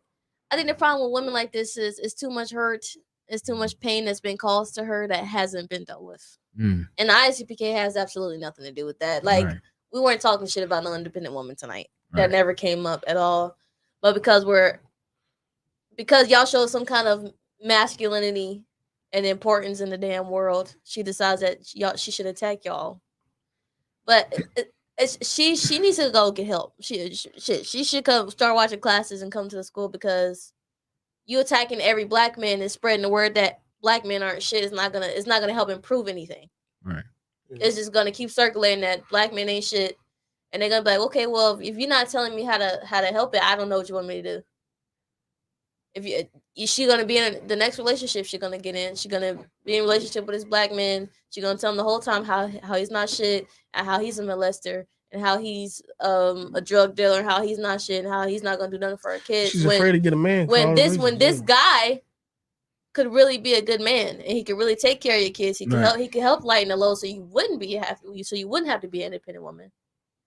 But because you're so hurt and you don't want to listen to anybody about getting help, or you don't want to listen to any advice from anybody, you're gonna be single and lonely for the rest of your life. So good luck with that.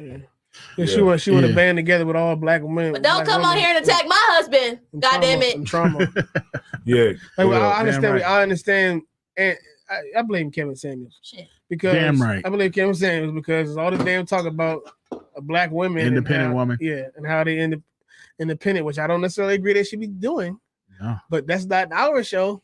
Our show is a little more varied than talking about black women that say they're independent. Right. I think there's a lot of hurt that's been going on in the black community on both sides. And if we are going to be a community and love each other, we have to understand that we have to eventually forgive each other for the hurt that's been done to black women by black men, to black men by black women. Because both sides have a lot to say about how we've been hurt by both sides. And we get that, but eventually, as a people, we got to forgive all that shit and find a way to forgive and fix and prevent these things from happening. We damn sure know the problems with about black men and what they have done. And we're damn sure in the past few years learning about what black women have done to bring harm.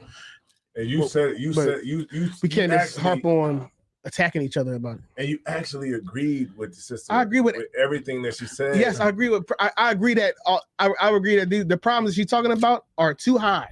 Do I think that the majority of black men are doing these things? No, but they're too high. I think they should be zero. So I mean that shit matters. Like it's important. But Jesus, all black men hate. All black men are. All black men. All black men aren't child molesters. All black men are murderers. All black men aren't fucking drug dealers and whatever else you want to say. It's a small percentage. She fucking said 70 to 30 to 70. So you telling me there's 70% of black men out there that's good to you, but you want to talk shit about 30%? She wants a man in the house, but she's just capping like she don't want. If I may. And what the fuck did we even say about independent women in the first place?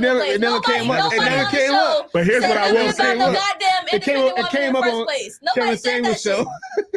The fuck? Nobody speak up about, hey, shit happened to me.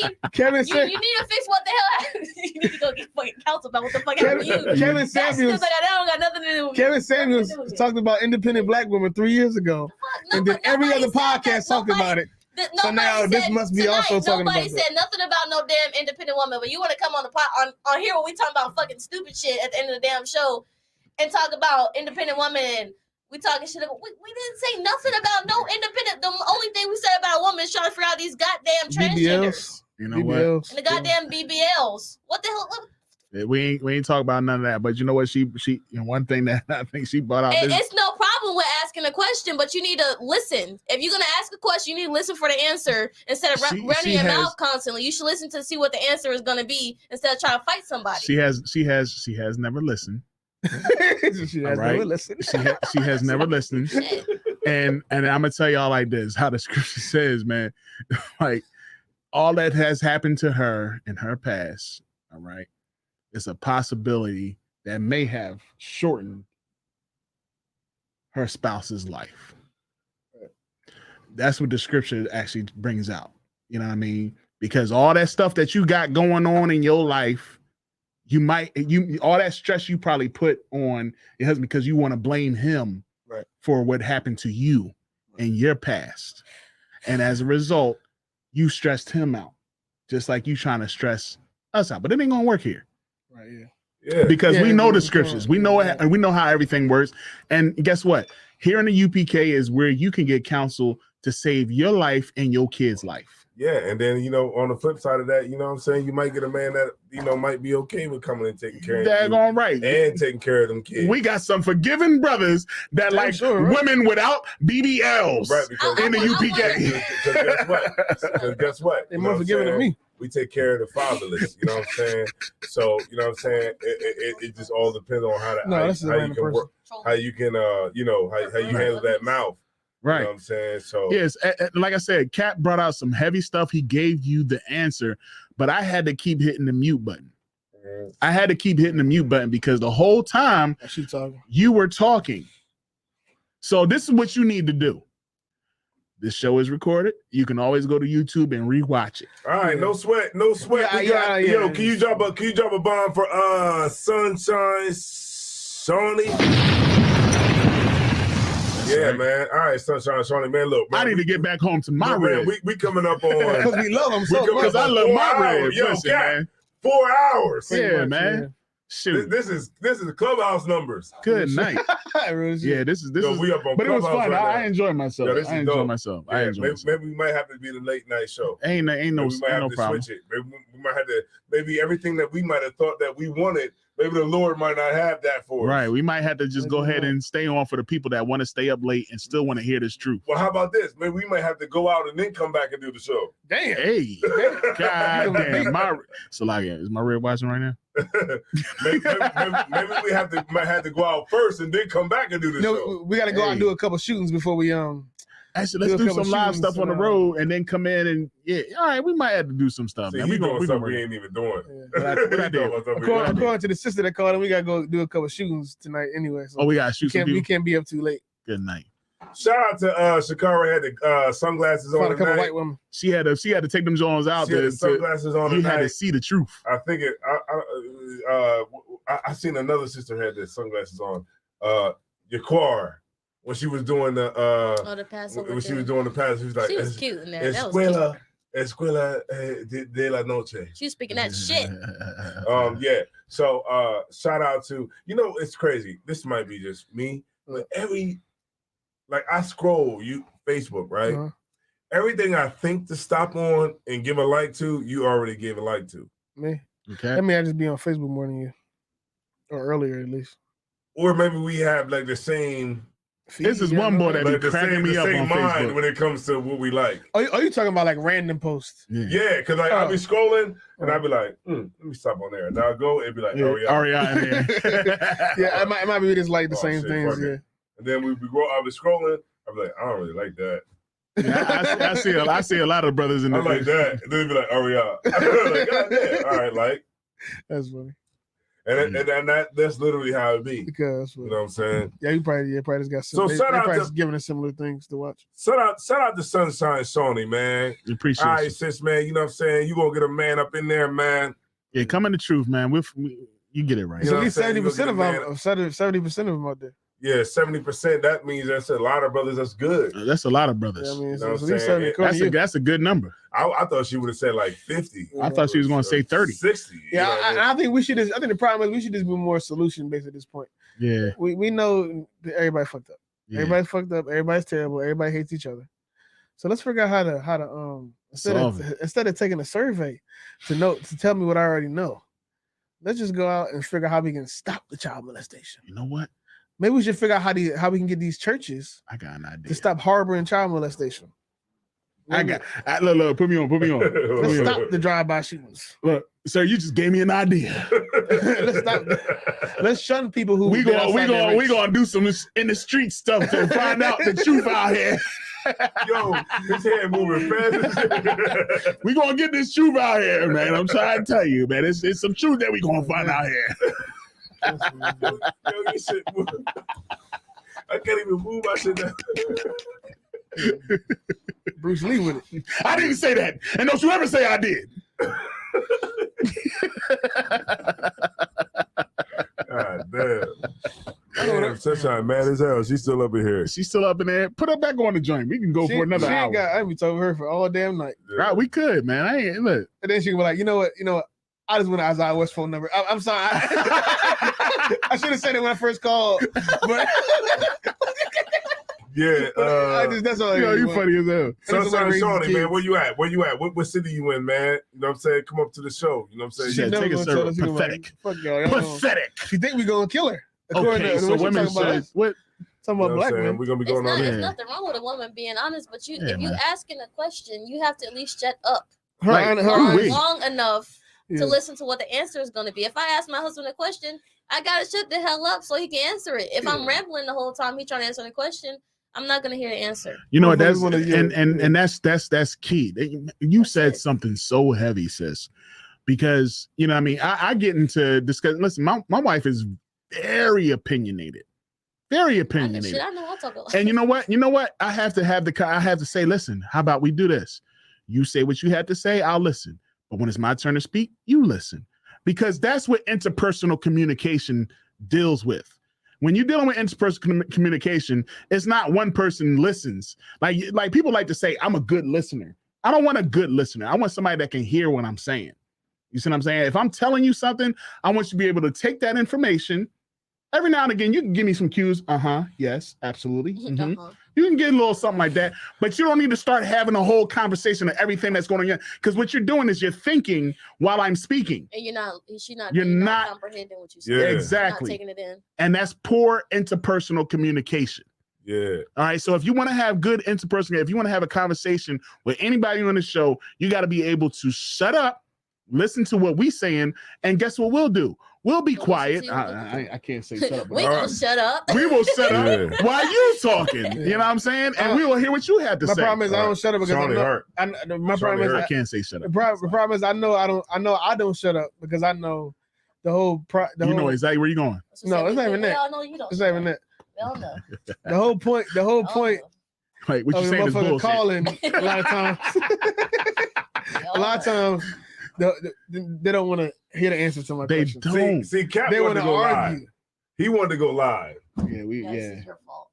This is perfect. You know what? I want to go live. I like going live. I was trying to record.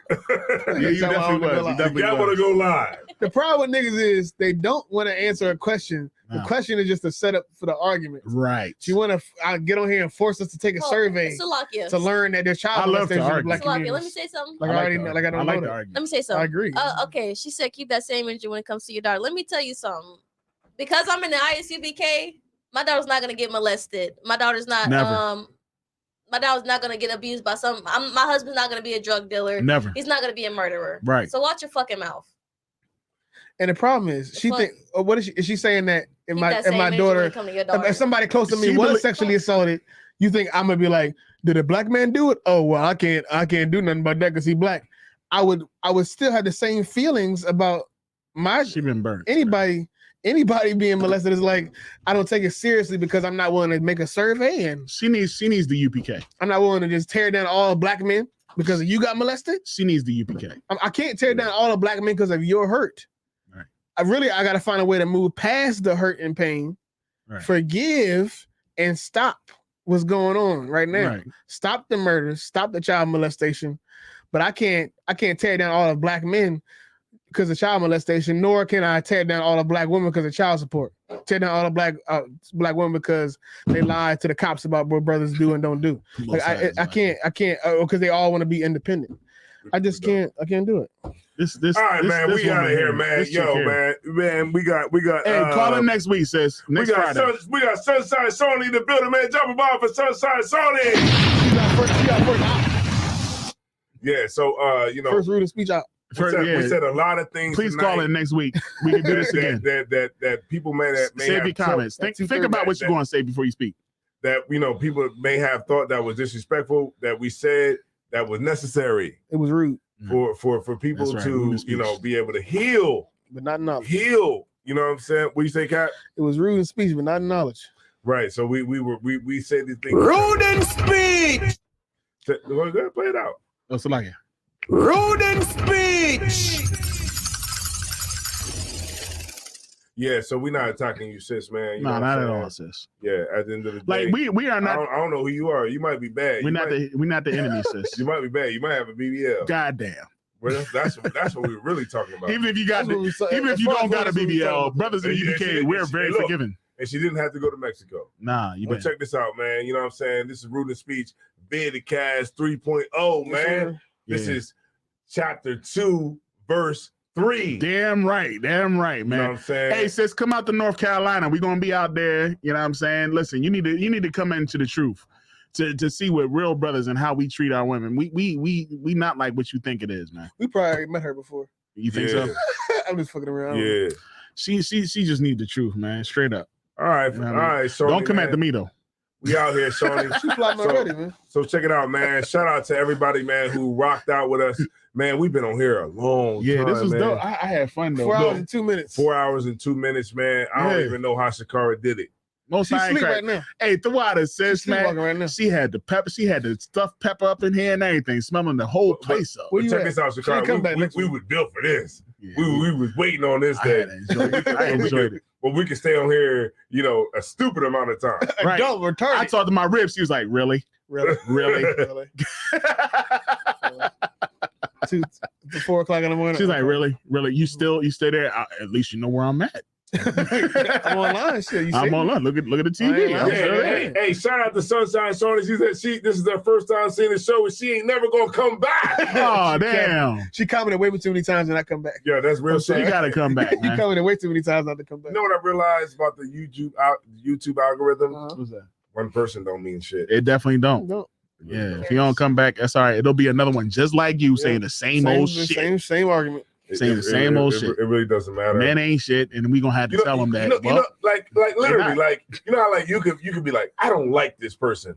I'm not going to subscribe. Yeah. Who the hell cares? Yeah. Because it's She'll watch 400. It's 450,000 people that They subscribe didn't do to my him already. survey, so I'm gonna not watch them Who anymore. gives a fuck?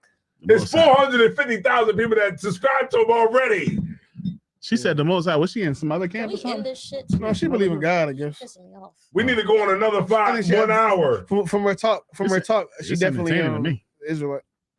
Yeah, Yeah. she definitely. From So she- shout out she to was saying, everybody. One of them other groups. Yeah. Shout out to Captain Orion, man, for dropping it. Shout out to Captain. No, wait a minute. What you Wait, talking no. Shout out to our Draw War. Like, And shout out to Shakara, man, like Captain for staying up. Wait, what? Who? What? He wasn't talking about me. I think Yeah, I said yeah. Captain We Shakara. should not be on this late. All right, no sweat. I think we went longer than everybody that's ever did a video. on the Yeah, UBK. It's the longest and we run you still can got a get lot in. of people watching. Like It's people, the longest run you y'all can need get to go video. to sleep. I know some of y'all got camp tomorrow. Especially after an argument. After an argument, niggas will watch you all They will night. watch all night, man. Niggas will be up. I'm gonna late. be hyped. Okay, I love camp. Man. Hey, check this out. Sunshine Sony, man. Hit that number that's on the bottom of the screen. You know what I'm saying? You Hey. want some more counsel? It ain't my number. And you know what I'm saying? We'll get you right. Hit that number on the bottom of the screen if you want some more counsel. All right. With that being said, man, we're gonna go ahead and end out the show, man. I'm Captain Tazai One. Azar War. It's Captain Ariel. Shakara. And then we are going to get out of here, man. So the least that we can do is take y'all out to A beat. let Some me music. see. I got something right here. Hold on, I got Don't something be right turning here. Rude in speech. Don't be turning on that violent black man music. Don't be turning on that Nah, violent black man music. put the most violent, the violentest Oh man, you gonna out scare the music. Put some Barzal. Put some Captain cause shit. I can't speak. Hold on 1 second.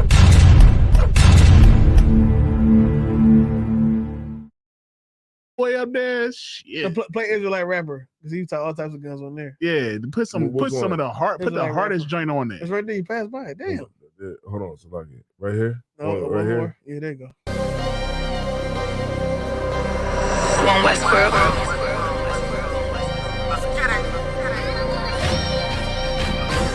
Weapons of our warfare is not carnal, I was born in it. You converted, this is not for you.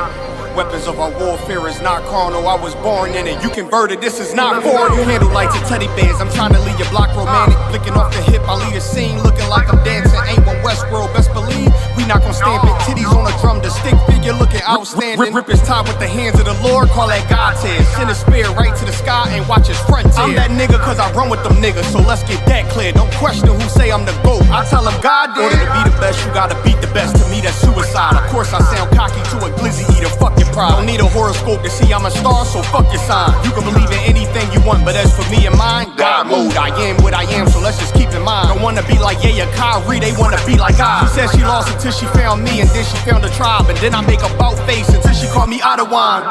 The weapons of our warfare is not carnal, I was born in it. You converted, this is not for you. Leave an imprint of my legacy with a spot for you. No way you can endure to the end if you not loyal. Weapons of our warfare is not carnal, I was born in it. You converted, this is not for you. Leave an imprint of my legacy with a spot for you. No way you can endure to the end if you not loyal. Wartime, no questions asked, we come and find you. His problems, my problems, and I'm standing behind you. Stepping with style, I'm standing on shit in my product. I take on the crowd, tell them all, throw in the towel. Half moon with a silencer, make it sound like a howl. We the shit, we about movements with a growl. Heavy is the head with the crown, when I take it I'm proud. I get the order, bring my sword back wet with a smile, nigga. I'm an Israelite rapper, nigga. Would never hit his wife, but I'll go at you. I make commitments to a gun if I'm talking about attachments. Nigga said he a stand-up dude, that mean we laughing, nigga. Jumped on the beat, start snapping, you leaving fractures. Red and green bean, I'm Gucci, you thinking fashion. There goes you for the green, and I ain't talking St. Patrick. You screaming all lives, I'm screaming all guns matter. Keep it biblical, talking in parables, cause it matter. If I say bring Jake up, I'm talking about a ladder. He was the wave till I came with the fire, no John the Baptist. Who cared you did it first? You should be worried about who after. I'm connected in any habitat, shit I adapted. Nose job on a brand new snub is all plastic. That's why I show up the court with jeans on, I'm never slacking. You a rapper turned Israelite, I'm an Israelite rapping. Weapons of our warfare is not carnal, I was born in it. You converted, this is not for you. Leave an imprint of my legacy with a spot for you. No way you can endure to the end if you not loyal.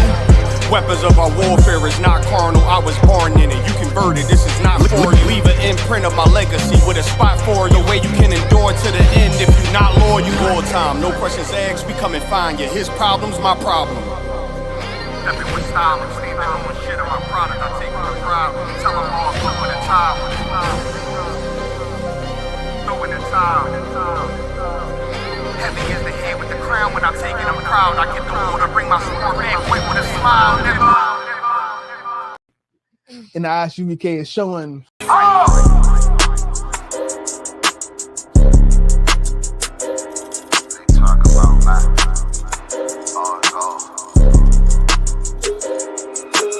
It's about time, so no pressure to our enemies. You can try to run where you going, it's your destiny.